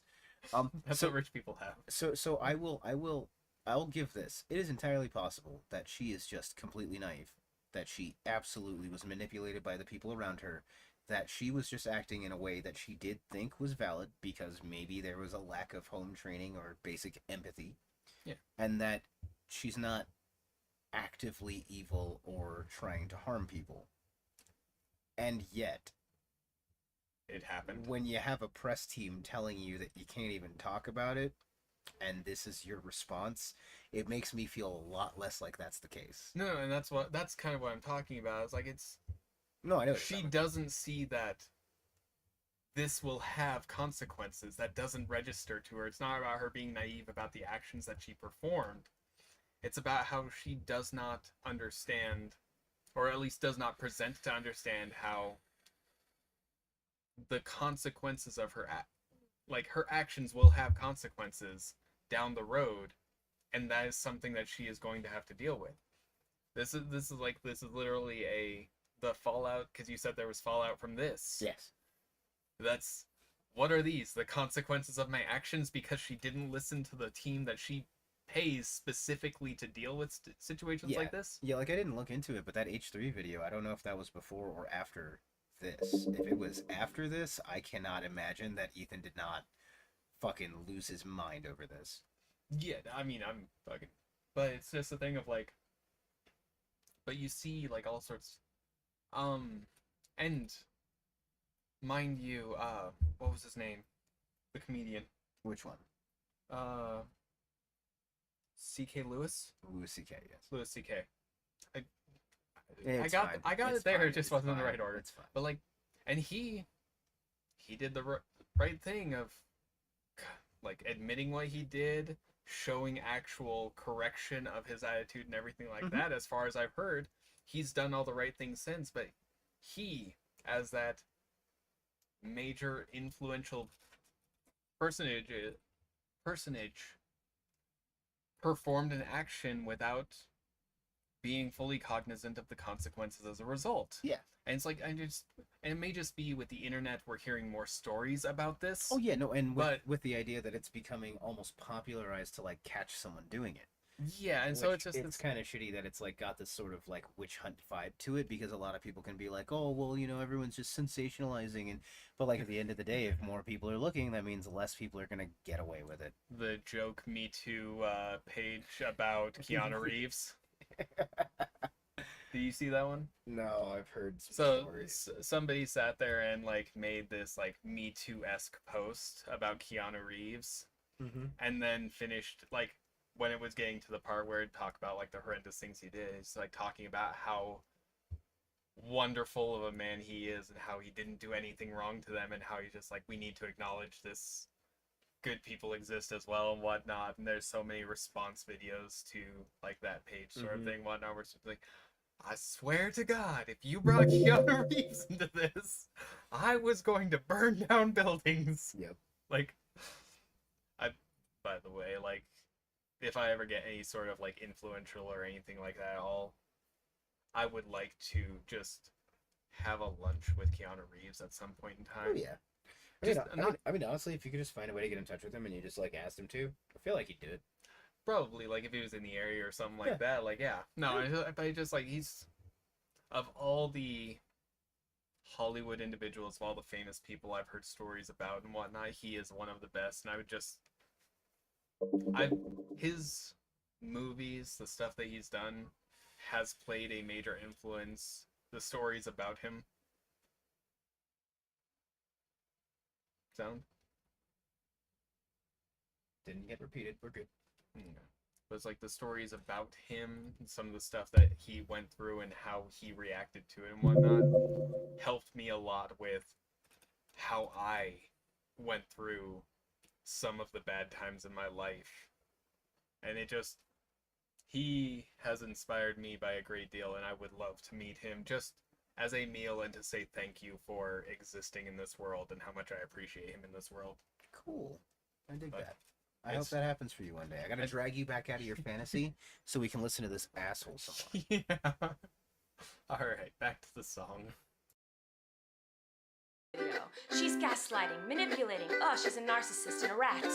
I would never make a mistake like that. Oh, I'm sorry, I didn't realize that all of you are perfect, so please criticize me. Bring out the daggers made from your perfect past and stab me repeatedly in my bony little back. I'm sure you're disappointed in my shitty little song. I know you wanted me to say that I was 100% in the wrong. Well, I'm sorry.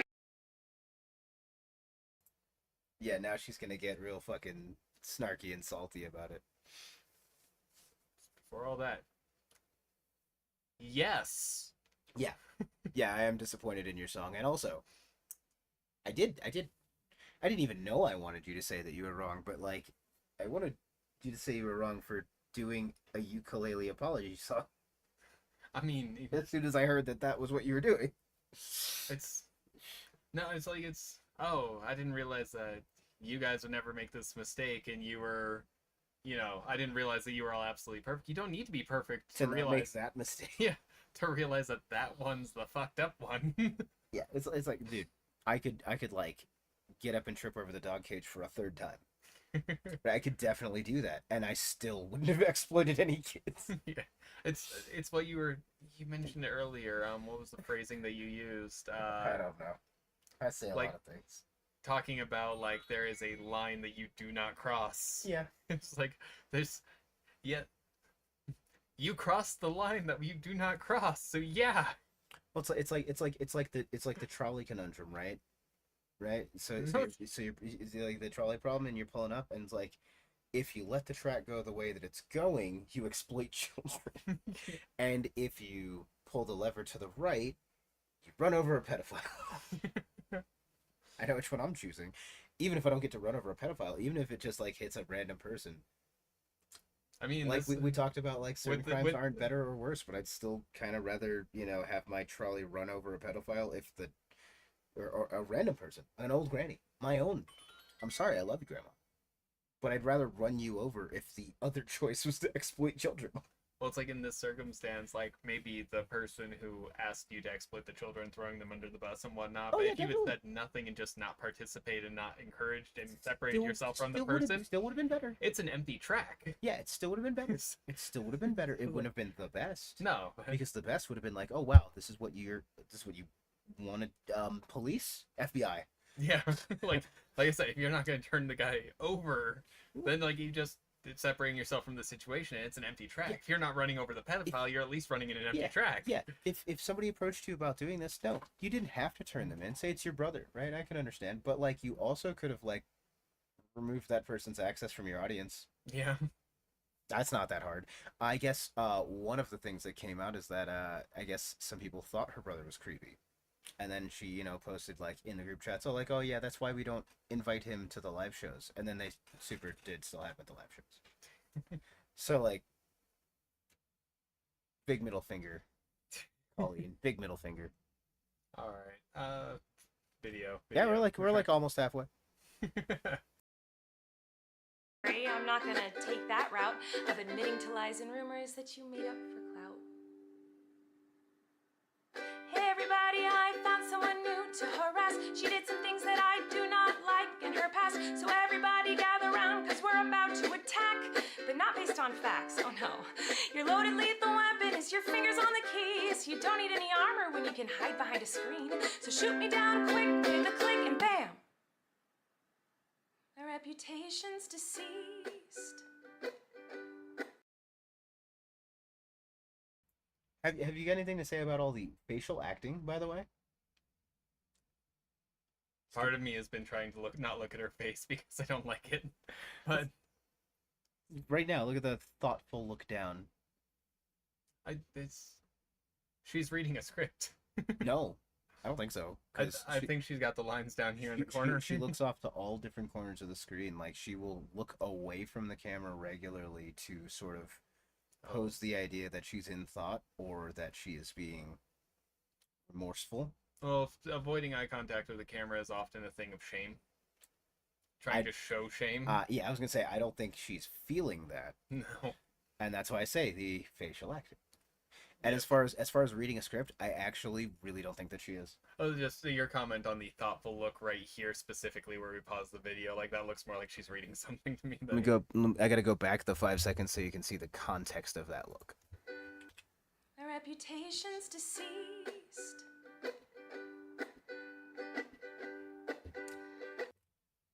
See? All right, I can kind of see what you're saying with that. It just happened to be where I paused because I haven't been looking at her face. Yeah. She's doing this a lot while she's doing, which is the other reason I don't think she's looking at a script, because, well, she needs to be thinking about a whole lot of facial cues here, because this is this is a 10-minute long performance. Yeah, I mean, I'm just like I have my own problems with the, what do they refer to, the anonymous fucking army. Oh, the yeah. guys that just spew hate from behind, the troll army. Yeah, spewing hate the from anons, behind but the screen. she wasn't getting anons. She was getting her fans. Yeah, and it's just a thing of like, but just her referencing your lethal weapon is your fingers on the keys. You don't need armor when you hide behind a screen. Yeah, just like she might be talking to someone in particular there. Yeah, because and she might be talking about, like, you know, the first couple people who came out with their allegations that then led to a flood of other people being like, yeah, that was really super weird when that happened. Yeah, but it's just the thing of like it's the going for clout and all of that stuff. The trolling is to get a reaction. These people weren't trying to get a reaction. I'm guessing. Well, if the reaction they sure were. The reaction of apology, FBI. Well, no, I'm pretty sure they were trying to get like. It seems like a lot of people. Acknowledgement, shame. A lot of people were trying to get her to get prosecuted. They were trying to start an investigation. This was coming out as like, this is criminal. Yeah, I mean, in that case, it's not trolling. No, it's not. But she's saying she said multiple times that these allegations are lies. I know. I think it was in response to her saying this that all the screenshots came out. That's why I said I'm not sure what the timeline is for this video, because I didn't pay attention. I didn't see this when it came out. And I didn't really know too much about her. I'd heard some murmurs about a big Discord scandal that had happened. Yeah, it's like I have my own things against the troll army of Anonymous and all that shit. But yeah, okay. It's one Anonymous doesn't have a troll army. There are a bunch of trolls, and there's Anons, which are just on Tumblr. Like, if you don't put a username, you're an Anon. So that's just. But that's and I use that phrase because that's primarily what I've heard it referred to as, and I understand that's by people not part of the groups and everything like that, so highly misunderstood. But from what I understand, what she's referring to is people on Twitter and people in her YouTube comments, which again, she's also mentioned the comments in this song.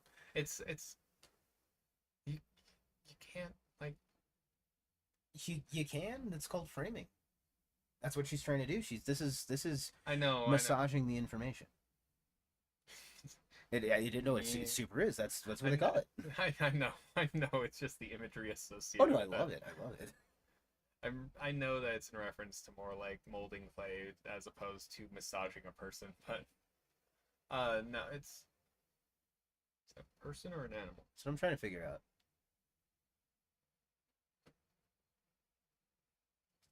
Give us one moment. Here, feet here, so it's probably a person. Yeah. Oh, it's probably the dogs upstairs in response to a noise. That's what I'm saying. Well, do they need help, or are they just being loud? With them, I assume, being loud.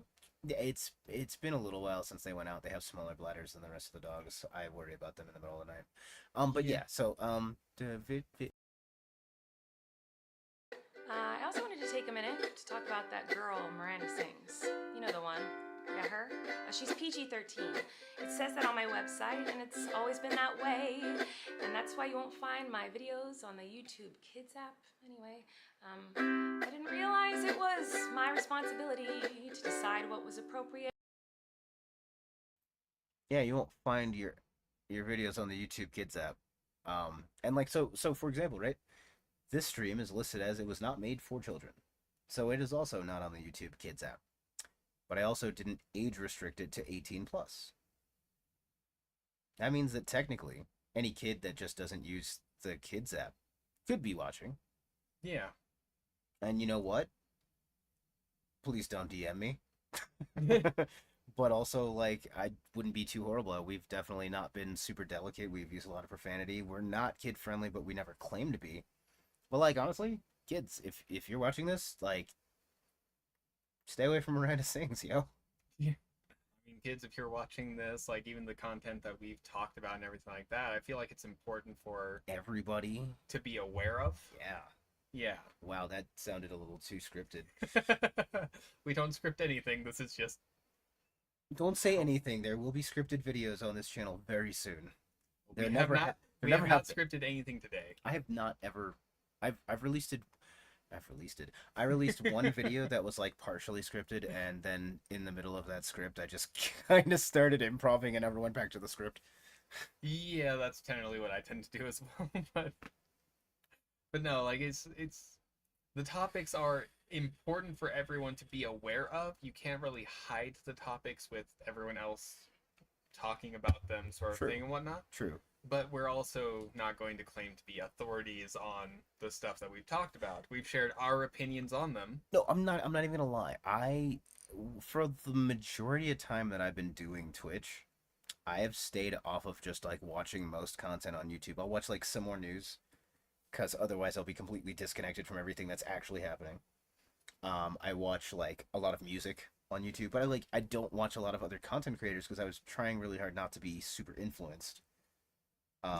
In at least figuring out how I wanted to have my voice and stuff, which I think I have now. Yeah, the stuff that I do, I pick pieces and parts from everyone else, but I'm trying to mold it together into an amalgamated, essentially a quilt of what is me in all of that. But like in all of this though, like all this drama that I've been hearing about recently, like the YouTube drama in particular, like fuck some of the political stuff like I've known about and I've been attached to, but like this, like I had no idea that this channel really existed before a couple of days ago. Talking about hers? Yeah, her. Yeah, no, I did not. Like I said, this stuff does not appear on my radar most of what I watch and whatnot. Like when it's not the political stuff of the last, few weeks. Most of what I watch is just stuff to kind of relax from the day. So I watch funny videos, Reddit reads, stuff like that. Yeah. That's generally the content that shows up on my thing. There's a couple of animal videos that'll pop up from time to time. But delving into YouTube drama is a whole different monster. Yeah, you've shown me that these past couple of weeks. Mm-hmm. But it's like, I was in the middle of like 3 different thoughts. I know, like, right? trying to pick which one to go with. But we never report to be like experts on any of the topics that we talk about. If you want more information, don't ask us about it. Like, ask your parents, ask the adults in your life as far as kids go. If you're an adult, you can talk to us. Yeah. Specifically, the message was to the kids. Yes. So, like... No, if you're an adult, ask your parents. Yeah. They have some great ideas. If they've unfortunately passed on, ask a Ouija board. A Luigi board? A Waluigi board. Anyway, but like, talk to the people that you actually care about the opinions of. Yeah. Don't care about our opinions of you. Like, we appreciate you as children. You're the future and everything like that. But I mean, again, I didn't make this video for you. Get the fuck off my channel. But... yeah. Like, yeah. That was the next statement that I was going to make, not in the same words, but this content's probably not for you. No, it's really You're the next generation. Good on you. Try and learn, but come back in several years and watch the video, and then leave a comment. Yeah. And by the way, while you're here, like, subscribe. Don't come back until those couple of years. Like and subscribe, so that way you'll know where to pick up from. Exactly. Like, you want to lose the channel. But put this video in your watch later and then just scroll it all the way to the bottom. Yeah. But as far as the adults and everything like goes, as far as the topic at hand and everything like that, like, you're absolutely right with influencers. Like, you're here. That it's not a kids channel, but kids can still see it. And honestly, restricting to 18 plus the restrictions that they use, I've been getting around those since I was 12 years old. Yeah, and one of the problems is that putting it as restricted 18 plus. One of the things is it really fucks up your ability to be seen in the search algorithms altogether. Yeah. The things that are restricted to 18 plus. Okay, so for example, there's a video by Takayan that's called "Cheating Is Not a Crime," and the video I don't think is objectionable, and I don't know whether Takayan chose to have it restricted or whether YouTube forced it. But like in the video, there's a girl who's clearly upset about her breakup, and she's at some points stabbing a body pillow. Now there are bottles and packets of ketchup all over the room, so the red that's coming out of it is clearly it's simulated, but it's still simulated violence. Yeah. And it's an animation too, so it's like animated simulated violence. But it's like breaking restricted. the habit from Linkin Park back in the day. Yeah, now here's the thing, right? I liked that song. When I heard the song, I thought it was pretty cool. It was like months before I found out there was a video for it. Yeah. Because it just didn't come up in searches. Yeah. I got like a whole bunch of fan-made videos, and then like through some very specific search terms, and then eventually a link, I found the video. I was like, oh, this is actually a really cool video. What's objectionable about this? Oh, I guess she's stabbing the pillow, but it's a pillow. Like, are we supposed to believe there's a body inside there? I don't think so. There's ketchup packets everywhere. Yeah. And it's like, I can see where it like edges up on that, but like, I'm assuming Takayan made that video private himself, because YouTube generally doesn't, or not made it private, but made it age restricted himself, because normally if YouTube thought it was supposed to be and it wasn't, it would just get taken down. Yeah. They don't just like age restrict it for you. Yeah, no, it's you have this in the wrong platform, so we're just going to remove this from this platform. Exactly. Yeah. So like, even something like that's not even that objectionable, but probably could be vastly misconstrued by at least a small population.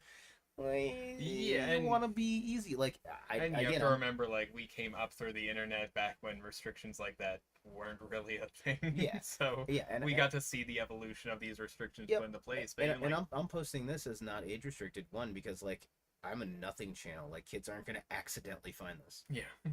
The title of this, people aren't gonna accidentally find. Kids aren't searching for political chat with Smoke the Dragon. Like, I don't remember what I fucking named it, but it's something along those lines. I can probably find it. It's in that other window. I think I remember seeing a "We're back with backup."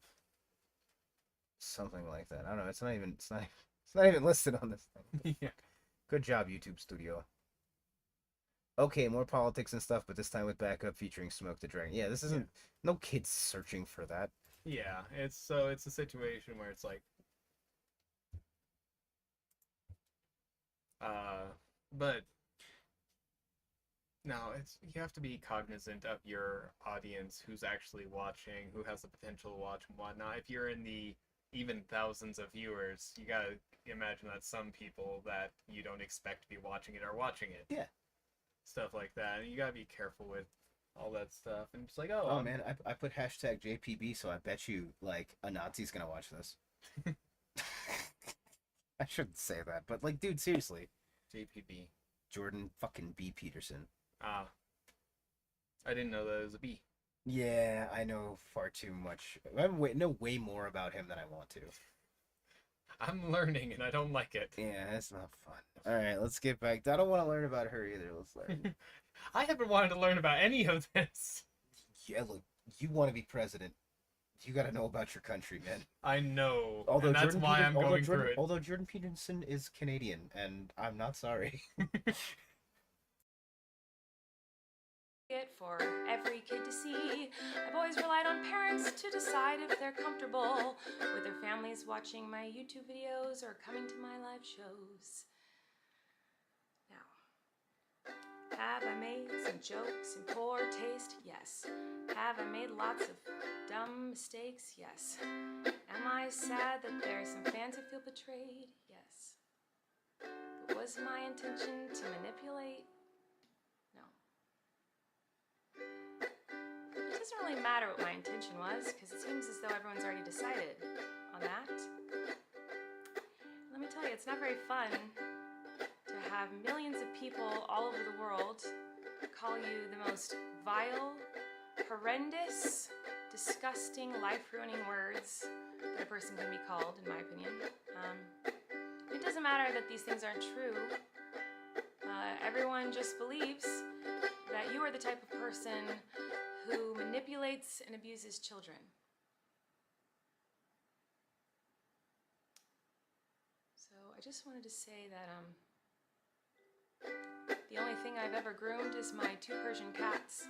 I'm not a groomer. I'm just a loser who didn't understand I shouldn't respond to fans, and I'm not a predator, even though a lot of you think so, because 5 years ago I made...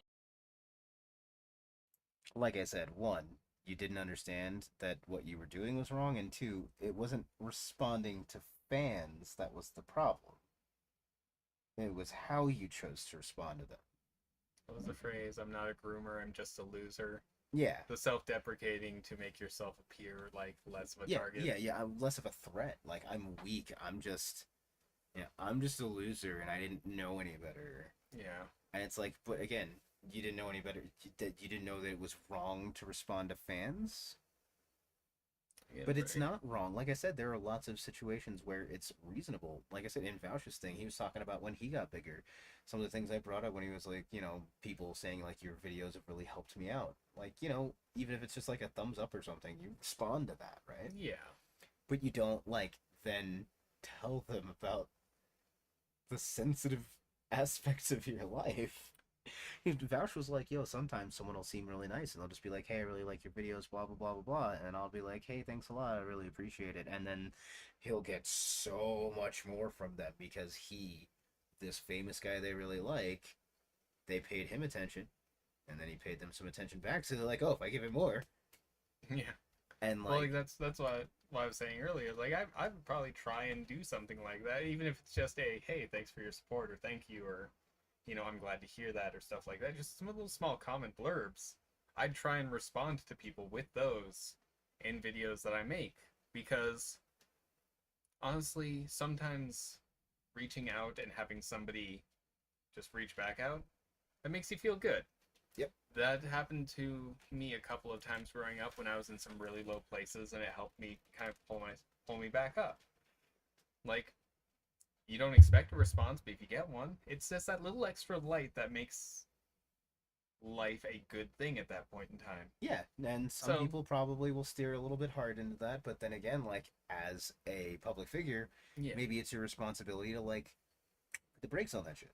Yeah, no, it's like, hey, look, you get you get a bunch of comments, you get a bunch of personal details about their life and stuff like that, then maybe responding with like, look, I appreciate you opening up to me, but I don't think I'm the person that you should be talking about this stuff with. Here, I have a few resources that might help you, like your profile says that you're in this area, so, here's some resources of the area that you might want to look into. They might be able to help you out.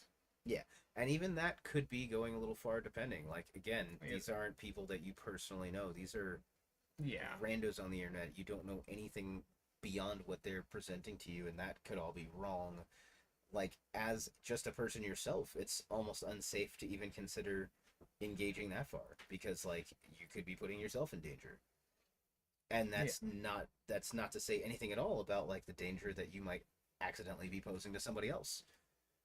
You might be helping to promote a fixation that is unhealthy. You might be distracting somebody from serious problems that they're having. You never really know what somebody's situation is on the other side of a screen. Yeah, and that is true. So, like it's one of those tough things. Like, I want to do this for a living and I want to engage with my fans. But also, after a certain point, there's probably, like, sort of a line I have to draw there. Yeah. I will not really be able to be close friends with children because I'm an adult. Yeah. And that's how that works. I'm an adult. I can make adult friends. Well, I mean, why would I need kids to be friends? There's all these adults. So, like, it's one of those things. And, like, yeah, you know what? If you have to make friends with kids, maybe you are a loser, but that doesn't excuse your fucking behavior. Yeah. Alright, let's get back to the video. Let's try and finish this. Yeah, sorry, I'm getting grumpy again. Me too. Made a fart joke. Fart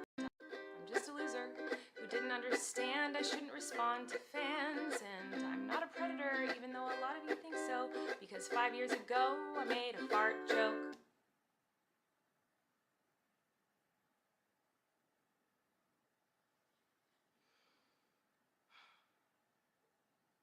So, even though I know this video won't change anyone's mind about me,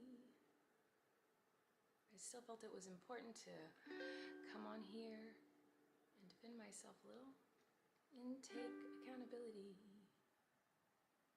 And I also... Have you heard any accountability? I was about to say, you haven't taken any accountability yet. Everything you've been doing is blame shifting. In no point do you sit there and say, I did the bad thing. The closest you've come to that is, I'm a loser, I'm weird, I'm, you know. You've also said, I know you wanted me to come on here and say I was 100% wrong, but I'm not going to do that. Yeah. It's like this. There's no accountability being taken in this. She's admitted that she didn't know certain things were wrong. She has not apologized for any of them. She's also not actually said, I was wrong, just I didn't know it was wrong. Yeah. So, like, even though accountability is, again, not just saying, yeah, I did that, she hasn't even done that.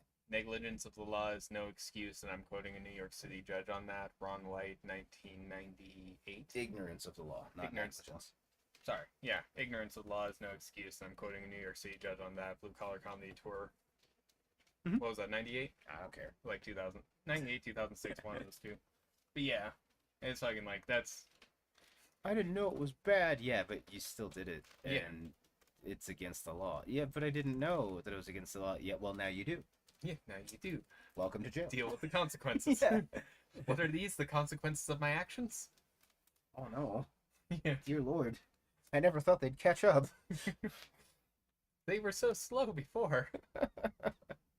Anyway. I just wanted to say that to anyone out there who has ever supported me in any capacity, I really, really appreciate you. Thank you. For what it's worth, I never had any bad intentions.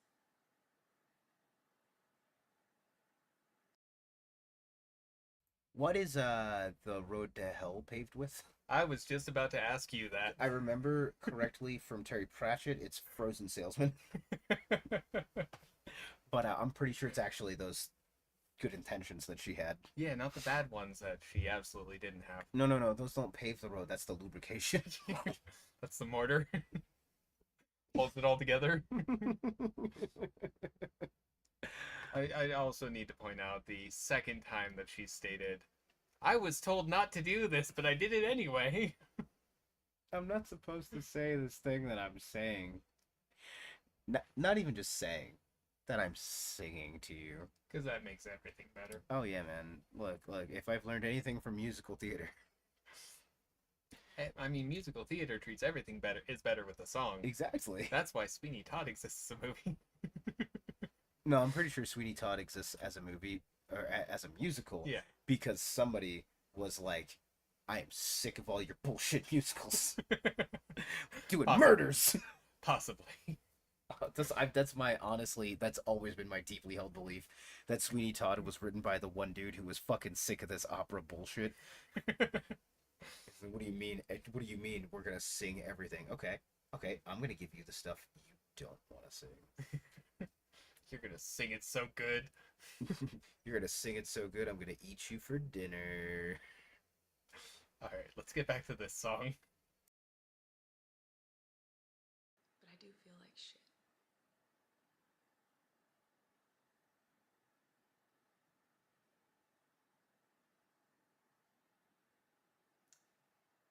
The toxic gossip train, chugging down the track. You were so close to holding yourself accountable. I don't think so, man. I feel like, you know what? I feel like I made a mistake. I feel like what I did was wrong. A statement like that is taking accountability. Nope, you just started talking about the toxic gossip train. Well, yeah, because it can't be her fault. No. This is not a thing that she did. I know. I was Okay. right there on the edge of my seat, hoping she would I take saw it. some sort of accountability. I was like, even just the minor little bit of in her, I think I fucked up. in her mind, she is taking accountability because in her mind, the only thing she did wrong was not know that people didn't like what she was doing. Okay, you don't have to take accountability for not knowing. You have to take accountability for doing the what you bad did, thing yes. and not learning. Yeah, well, I mean, you can't take accountability if you haven't learned. Yeah, no, like but it's like, hey, I did this bad thing. I realize now it was a bad thing. I won't do it again because it's a bad thing. I can see that as a form of taking accountability. Yeah, no, her whole thing is, I did this thing. And you all overreacted. Yeah, people did not like the thing. I do not disavow the thing. But next time, I will work harder that you don't know I'm doing the thing. That's what it sounds like to me. Yeah, it's the sometimes referred to as the toddler defense. No, I absolutely didn't know that, eating the entire cake that was meant for my sister's birthday was a bad thing. I didn't know that. I definitely won't do it again, and then next year at the birthday. Fucking same shit happens. It becomes a family tradition at some point in time and everything. It's just fucking like, that's what it sounds like. Well, to me, it's the whole thing that she's saying that, like, yeah, I was inappropriate lately. And then that has turned into, I'm personally responsible for every bad thing. And that's not what anyone's saying. Everyone's saying you're personally responsible for the bad thing you did, for your part in it. Yeah. And yes, that may have compunctions that will affect other people in your orbit, which means your entire business might be done. And because of your part in it, because of how bad the thing overall was, your career is definitely done. We've been talking about this video for an hour. I know. You know what bothers me? Hmm. Her vlogs channel is still on YouTube and still has 3.3 million subscribers, and she hasn't just been removed from the platform. I mean, after direct proof of her, misconduct. And there are people that will use that as evidence that obviously she did nothing wrong. Yeah, although it's more evidence that Google's corrupt. But go on. Yeah. Facts of misinformation, toxic gossip train. You got a one-way ticket to manipulation station. Toxic gossip train. You tied me to the tracks and harassed me for my past. Rumors look like facts when you don't mind the gaps. I won't survive in the crash, but hey, I hope you had some fun.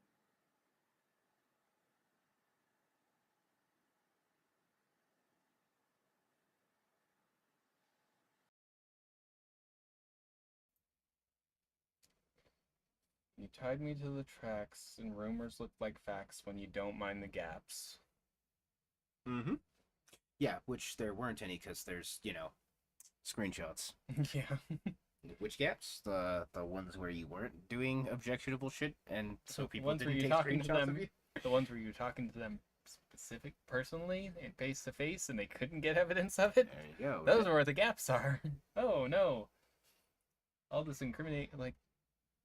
some of the videos I've been watching have been saying they're talking about, just like, yeah, no, like evidence, direct observable evidence is a thing, like seeing a thing happen, absolutely, but there are contextual clues that can help you along with that as well. If you sit there and you see somebody walk into a room and walk out and there's a dead body in there, the guy walked in with a knife and now there's a knife sticking in the dead body and he didn't walk out with a knife, you can assume he stabbed the guy. Like, screenshots and everything like that. Ran into my knife 10 times. Yeah.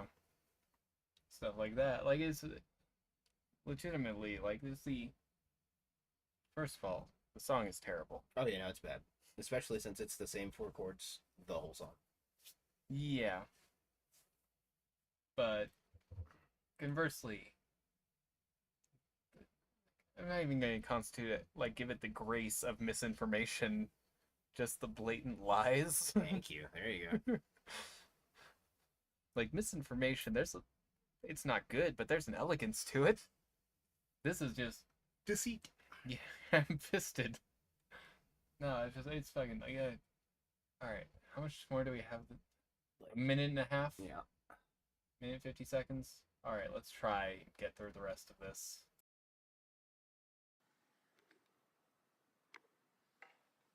Actually,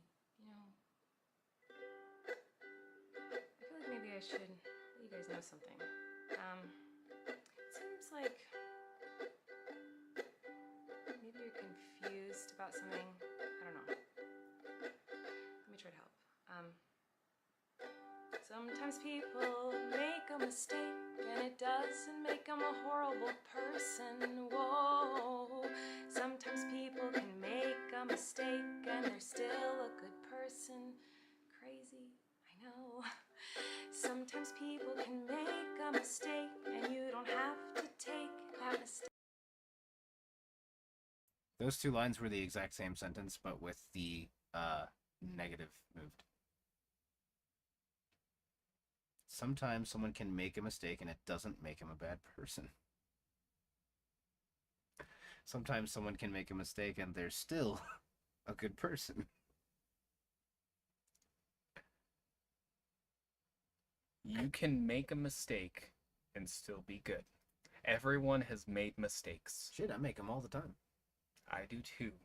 Sometimes it happens. I forgot to put sugar in the pie, so I had to pull all of the pie back out of the pie filling and put sugar in it. And then I put it back in, and then as I was putting it in, I tasted it, and I was like, shit, I didn't put enough nutmeg in there. So I put it back in there, and I opened the nutmeg, but then I opened the spoon side and not the thumb side. And so I put a lot of nutmeg in that pie. Yeah. That pie. It's dead. But as an example, you can make a mistake and still be a good person. What mistakes you make and the actions you take after are what dictate whether or not you're a good person. I'm just going to...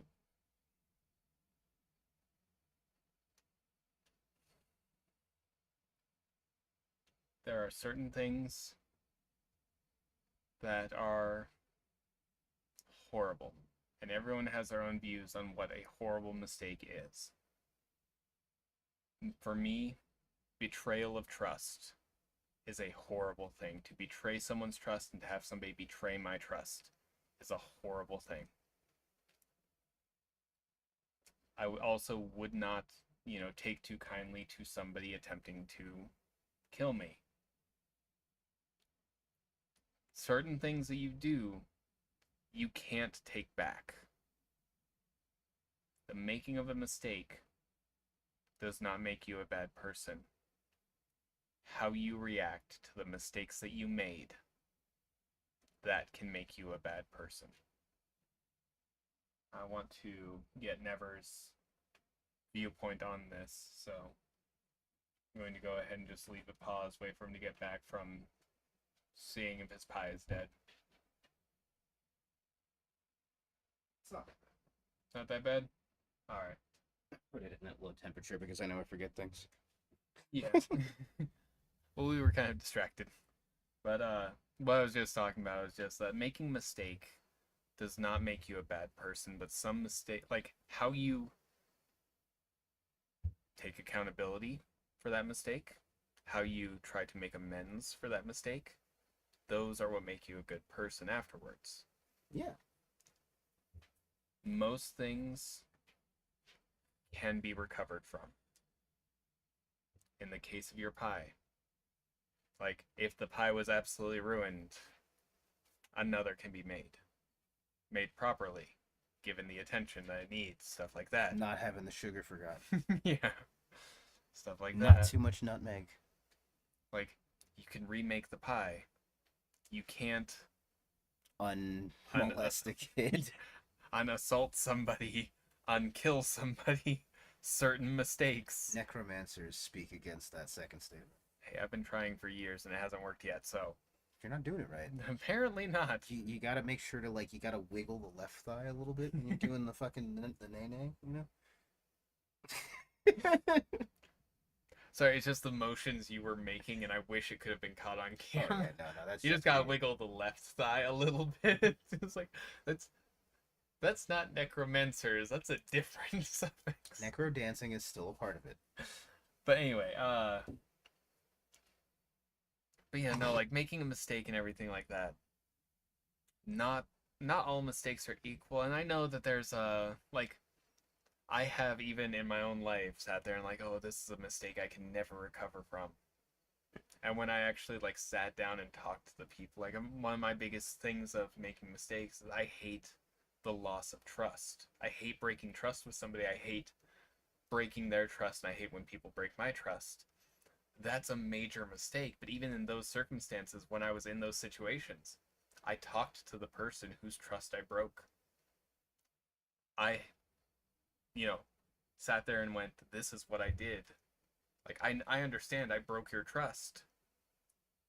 This is the stuff that I'm planning on doing, and I don't expect to have your trust back until all of these things that I'm working towards to get it back are back. Some of the circumstances where that happened, I'm still working on rebuilding that trust. Although in this particular case, she definitely can't make amends and accountability in that way, because I'm pretty sure she's not allowed to be around any of the victims. Well, I mean, in her case, like the making amends and the accountability and the correcting of the mistake the first way to do it is to not make a stupid fucking ukulele apology song. You mean like what her PR team told her not to do? No. They only told her not to talk about it. No, like in this circumstance with her, you want to know how you correct this? 1, I did a bad thing. That was horrible. 2, turn yourself into the FBI along with all the people who helped you do this horrible thing. Turn yourself into the FBI, take accountability for your actions, never go around kids again. Mm-hmm. Fucking 40 years in prison. Go. Go. You're done. You're done here. Bye. Yeah, that's Hey, look, I hear in prison lots of people have cell phones. You can still have your YouTube channel. But, like, don't. But it's the thing of, like, you can sit there and, like, you can take accountability, you can make amends, and be a good person. This isn't the way. You can be a good person in prison. Yeah. Lots of people, like, get their education, learn a trade. I can hear the sarcasm in your voice. It's practically dripping. I don't think she can be a good person. I'm saying a person in a situation like this has the opportunity to be a good person. If that person ended up in the situation actually by accident. I mean, if they did it on purpose. If they did it on purpose, chances are they're going to do it on purpose again. You can make amends for it, but that amends, like I said, is turning yourself in, never going around kids again. Exactly. That would require starting position of good person. Yeah. Anyway. You don't become the person who turns himself in for 40 years. We have a minute left in the video. No, we don't. We've got at least 2 hours. You know this. Oh no, and twist it up and to take. Sometimes people can make a mistake, and you don't have to take that mistake. Oh no, and twist it up and grind it and add some lies to it and pull.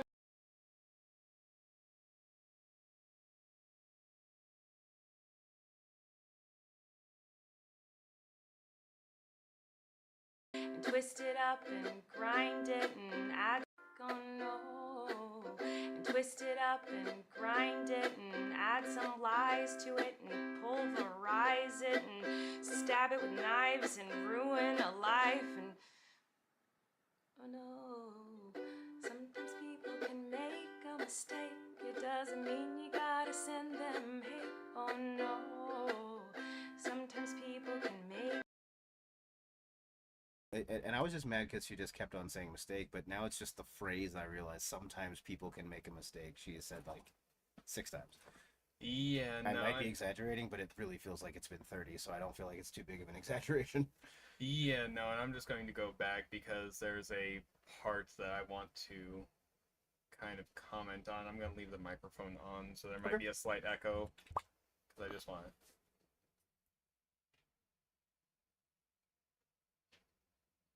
We're gonna go there. Rise it and stab it with knives and ruin a life and Oh no. Right there, that O, where she looks directly at the camera. Is it not just me that feels like that's supposed to be accusatory? I don't think it's supposed to be accusatory. I think that is supposed to be supplicatory. Well, it feels like to me like she's like, oh, take a life and ruin it and stab it and everything like that. Oh, that's what you're doing. She says, "Oh no," she didn't just say "oh." Yeah. Well, She's, "Oh no, that's my life." I don't think. Anyway, we'll go ahead and mute the microphone and get back to this. That way, you guys don't have the echo. Sometimes people can make a mistake. It doesn't mean you gotta send them hate. Oh no. Sometimes people can make a mistake, and you can kindly let them know and help them to grow. Sometimes people Help them to grow. You can like grow in letting prison. them know that they did what they did is wrong, and giving them the chance to, Go to prison. like a grown up, Go to prison. take accountability. Go to prison for your crimes. Yeah. Like there's options. Oh, we sat there and told you you went too far, and we let you know, and the way that you can grow is in prison. Yeah. Again, that GED program, man.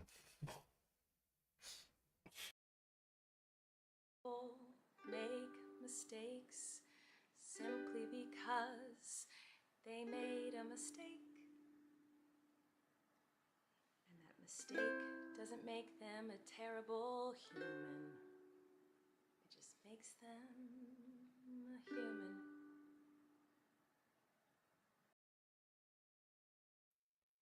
Making a mistake doesn't make you a terrible human.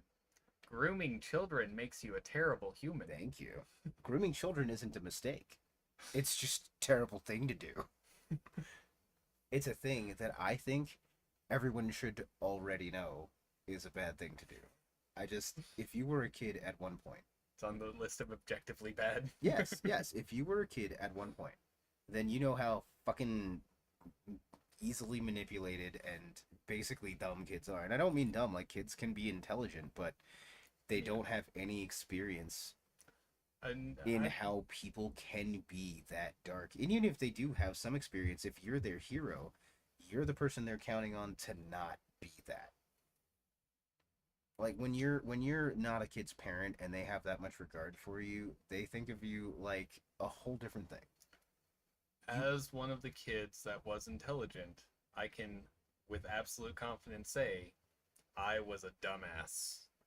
I was intelligent, but I was a dumbass. There were certain things that I just did not have experience with and did not know. Mm-hmm. And just, like I said, my viewpoint on humans being adaptable and capable and great for so many things. Yeah, that starts at like 26. Yeah, like that's... like, I thought people were great. I didn't realize that there was an equal amount of atrocious people as well until I was, 16, 17 and had the news stories and everything like that. Like, it's... You were their safe space, and you abused that. Yeah. Regardless of the grooming and everything, like, you were the safe space, and you abused that. How do you not see the bad in that? Feeling entitled. Yeah. Entitlement is its own fucking monster. So what do I know? Nothing, you dumb bitch. Because if you didn't say it, I was going to. It's like I paused it right there. What do I know? I was going, nothing. Because you don't learn. 4 seconds left. Fuck me, right? Correct. Yeah. Except, what was that whole thing you said before about don't give her the pleasure? Yeah. Fuck me. You don't deserve it. Mm-hmm. I actually got that from a gay pride parade. Mm-hmm. Voucher's response, she said, fuck me, right? And he said, that's what she told those kids. It's pretty fun. Yes, it is. That one's a bad one. Yeah, so I've showed you just nothing but horrible things tonight. I love you. You've sent me pretty much nothing but horrible things all week. Yeah, I'm subjecting myself to it, and you're coming along with me. Goddammit. I understand. Like, if I want to be president one day as the man of the people from the people, then I have to be aware of all of the bad things. But And if I want to be the world's #1 YouTuber / vice president of the United States of America, I don't know how their whole business thing works. What, YouTube? No, with the presidency and vice presidency, because neither of us would technically be allowed to own a business. Okay, again, Trump disproved that. The emoluments clause is a lie. Like, we probably couldn't directly own a business. Yeah. But apparently social media is still 100% okay. Alright. Well, if that's the case, then sure, go for it. Be the vice president YouTuber. Yeah. Plus, you'll be the president. We can just change that law. That one will take an act of Congress. That's okay. I'm going to be tight with Congress. I mean, I plan on trying to be too. Hey, you know those people you're trying to exploit? I'm here on behalf of them. Fuck you guys. I don't think they're going to like you very much. They will not like me. They're not going to like me very much in like a business, like in a government business sense, but like we're definitely going to party on weekends. I hear those guys get crazy with the orgies and shit. I've heard rumors. No, it's fucking. I fully expect like an uphill battle with this shit. But yeah, Dragon and Panther 2028. Yeah. Because he'll finally be old enough. Yeah. Well, I mean, they have a pretty high age restriction on that one. I'm just saying, we technically could run this year if I go for the president and you go VP. I don't think we have enough of a following to actually have a running at it. I don't think we're ever going to have any following. I mean, possibly. Well, just again, right? As just an independent citizen, I've been at this for most of a decade. And my YouTube channel has 36 whole subscribers. If you add that to my Twitch channel, I've got over 200. I'm just saying, no one's fucking listening to me, dude. In a year, I got like 600 on TikTok. Yeah, but that's TikTok, so like that 600, like that's actually just like 12. I'm sure. I'm just being rude. That's not true, but no, but but I also have like way more followers on TikTok. Yeah, no, it's so easy to get them. But if that's the number of people that are listening and giving support and saying stuff and everything like that, and I got like 4 people that will regularly comment, support on videos. That's 4 people. If I actually like try and make a run at it with the political side and everything like that, I got 50 followers on that one right now. Mm-hmm. So just if I actually try and make a run at it and try and be consistent, try and get videos out every day, stuff like that, there's a chance. Cool, and then streams with me once a week doing horrible videos on the internet, because there will be no shortage of those. Yeah, if I get some clips and throw them on the freaking TikTok. You could do that. Guess what? When you go back to watch this, you could clip it. Oh man, yeah, next time we're definitely gonna have to do John Doyle's fucking Beauty and the Beast take. Fucking Russell Brand's insanity. I feel like we need to limit the clips that we're reviewing to the 20 minutes and below ones. 25 minutes and below. Considering it took us an hour and a half to get through this 10-minute video. Well, like I said, I did an hour of video by myself earlier and turned that into 2 hours of a stream. And there's still 2 more hours in that particular debate. They had a time piece up on this page or this page? 5:32. Oh, right there. Yeah, so 5.5 hours we got on this one. Mm-hmm. So, not too bad. Most of it's just me fucking yelling at the stupidity. To be fair, so this is just what Vouch does every day. Yeah, no. And then he just takes it and he clips it into like 5 videos. And he releases those like random. I mean, go for it. Like I said, I have no problem. I don't think I can do this for 5.5 hours alone every day. No. Like, I mean, I'm talking about just the clipping it. Go ahead. Clip it. I give you my permission to make me look as much of a fool as you want to. I've been waiting 8 months for one single edited video. You goddamn clip it.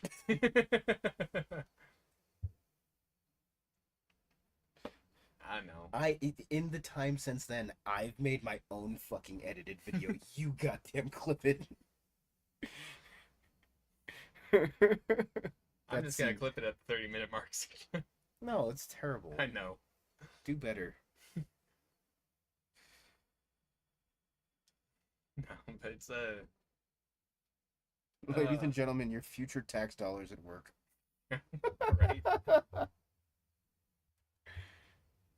When I can devote all of my time to a thing, I can do pretty well at it.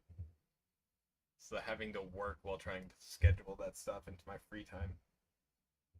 I mean, you could just devote all of your free time to it. Pretty much what I do.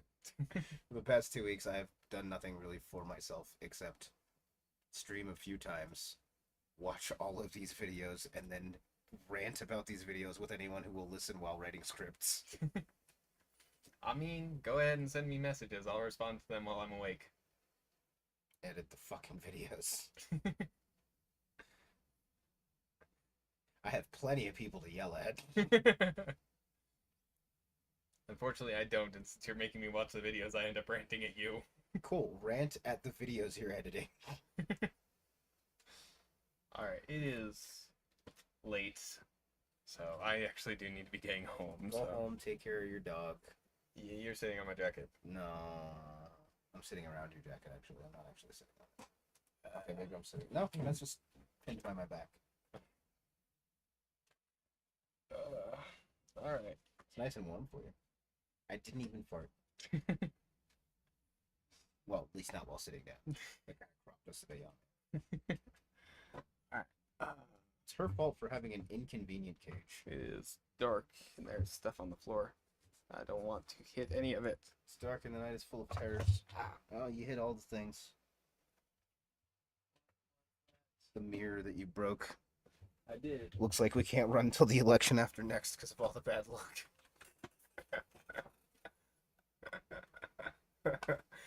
It's okay. It's not glass. It's just plastic. It doesn't count. Fixed. It's plastic anyways. Alright, guys. Well, Smoke Dragon's leaving. I'm still here, but nothing's going on. I started this game hours ago, and I got through 3 waves. Three whole waves. So, like, next time, I'm definitely going to have to get somebody else to run the editing part of this, like the actual starting and stopping of the videos, and the muting and everything, and then I'm just going to have to keep the controller in my hands, because otherwise we're never going to get anywhere with this. But thank you guys for watching, and I'll see you guys in the next video. Peace.